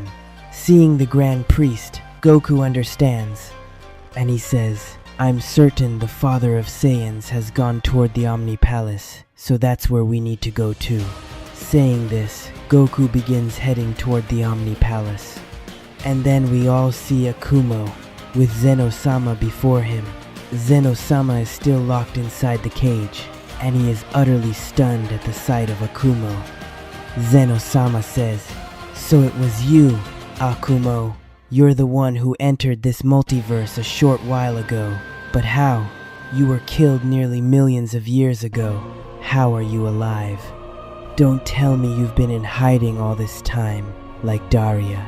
Hearing this, Akumo laughs and says, Zeno-sama, do you really think finishing off a father of Saiyans like me is a small matter? No, not at all. Everything that was discussed among you gods and all the angels, I came to know all of it. I knew you would wipe out every single Saiyan living in this multiverse forever. I was furious at the time. If I'd wanted, I could have taken my revenge on all of you right then, but I waited for the right moment. Every Omni King across every multiverse who wronged the Saiyans, I decided to take my revenge on each of them, one by one. And you'll be glad to know, Zeno-sama, that for years I trained inside that dimensional gap, and my power grew immensely. Hearing this, Zeno-sama says, training in a place like that is impossible. You're lying. Akumo laughs at Zeno-sama's words and says, you really think I'm lying? Well then, Zeno-sama, go ask those omniverses where I wiped out their Omni Kings forever. Hearing this, Zeno-sama is taken aback and says, what, it was you who killed those multiverses' Omni Kings? Because some time ago I got word that the Omni Kings of 3 or 4 multiverses had been killed in the most brutal way. I couldn't believe anyone could kill Omni Kings as powerful as them. So it was you, Akumo? Akumo only laughs harder and says, I'm afraid that's not all, Zeno-sama. I've also destroyed the gods of many multiverses, which is why, right now, who knows how many Omni Kings and how many Guardians are hunting for me to kill me. But I will finish every one of them, one by one. I came here to kill you with that very purpose, but then I saw that Omni King Zeno-sama is locked inside this Omni cage. So I thought, why not deal with you later? When the kings of everything from those multiverses come here to kill you, at that moment I will destroy you, along with all of them, Zeno-sama. Zeno-sama is a little shaken and says, but how do you know that some king of everything has set their sights on me? To which Akumo says, as I told you, I've passed through many multiverses. Some of those multiverses, and some of those Omni Kings, dislike you because of your unique power, which is why they'll be coming here very soon to destroy you. And I'm simply waiting for that moment. Hearing all this, Zeno-sama is taken aback and thinks to himself, this means my suspicion was correct. The Omni Kings of the other multiverses are allied with Daria. And then Akumo says, Zeno-sama, tell me one thing for now, has Daria returned? Because I heard his name from some Saiyans. Hearing this, Zeno-sama is startled and says, what you mean you've already met Vegeta and the others? Did you? To which Akumo says, don't worry, I didn't kill them. But aside from that, they are certainly in very bad shape right now. And yes, I also ran into the Grand Priest on the way. I gave him quite a fine welcome as well. But tell me, Zeno-sama, is Daria here in this multiverse? To which Zeno-sama says, absolutely, Daria is in this multiverse right now, and it was he who imprisoned me inside this Omni cage. Hearing this, Akumo laughs and says, well, Daria, so that means you've grown more powerful than before. It seems I'll have to come and meet you. Saying this, Akumo begins to leave, and then he tells Zeno-sama, we'll meet again very soon, Zeno-sama. When they all come here, I will destroy every last king of everything and bring my Saiyan race back, no matter what it takes. After saying this, Akumo walks out of the Omni Palace. After that, we see Daria and Cumber. Cumber says, what's going on, Daria? Where did the rest of our allies go? I can't see a single one of them. And Daria says, how would I even know that, Cumber? I was right there with you. Where did all of them go? Could they have run into Akumo? As Daria says this and moves forward, he he gradually begins to sense an immensely powerful energy, and Cumber says, "I don't know why, Daria, but I'm sensing an enormous energy." Then we see Goku, who keeps advancing, and Kaguya says, "Just a little farther, Goku, and at last, you'll meet the father of Saiyans." To which Goku says, "So I'm finally about to meet the father of Saiyans again. And after that, no matter what happens, I will bring my entire Saiyan race back to life." As Goku moves ahead, suddenly Cumber and Daria appear before him once more. This time, seeing Goku, Daria says, "Hey you, did you meet the rest of my allies? Tell me clearly." To which Goku says, "Get out of my way. Understand, I don't see any reason to answer your questions." Saying this, Goku starts to leave, but this time Cumber steps in front of him and says, "I am the Prince of all Saiyans, so you will answer me. Tell me, where are our allies, and have you met any of them?" To which Goku says, "I told you, I haven't met anyone. Now get out of my way." As Goku starts to leave, Daria suddenly appears before him, but Goku, in a fury, strikes him, sending Daria staggering back a few steps. Daria says, "Looks like you've mastered Kaguya's power after all, haven't you, Saiyan?" To which Goku says, "Why don't you mind your own business? Stop getting in my way, understand?" As Goku moves forward, they all hear a voice. "Well now, so there are even more Saiyans here. Daria, it's been a very long time since we last met." Hearing this voice, Daria is utterly stunned and says, "No, this can't be. You're here?" Goku is a little puzzled, and then Kaguya says, "Goku, this is him. This is the father of Saiyans, Akumo."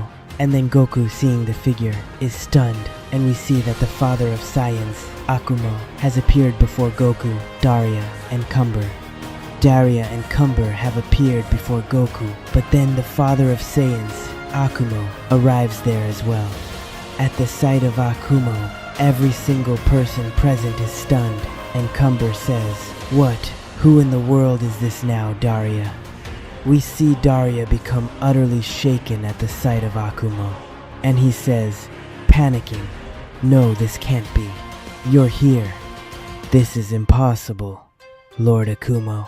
Hearing Daria's words, Cumber is completely taken aback and says, "What, this is the father of all Saiyans, Akumo?" Then we see Goku try to approach Akumo, and Akumo says, "Well, at least there's one good thing. Even now you still call me Lord Akumo, Daria. I'd thought that because of the battle we fought all those years ago, your respect for me had diminished." Hearing this, Daria says, "No, that's a misunderstanding, Lord Akumo. If you think I don't respect you, you're wrong. I most certainly do. But I have plans of my own that I need to see through. For now, I don't wish to get in your way. So I'm leaving. Come, Cumber." After saying this, Daria tries to leave, but in the blink of an eye, Akumo appears right in front of him. Daria is stunned, and Akumo says, "But for now, I want to know this too. Why have you come into this multiverse? Are you siding with all those Omni Kings?" Hearing this, Daria is completely shaken. And then we see Goku. Goku says to Akumo, Are you the father of all Saiyans, Akumo? I have very important business with you." Goku steps forward, but then Akumo looks at him and says, "Be silent until I tell you to speak. Stay quiet before me. Can't you see I'm talking with Daria?" We see Akumo study Goku very closely, and then Akumo says, "And yes, tell the one inside you right now to stay quiet as well." Hearing this, Goku is utterly stunned and says, "What? How does he even know that, Kaguya? You're inside me right now." To which Kaguya says nothing, only telling Goku, "Be quiet, Goku. If the father of Saiyans has told you to stay silent, then even I don't know what he'll do if he loses his temper." Hearing all this, Goku falls completely silent. Then Akumo says, Daria, I'm asking you something, answer me. Are you allied with the Omni Kings of those Omniverses? Hearing this, Daria lowers his eyes and says, Yes, you understood correctly, Lord Akumo. I am allied with all of them. But this has nothing to do with you, so let us leave. Suddenly, Akumo strikes at Daria, but we see Daria dodge the attack, and Daria says, What are you doing? I don't want to fight you, Lord Akumo, so let me go. To which Akumo says, Even though you're a Saiyan, how can you work for those Omni Kings? After saying this, Akumo attacks again, but this time too, Daria dodges the blow and says, I know I'm no match for you, Lord Akumo. But I'll say this as well, I don't want to fight you. Let me tell you that I've increased my power too, and no one has seen that strength of mine yet. Hearing this, Goku is a little surprised. Immediately after, we're shown Vegeta. We see Vegeta slowly regaining consciousness, and he says to Broly and Gohan, Hey, you two, are you alright? To which Broly says, Yes, Vegeta, I'm perfectly fine, but I don't know what suddenly happened to us. And then Gohan says, Exactly, Vegeta, who was that figure? How did he reduce us to that state? To which Vegeta says, That was none other than the father of all Saiyans, Akumo.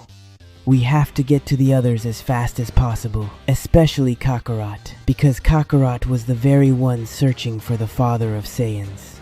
To which Broly says, Then let's hurry, because that figure, the father of Saiyans, was extremely powerful.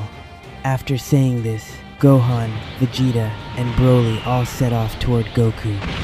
After that, we see Akumo again, who says to Daria, You can't leave here until you tell me, Daria, what exactly is your goal? How can you side with those Omni Kings who committed such atrocities against the Saiyans of every multiverse? Hearing this, Daria falls silent and says nothing. And then Akumo says angrily, Answer me, are you even listening to me? We see Daria say, Lord Akumo, I don't think it's right for me to tell you all this. Understand. They will all be here very soon, and after that, whatever you wish to know, you can learn it from them. Come, Cumber, we should go. After saying this, as Daria and Cumber start to leave, Akumo says, Stop. If you take even one step forward, I will finish you both off right here and now. Hearing this, Daria stops in place, and then Cumber says, What, you really have the nerve to threaten to finish us off? You think we'll be afraid of you? Saying this, Cumber moves to attack Akumo, but Akumo halts him in place with nothing but his eyes. Stunned, Cumber says, No, what is this? I can't move toward him at all. To which Daria says, Stop, Cumber. You can't reach Lord Akumo so easily. Understand? We see Cumber stop, and Akumo says, You're just a child before me. Understand?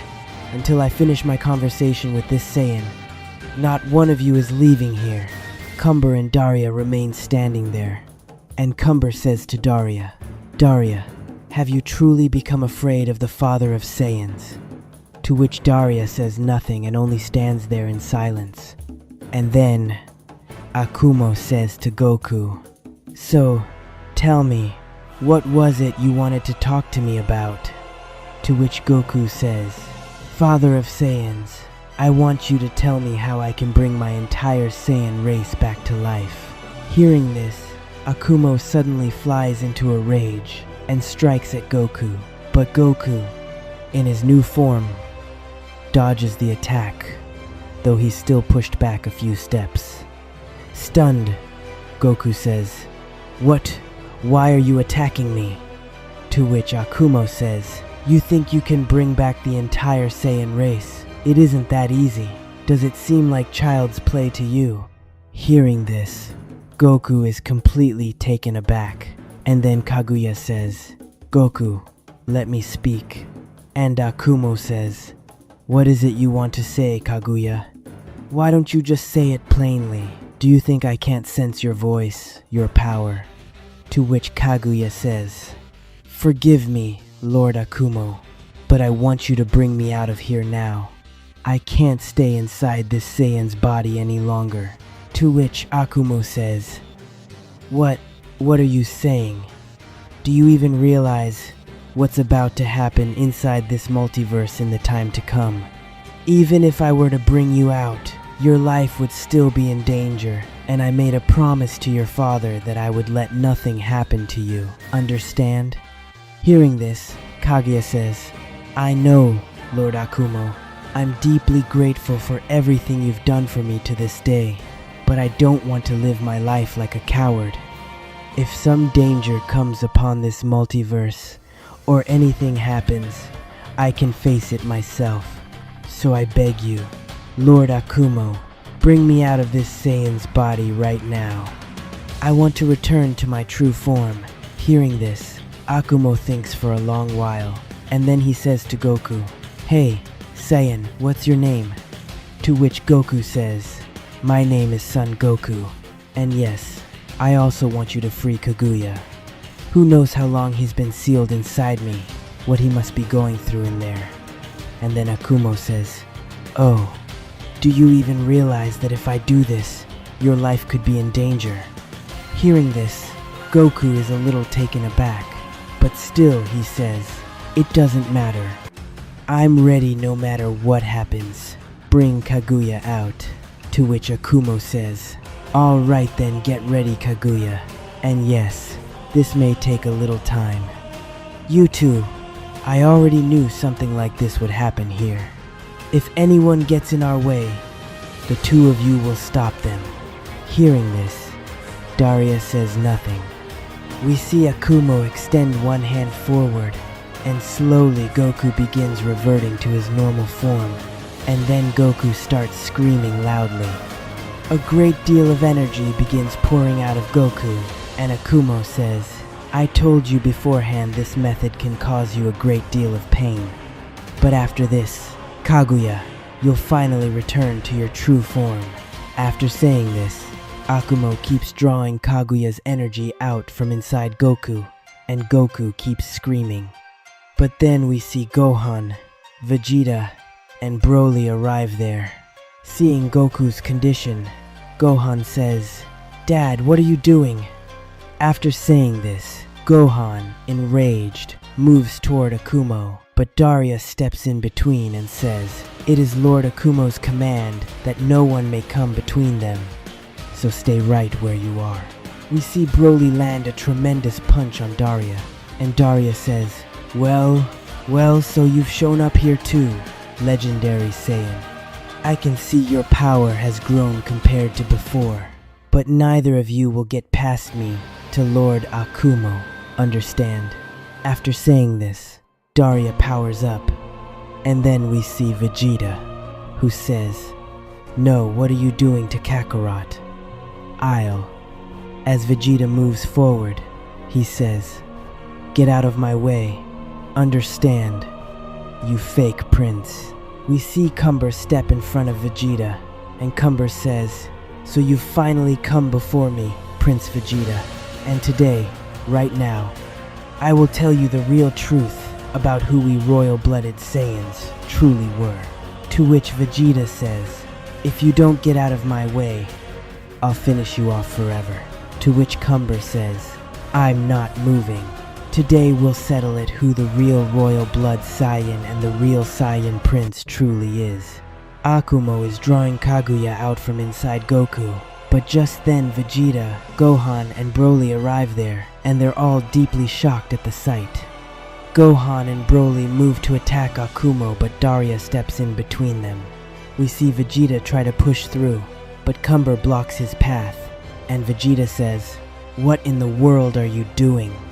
Get out of my way or else. To which Cumber strikes at Vegeta and says, Or else what? Vegeta, you keep telling everyone you're the Prince of Saiyans, so today I'll show you what the power of a true prince really is. Saying this, Cumber powers up and moves to attack Vegeta. We see Vegeta power up as well, transforming into his Ultra Ego form, and he goes on the attack against Cumber. A massive battle between the two of them breaks out. Meanwhile, we see Akumo, who says, "Kaguya, you told me you want to come out, but you don't realize what's about to happen inside this multiverse in the time to come. Still, I'll bring you out, don't worry. But yes, it will take a little time." We see Goku keep screaming as Kaguya's energy continues pouring out of him. Then we see Broly, who says to Daria, "What exactly are you doing here? Are you allied with the father of Saiyans too?" To which Daria says, "No, it's not like that. I am not allied with Lord Akumo.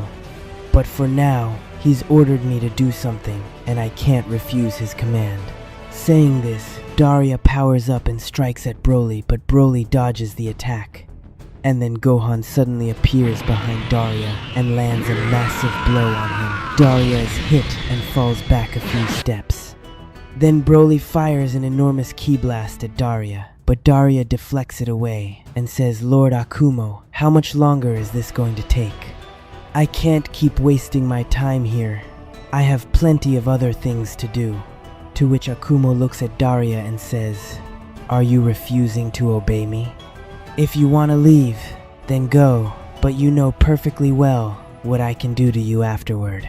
Hearing this, Daria raises his power dramatically and begins unleashing a flurry of attacks on both Gohan and Broly. We see Gohan and Broly push their own power up considerably, matching Daria's strength, and Gohan thinks to himself, "Who in the world is this? His power really is immense." Meanwhile, we see that a massive battle is raging between the two Saiyan princes. The two of them keep matching each other's power, and then Cumber says, "Looks like you've raised your power higher than before, Prince Vegeta." To which Vegeta says, "Who exactly are you, and what do you want? Why do you keep getting in our way? Tell me, and why do you call yourself a Saiyan Prince?" Hearing this, Cumber suddenly stops and says, "Why do I call myself a Saiyan Prince? Do you really not know, Vegeta? Then why do you call yourself a Saiyan Prince?" Saying this, Cumber lands a tremendous punch on Vegeta. Vegeta blocks the blow and says, "I don't believe a word you say, because if there's any Prince of the Saiyans, any royal-blooded Saiyan alive right now, it is me, and me alone. Understand?"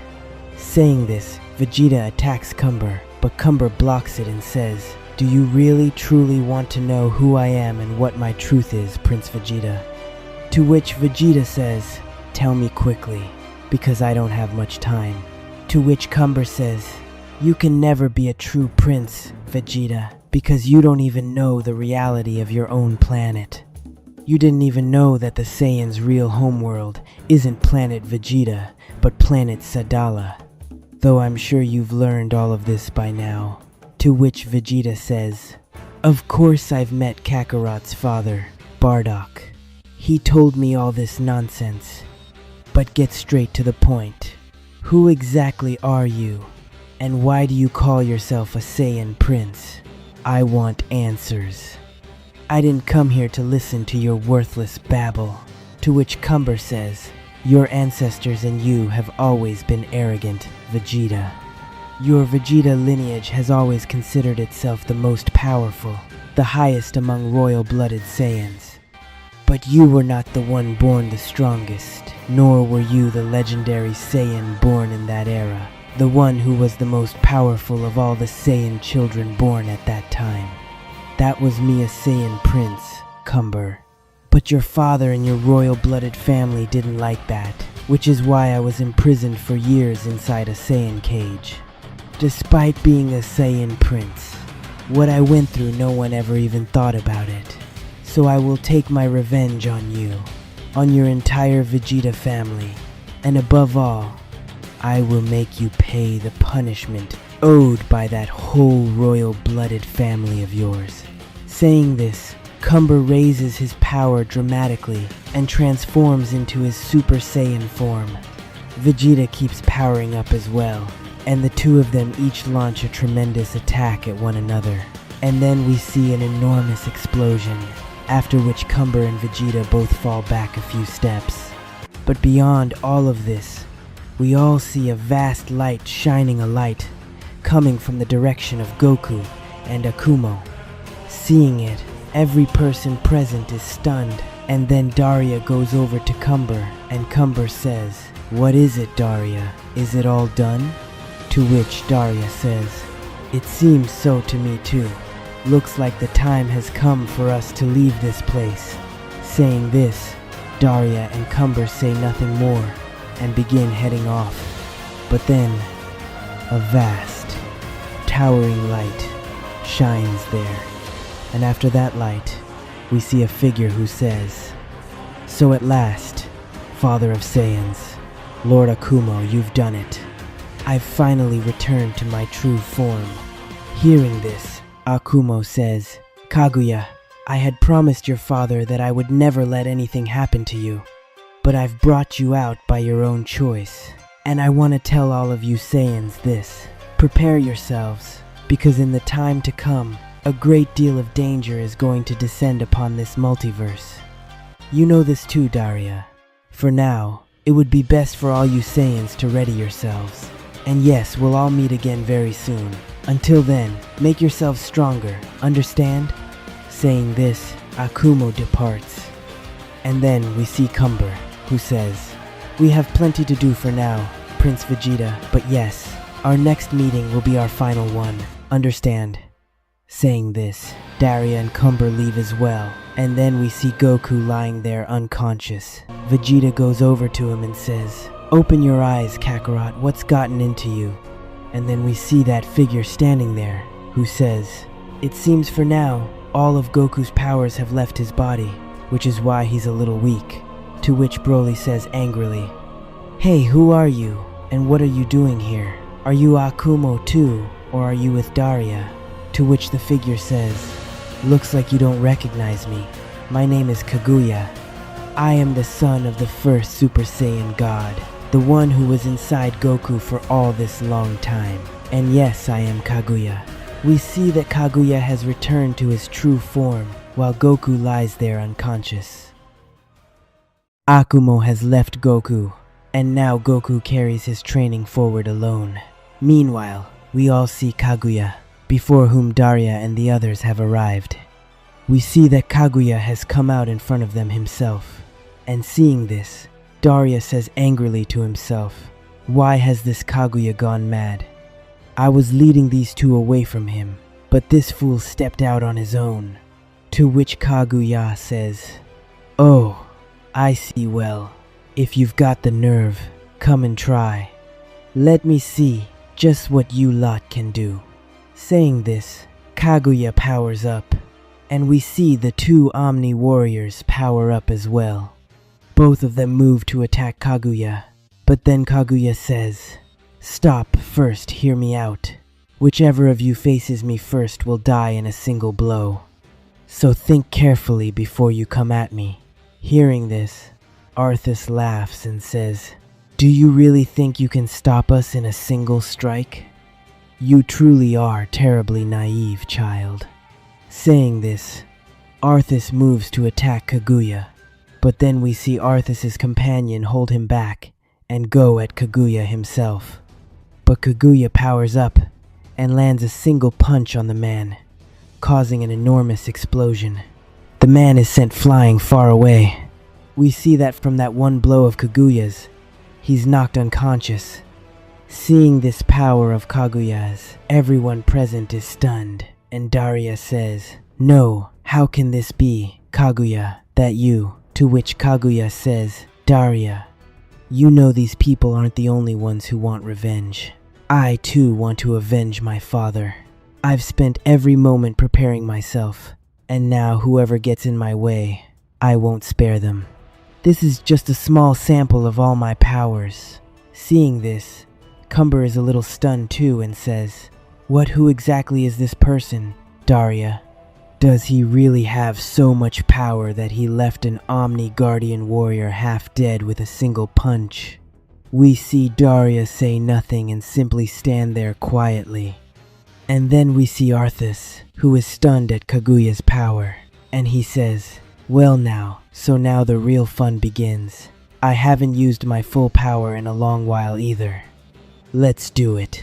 We see that after saying this, Arthas powers up and fires an enormous ki blast at Kaguya. Kaguya just stands there, and we see the blast pass clean through Kaguya. Seeing this, Cumber says, "What, that attack went straight through him? But how?" To which Daria says, "Look carefully, the attack didn't pass through Kaguya. Rather, Kaguya's speed is far too great." We see Kaguya reach Arthas in the blink of an eye and land a tremendous punch, but Arthas blocks Kaguya's attack, catches his arm, and delivers a powerful hit that sends Kaguya back a few steps. And then Arthas says, "Well, now I like these powers of yours.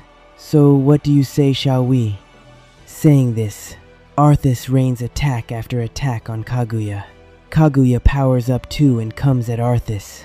Their attacks collide, and there's an explosion.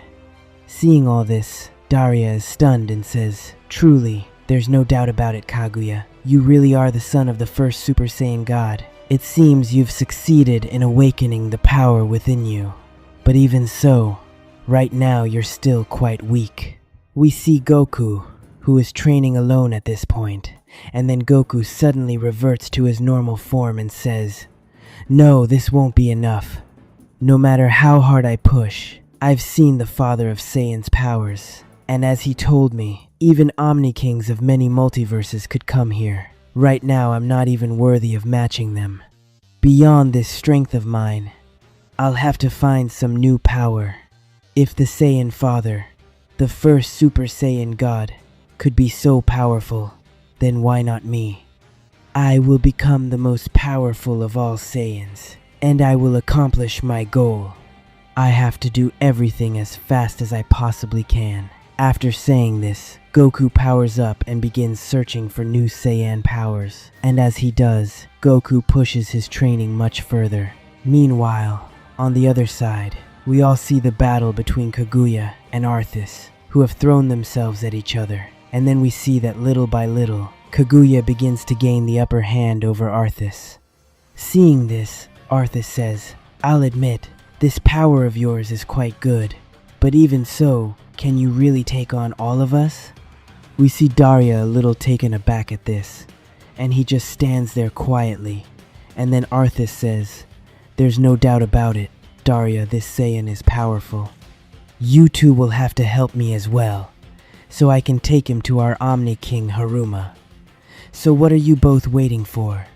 We see Cumber power up, but Daria remains standing where he is.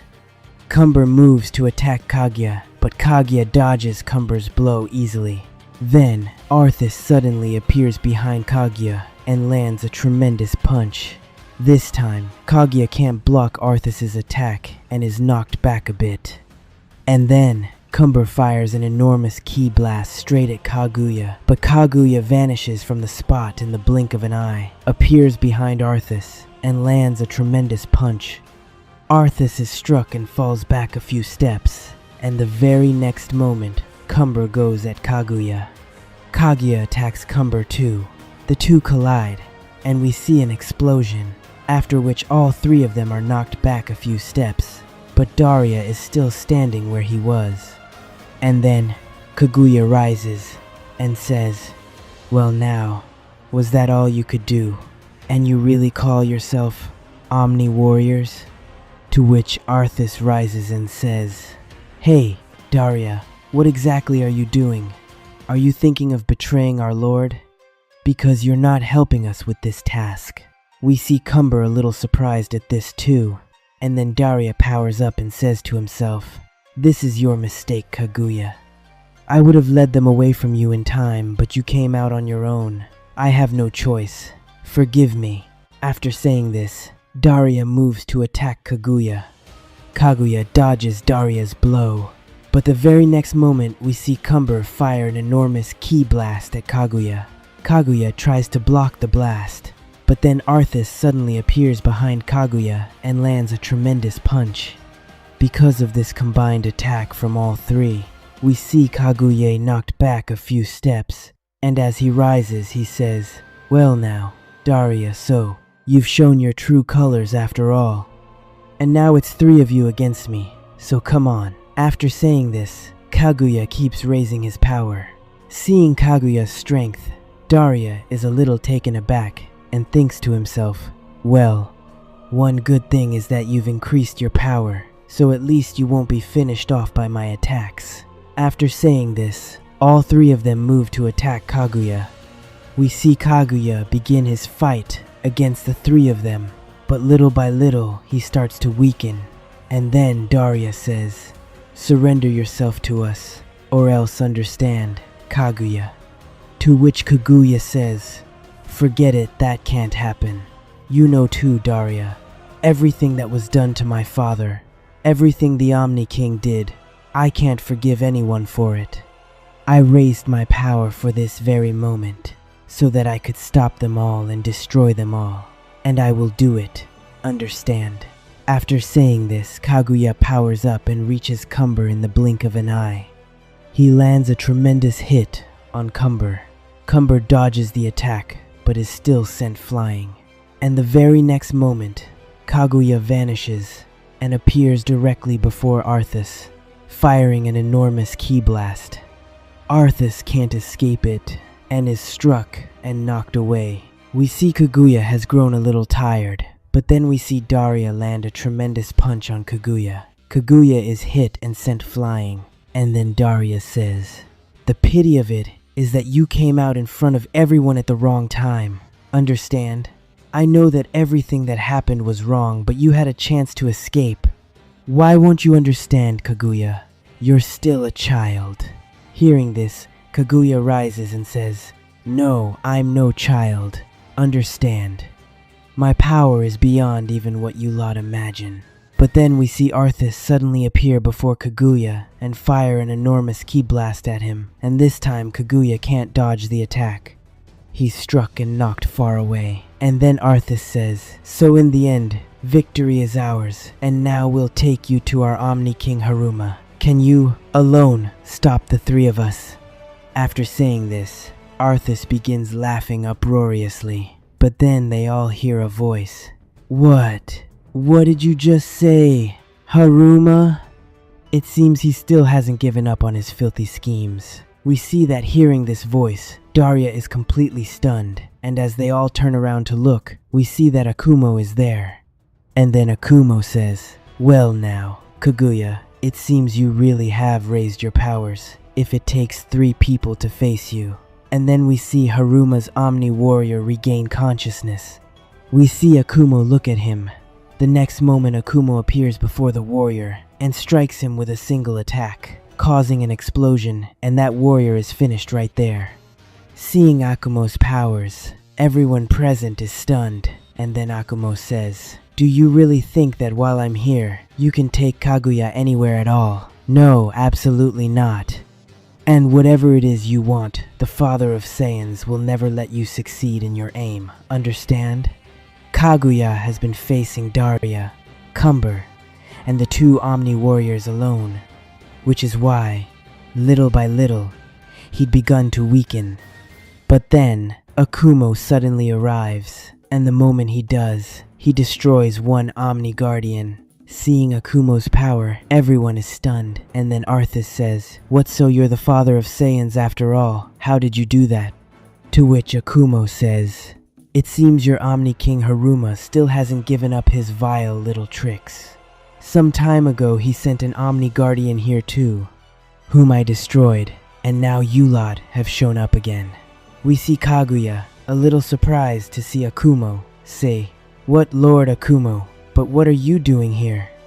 To which Akumo says, "And what are you doing here alone?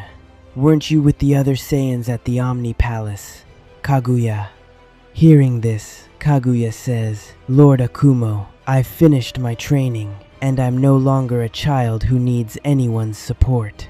To which Akumo says, "For now, be quiet and let me deal with all of them." After saying this, Akumo steps forward and says, "How did you people even dare to lay a hand on this Saiyan?" After saying this, as Akumo moves to attack Arthas, we see Daria step in between and say, "Forgive me, Lord Akumo, but these Omni Guardians aren't alone. I'm with them this time as well. And this time, I won't back down." Hearing this, Akumo is a little taken aback and says, What did you say? I knew you were working for that Omni King Haruma, Daria, but what exactly is the reason behind it? To which Daria says, No, I can't tell you all that. But I won't let you do anything to this guardian, Lord Akumo. Hearing this, Akumo begins to laugh and says, Look at yourself. You know full well, Daria, that there's no comparison between the two of us. But even after all this, do you really want to face me? We see Daria stand there in complete silence, and then Cumber steps forward and says, Forgive me too. You are the father of Saiyans, Akumo. But I want to tell you Daria isn't alone. I'm with him. My name is Cumber. To which Akumo says, By the look of you, it seems you're a Saiyan too, but who exactly are you? I don't think you're from our era. You're a child as well. To which Cumber says, You've recognized it exactly right. I'm not from your era, but yes, I am a royal blood Saiyan. Understand? Daria isn't alone. I'm here to stand with him too. We see the Omni Guardian step forward as well. And then Akumo says, laughing, It's been a very long while since I met a royal blood Saiyan, so I hope you'll be strong. Come then, let's see what the three of you can do. And you, Omni Guardian. I'm ready to destroy another one of Haruma's guardians.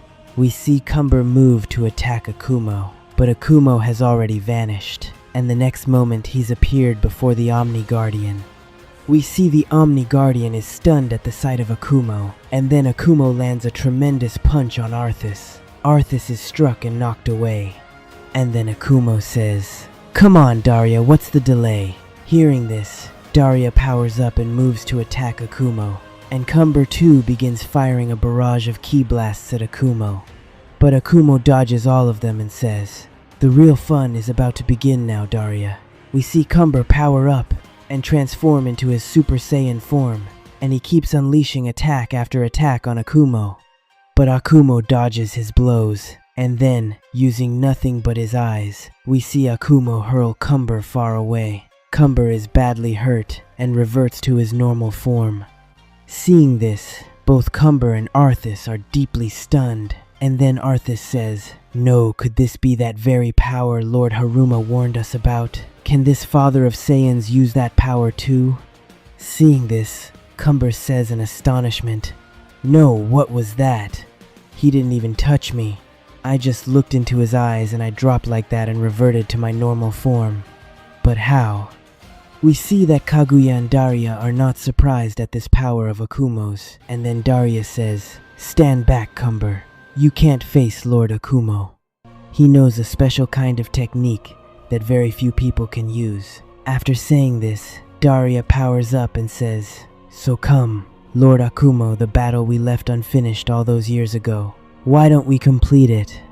After saying this, Daria fires an enormous ki blast at Akumo. We see Akumo dodge the attack, but then Daria appears behind Akumo in the blink of an eye and lands a tremendous punch. Akumo avoids the blow and lands a punch of his own on Daria, but this time Daria dodges Akumo's attack.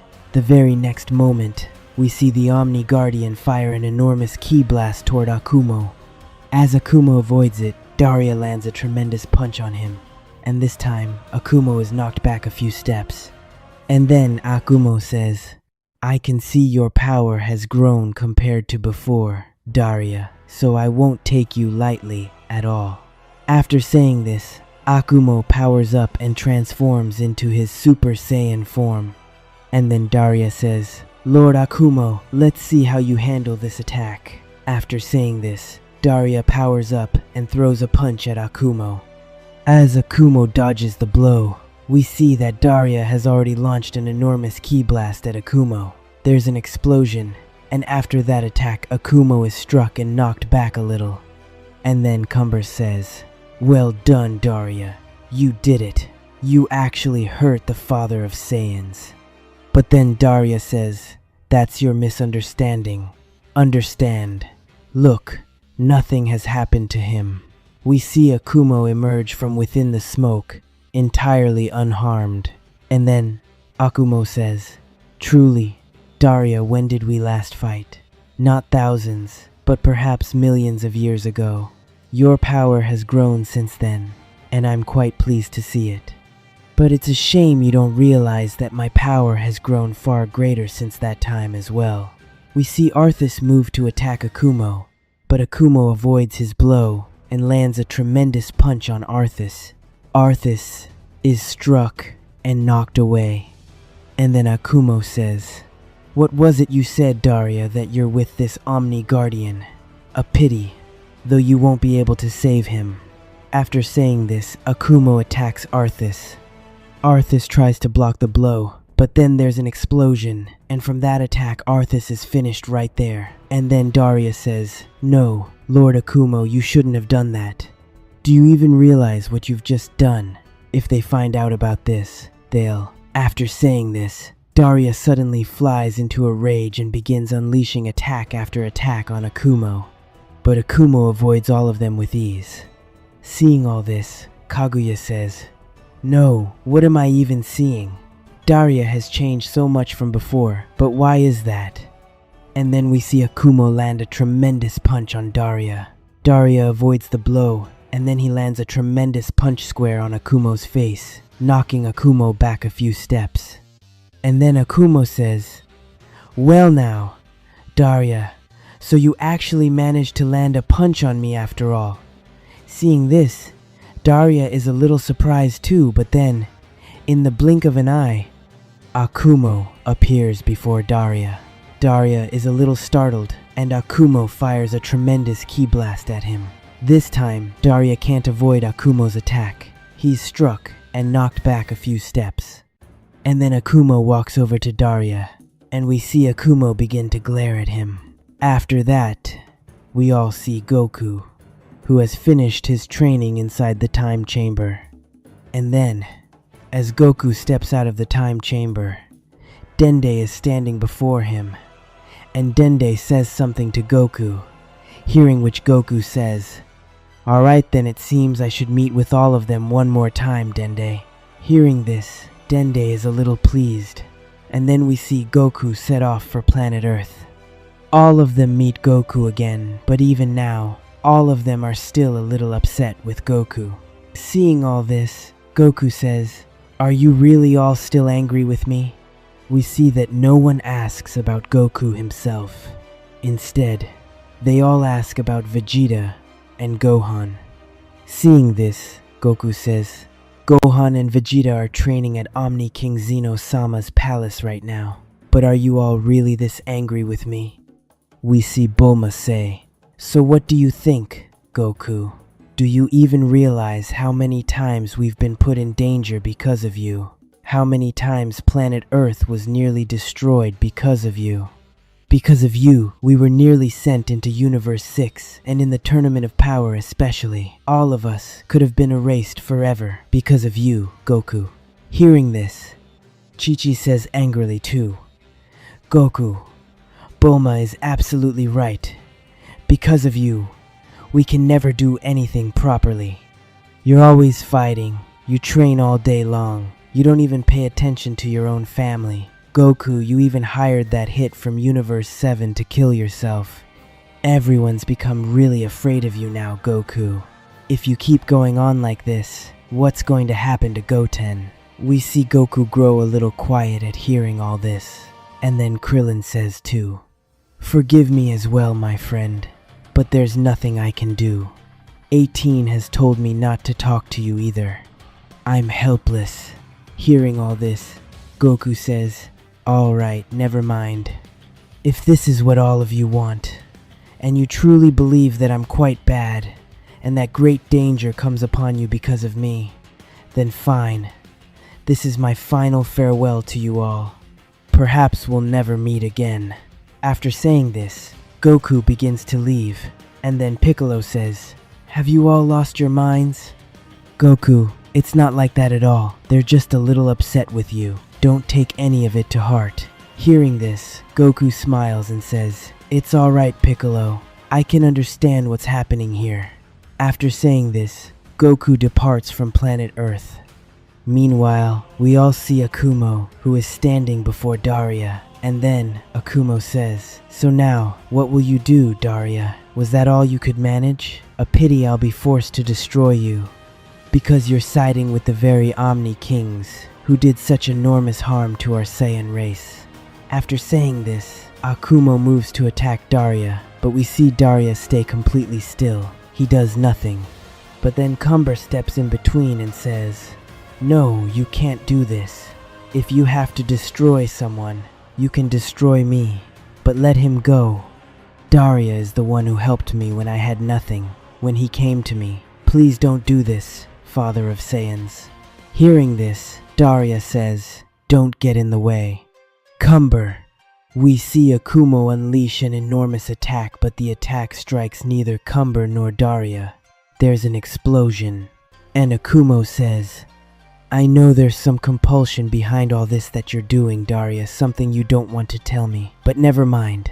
Yes, when the time comes, if you tell me, then perhaps I can help you somehow. So alright, you two may leave here for now." We see that after hearing this, Daria stays completely silent, but then Cumber leads Daria away from there. And then we see Kaguya, who says to Akumo, "Lord Akumo, I could have protected myself. I could have fought my own battle." To which Akumo says, "For now, just do one thing I ask of you. Go back to the Saiyan you were inside, because that Saiyan is very different. Understand, if it's possible, I'll try to come to you as soon as I can, because right now, I have to find out a great deal about someone. Understand? So go back to that Saiyan." After saying this, Kaguya departs, and then Akumo begins to leave as well, saying to himself, "I'll have to find out everything about them soon before those people come here, and an even greater danger falls upon this multiverse." After saying this, Akumo sets off to go to someone. Akumo has destroyed both Omni Guardians, and after that he's defeated Daria as well. Then Cumber leads Daria away, and Akumo tells Kaguya to go back to Goku, and then Akumo departs too. After that, we all see Kaguya, who is on his way to Goku, and Kaguya says, "Who could Akumo have gone to find out about? Lord Akumo is a mystery in himself. Never mind, but now, where in the world am I going to find this Goku?" After saying this, Kaguya sets off to look for Goku. After that, we all see Vegeta, Broly, and Gohan at the Omni Palace. The three of them have finished their training too, and then Vegeta says, "So are you all ready to head out?" To which Broly says, "Absolutely, Vegeta, I'm ready. So shall we go? Should we head out now?" To which Gohan says, "Yes, we should go out now. Who knows what condition Dad's in? Has he even regained consciousness yet?" After saying this, the three of them step out of deep survival. The moment they emerge, the Grand Priest and Zeno-sama are a little pleased, and the Grand Priest says, "Well, now I can see all three of you have grown stronger than before, and in such a short time." Seeing this, Zeno-sama says too, "The Grand Priest is exactly right. All three of you really have become powerful in a short time. This is good for all of us. At last, we have 3 new hopes for keeping this multiverse safe." We see Gohan begin looking around for Goku there, but Goku is nowhere to be seen, and Gohan says, "Wait a moment. Zeno-sama, but where's Dad? He isn't here." To which the Grand Priest says, "Forgive us, Gohan, but the moment you all went into deep survival, Goku regained consciousness and left right then." Zeno-sama says, "We tried to stop Goku, but he wouldn't stay." Hearing all this, Vegeta says, "Oh no, what's Kakarot up to now? He's gone and started his foolish antics all over again. Come on, Broly, we need to go find him." After saying this, the 3 of them begin to leave, but then Vegeta says, "Wait, Gohan, you can't come with us from here." Hearing this, Gohan says, What do you mean, Vegeta? I want to find Dad too. I want to see him. I'm worried about him." To which Broly says, "We're worried about Goku too, Gohan. But will you listen to what Vegeta is saying? To which Vegeta says, I know you're worried about Kakarot, but right now you have to go to planet Earth first. You have to see whether everyone there is safe, and you have to stay there and protect them all. When the time comes, if we feel we need your help, we'll call you ourselves. Hearing this, Gohan says, well, that's right too, Vegeta. Alright, I'll go to planet Earth, but promise me you two will keep Dad safe. To which Broly says, we promise you, Gohan, that we won't let anything happen to your dad, that is, Goku. After hearing this, Gohan heads off to planet Earth, and then Broly and Vegeta set off to find Goku. And then Vegeta says to Zeno-sama, don't worry, Zeno-sama, no matter what happens, we'll find Kakarot, and we won't let anything happen to this multiverse. After saying this, Vegeta departs too. Meanwhile, we all see Omni King Haruma, who has learned that 2 more of his guardians have been destroyed, and he's very angry, and he says, no, how can this be? 2 more of my Omni Guardians destroyed, but how? This is impossible. Who could destroy them so easily? And then we see another figure standing there, who says to Haruma, who else could it be? Surely it was the father of Saiyans, Akumo. We see Haruma say, at the sight of this figure, what so, you've finally come? Why did you take so long? To which the figure says, forgive me, but I was busy with some other work. But my lord Haruma, I'm here now, so tell me what is it I must do? To which Haruma says, after all this, you're still asking what you must do. Go into Zeno-sama's multiverse, destroy the father of Saiyans, and bring that Kaguya to me. And if you don't want to tangle with the father of Saiyans, then just bring that Kaguya to me.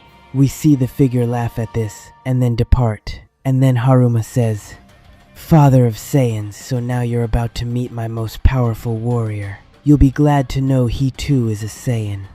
And in any case, all those Omniverse's Omni Kings have sent their own Omni Guardians to take Kaguya captive, but to destroy you, I've sent my most powerful Saiyan warrior. After that, we all see Akumo, who at this point is standing outside Master Juno's palace, and Akumo says, if I want to learn about them, no one can tell me better than Master Juno. But will he answer my questions? And if he refuses, well, he too knows exactly who I am. After saying this, Akumo moves forward toward Master Juno's palace. Meanwhile, we all see Goku, who has now come out of planet Earth. Goku is a little dejected, but then we see Kaguya suddenly appear before Goku. Seeing Kaguya, Goku is a little surprised and says, what, who are you? Anyway, could this be a Saiyan too? By the look of him, he seems to be a Saiyan. Could he be allied with Daria and the others? Answer me, who exactly are you? You're not with Daria, are you? And by the look of you, you seem to be a Saiyan. To which Kaguya says, what, do you really not recognize me? Goku, look carefully. This is none other than me.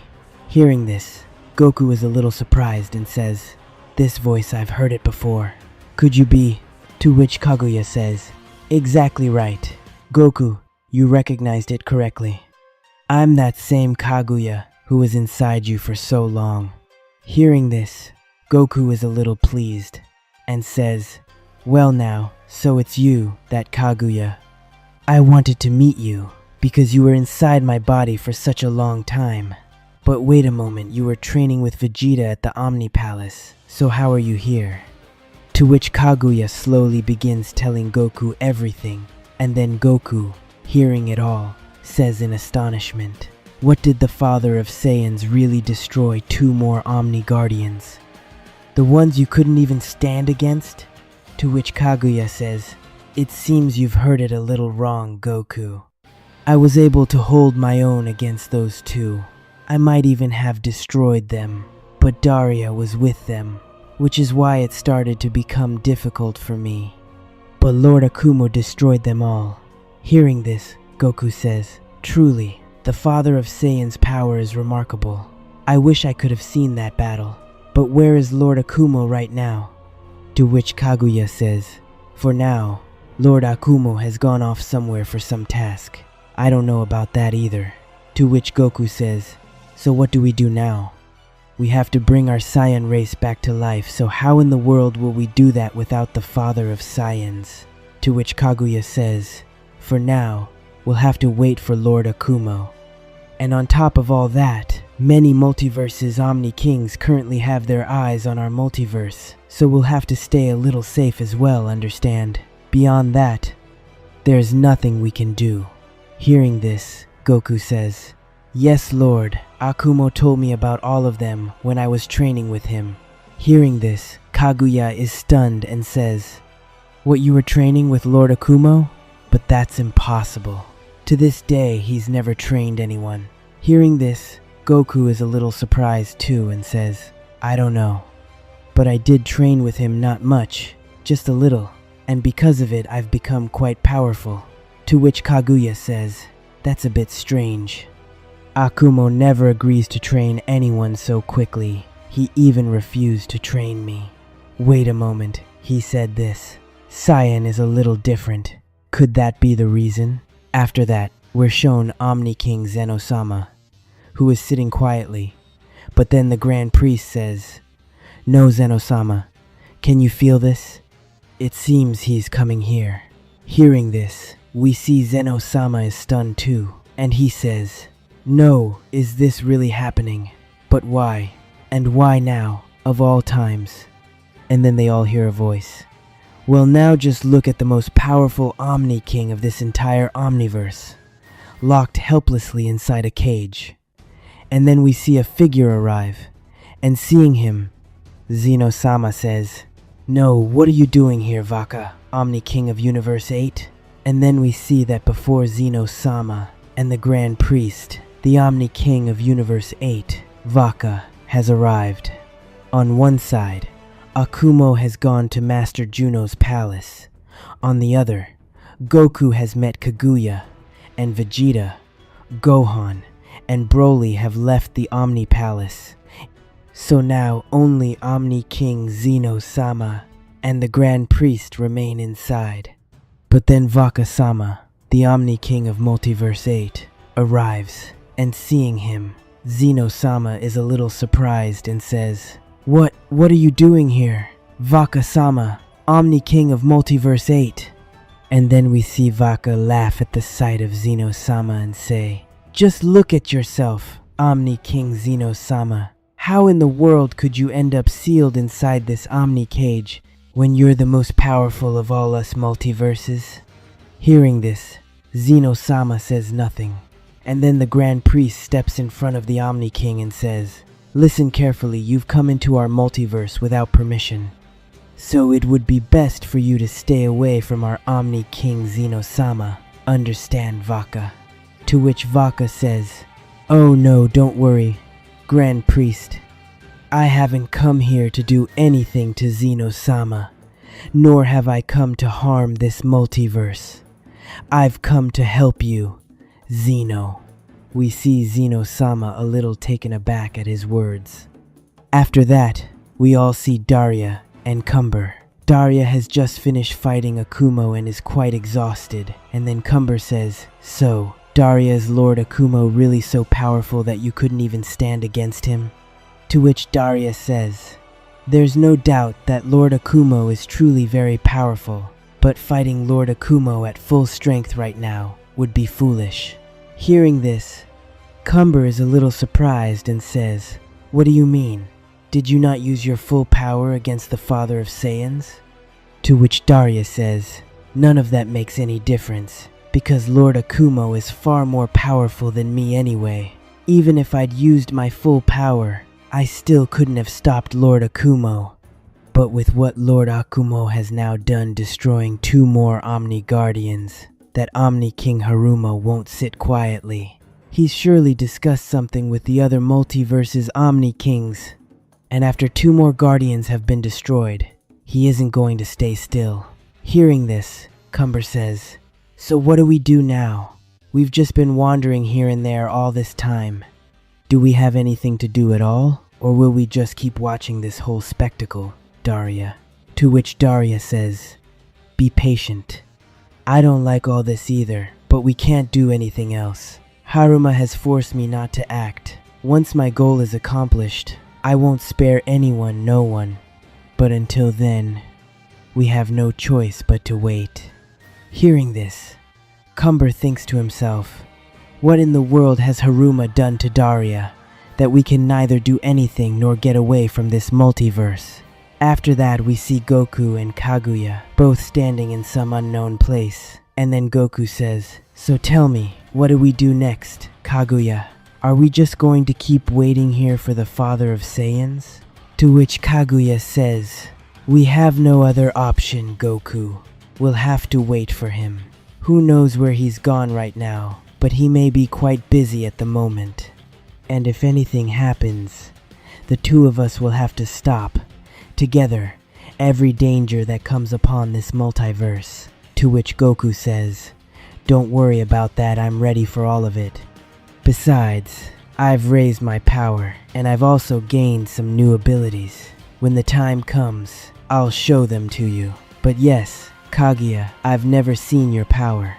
So what do you say, would you like to have a small fight with me, so the two of us can see each other's strength?"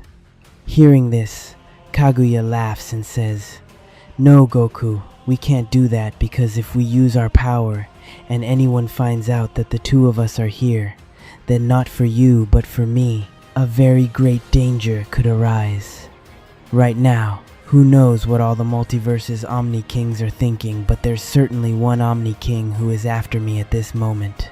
Hearing this, Goku says, "What, but why? Why would an Omni King be after you, of all people?" To which Kaguya says, "It's a very great secret. I killed that Omni King's son with my own hands, which is why he's after me right now." Hearing this, Goku is stunned and says, "So that means you killed that Omni King's son, that is, the next successor of that multiverse. Could that be the reason?" We see Kaguya go quiet and say, "This secret is very grave. Understand, Goku. When the time comes, perhaps Lord Akumo will tell you, or I will. But right now, it wouldn't be right to talk about all this, because only Lord Akumo and I know this secret." We see Goku fall silent at hearing this. After that, we're shown Zeno-sama's palace again, where Vaka says to Omni King Zeno-sama, "So what do you say, Zeno? Do you need my help getting out of this Omni cage?" To which Zeno-sama says, "Why exactly are you helping me? I don't understand it, Vaka. There must be some self-interest of your own hidden behind this. Tell me, why exactly have you come here to set me free?" Hearing this, the Omni King begins to laugh, and Vaka says, "Look, it's quite simple. All us Omni Kings held a meeting together, and in that meeting we learned that the father of Saiyans is inside your multiverse, and that there's a Saiyan with him named Kaguya. So, we want you to help us take that Saiyan Kaguya captive, so that the father of Saiyans will come to us Omni Kings on his own. So what do you say, will you help us in all this? Because you know too that you're the Omni King of this multiverse, and only when you allow it can every multiverse's Omni King enter this multiverse." To which Zeno-sama says, "I would certainly help you capture that Saiyan Kaguya, because he's done a great deal of harm in the past. But I cannot permit all the Omni Kings to come here, especially Haruma and that one Omni King, because both of them have kept their eyes on my multiverse for a very long time. So forgive me, I won't be able to help you in all this, Vaka." To which Vaka says, "But I'm also willing to promise you this. If you join hands with us just once, I'll make certain that no Omni King is allowed to harm this multiverse of yours." Hearing this, Zeno-sama says nothing and simply stands there quietly, and then the Grand Priest says, "Forget it, years ago we placed our trust in your kind, and you know full well how great a danger our multiverse fell into because of it. If the first Super Saiyan God hadn't been here at that time, perhaps this multiverse of ours wouldn't even exist today, and you know everything we lost after that, even him." Hearing this, we see Vaka go quiet, Zeno-sama says, "It would be best for you to leave my multiverse as quickly as possible. Otherwise, I'm certain Akumo could come here searching for you." You know that too. We see Vaka laugh at all this and say, "Alright, fine. I thought I would free you from that cage. But no, Zeno. It seems your fate has something else in store. But here, one more thing. Do you think this multiverse is safe? Not at all. The most powerful warriors of every multiverse have already set out for your multiverse to stop the father of Saiyans, and to take that Saiyan Kaguya captive, and Dragon Lord Zalama himself knows all of this. So, I'll be on my way now. If you change your mind, send the Grand Priest to me. We'll come to set you free." After saying this, we see that Omni King leaves Zeno-sama's palace. And as he goes, he says, "Because of everything that happened years ago, I too have raised my power, Zeno. Do you think you're the only Omni King who can use that power? When the time comes, I too can use that special power of mine to stop the father of Saiyans." After saying this, the Omni King of Multiverse 8, Vaka, departs from Zeno-sama's multiverse. And then we see Zeno-sama and the Grand Priest, and the Grand Priest says, "But Zeno-sama, don't you think that would have been the best way to get out of the Omni Cage? And in any case, we need to send Akumo and Kaguya out of this multiverse too." To which Zeno-sama says, "Grand Priest, wait for the right moment. I'm certain the creator of this Omni Cage will surely come here to free us. And we can't trust any of those Omni Kings, you know that well too." We see the Grand Priest fall silent at this. After that, we all see Vegeta and Broly, who are moving forward to find Goku. And then Broly says, "Hey, wait a moment, Vegeta. It seems I'm sensing someone's energy. I don't know why, but this energy feels familiar to me." To which Vegeta says, "What, you don't mean Kakarot, do you?" To which Broly says, "No, Vegeta. I'm certain this energy belongs to a single person, and it's absolutely not Goku. So come on, we need to hurry." After saying this, we see the two of them move forward quickly, and then Broly says, "Yes, Vegeta, this is that person's energy. I'm absolutely certain. But could it be?" And then we see Goku and Kaguya standing before Vegeta and Broly. Seeing this, Vegeta is surprised and says, "See, Broly, I told you that energy would surely be Kakarot's." Hearing this, Broly is surprised too and says, "Wait, Vegeta, I still can't sense Goku's energy. Look carefully, there was only one energy, and it was Kaguya's." Hearing this, Vegeta is stunned too. Goku is standing right before Vegeta, but even so, Vegeta can't sense Goku's energy, and Vegeta says, "Hey, Kakarot, a great deal has happened. I'll talk to you about all of it later, but first, tell me this, why can't I sense your energy at all?" We see Kaguya think about this too, and he tries to sense Goku's energy, but Kaguya is stunned at this as well, and he says, "What, I've been with Goku all this time, but I never even considered it. Goku, what in the world has happened to you?" Hearing all this, Goku just laughs and says nothing. After that, we all see Akumo, who at this point is inside Master Juno's palace, standing before Master Juno. And then Master Juno says, "So at last, father of Saiyans Akumo, you've come before me. I knew you would surely come here." To which Akumo says to himself, "So he already knew that I'd arrived here, and now I have to find out from him about Kaguya's father." On one side, Akumo stands before Master Juno in his palace. On the other, we all see Kaguya, Vegeta, and Broly standing before Goku. The three of them can't sense Goku's energy, even though he's standing right in front of them. And then Kaguya says, "Why couldn't I feel this? Goku, why in the world can't your energy be sensed?" We see Goku just smile at all this and say nothing, and Vegeta says, "Hey, Kakarot, why are you smiling? Tell us, what have you done to yourself?" To which Broly says too, Yes, Goku, why can't we sense your energy at all? Have you done something to yourself? To which Goku says, no, I haven't done much to myself, and to tell you the truth, you wouldn't even understand why my energy can't be sensed by you.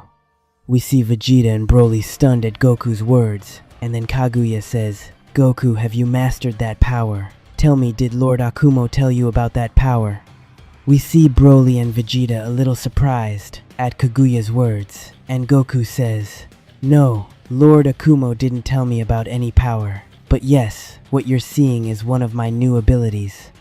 I can make anyone feel my energy whenever I want. We see Goku's energy suddenly become sensible to all three of them, and Goku says, and whenever I want, I can make my energy vanish. After Goku says this, his energy completely disappears, and then Vegeta says, but how is this possible, Kakarot? How are you able to do all this?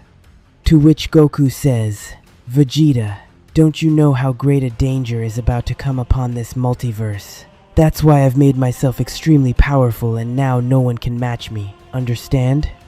Hearing this, Broly says in astonishment, truly, Goku, you've changed a great deal from before. I've never seen this side of you. We see Goku just keep smiling, but then Goku says, wait, Gohan was with you too as well. Where did he go? Don't tell me he got into a fight with someone. To which Vegeta says, no, Kakarot, you don't need to worry about Gohan. I sent him to planet Earth right now, so he could keep the people there safe, our friends. Hearing this, Goku suddenly goes quiet and says, oh, I see you did exactly the right thing, Vegeta.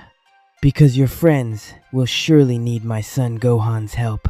Because in the time to come, no universe, not a single one, is safe at all. We see Vegeta stunned at this, and Broly says, what are you even talking about? I don't understand any of it, Goku. To which Vegeta says, wait, your friends.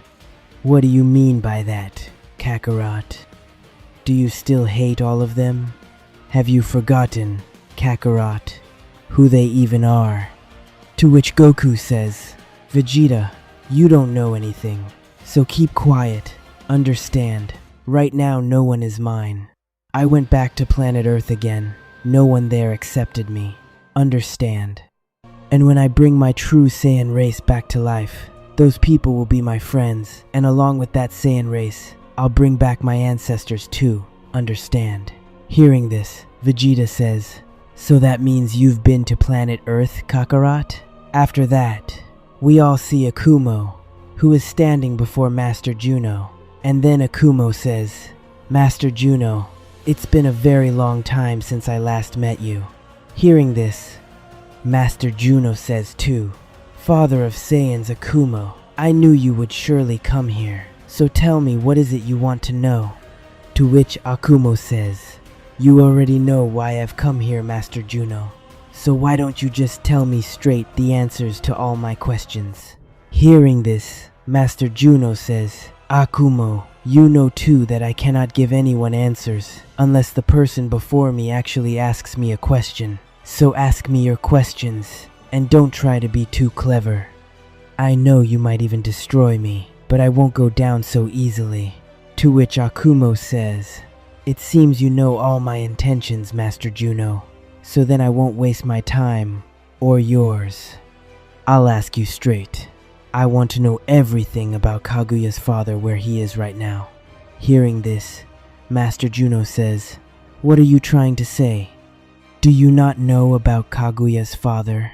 The first Super Saiyan God, that he is no longer alive, that he was killed years ago in that terrible war of all the omniverses. To which Akumo says, lies, you're lying, Master Juno. I know full well that the first Super Saiyan God cannot be killed so easily. Tell me, where is he? Hearing this, Master Juno says, oh, I see, so you know the truth. Then why exactly have you come to me?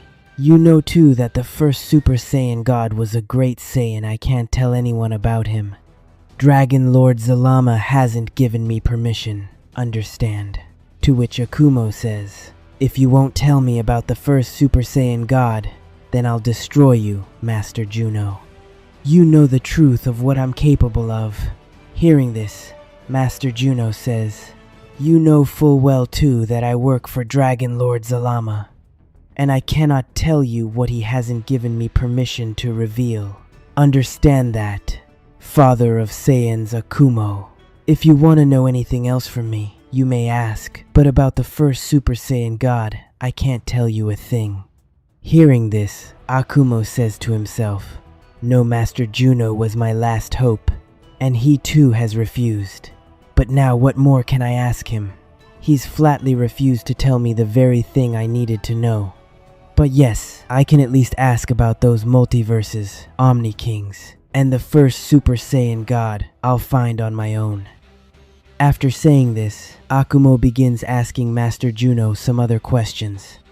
After that, we all see the Omni King of Multiverse 6, Haruma, who says, "Father of Saiyans, and you too, Kaguya, your bad times have now begun, because the Supreme Guardian I sent, that Saiyan, will have reached your multiverse by now.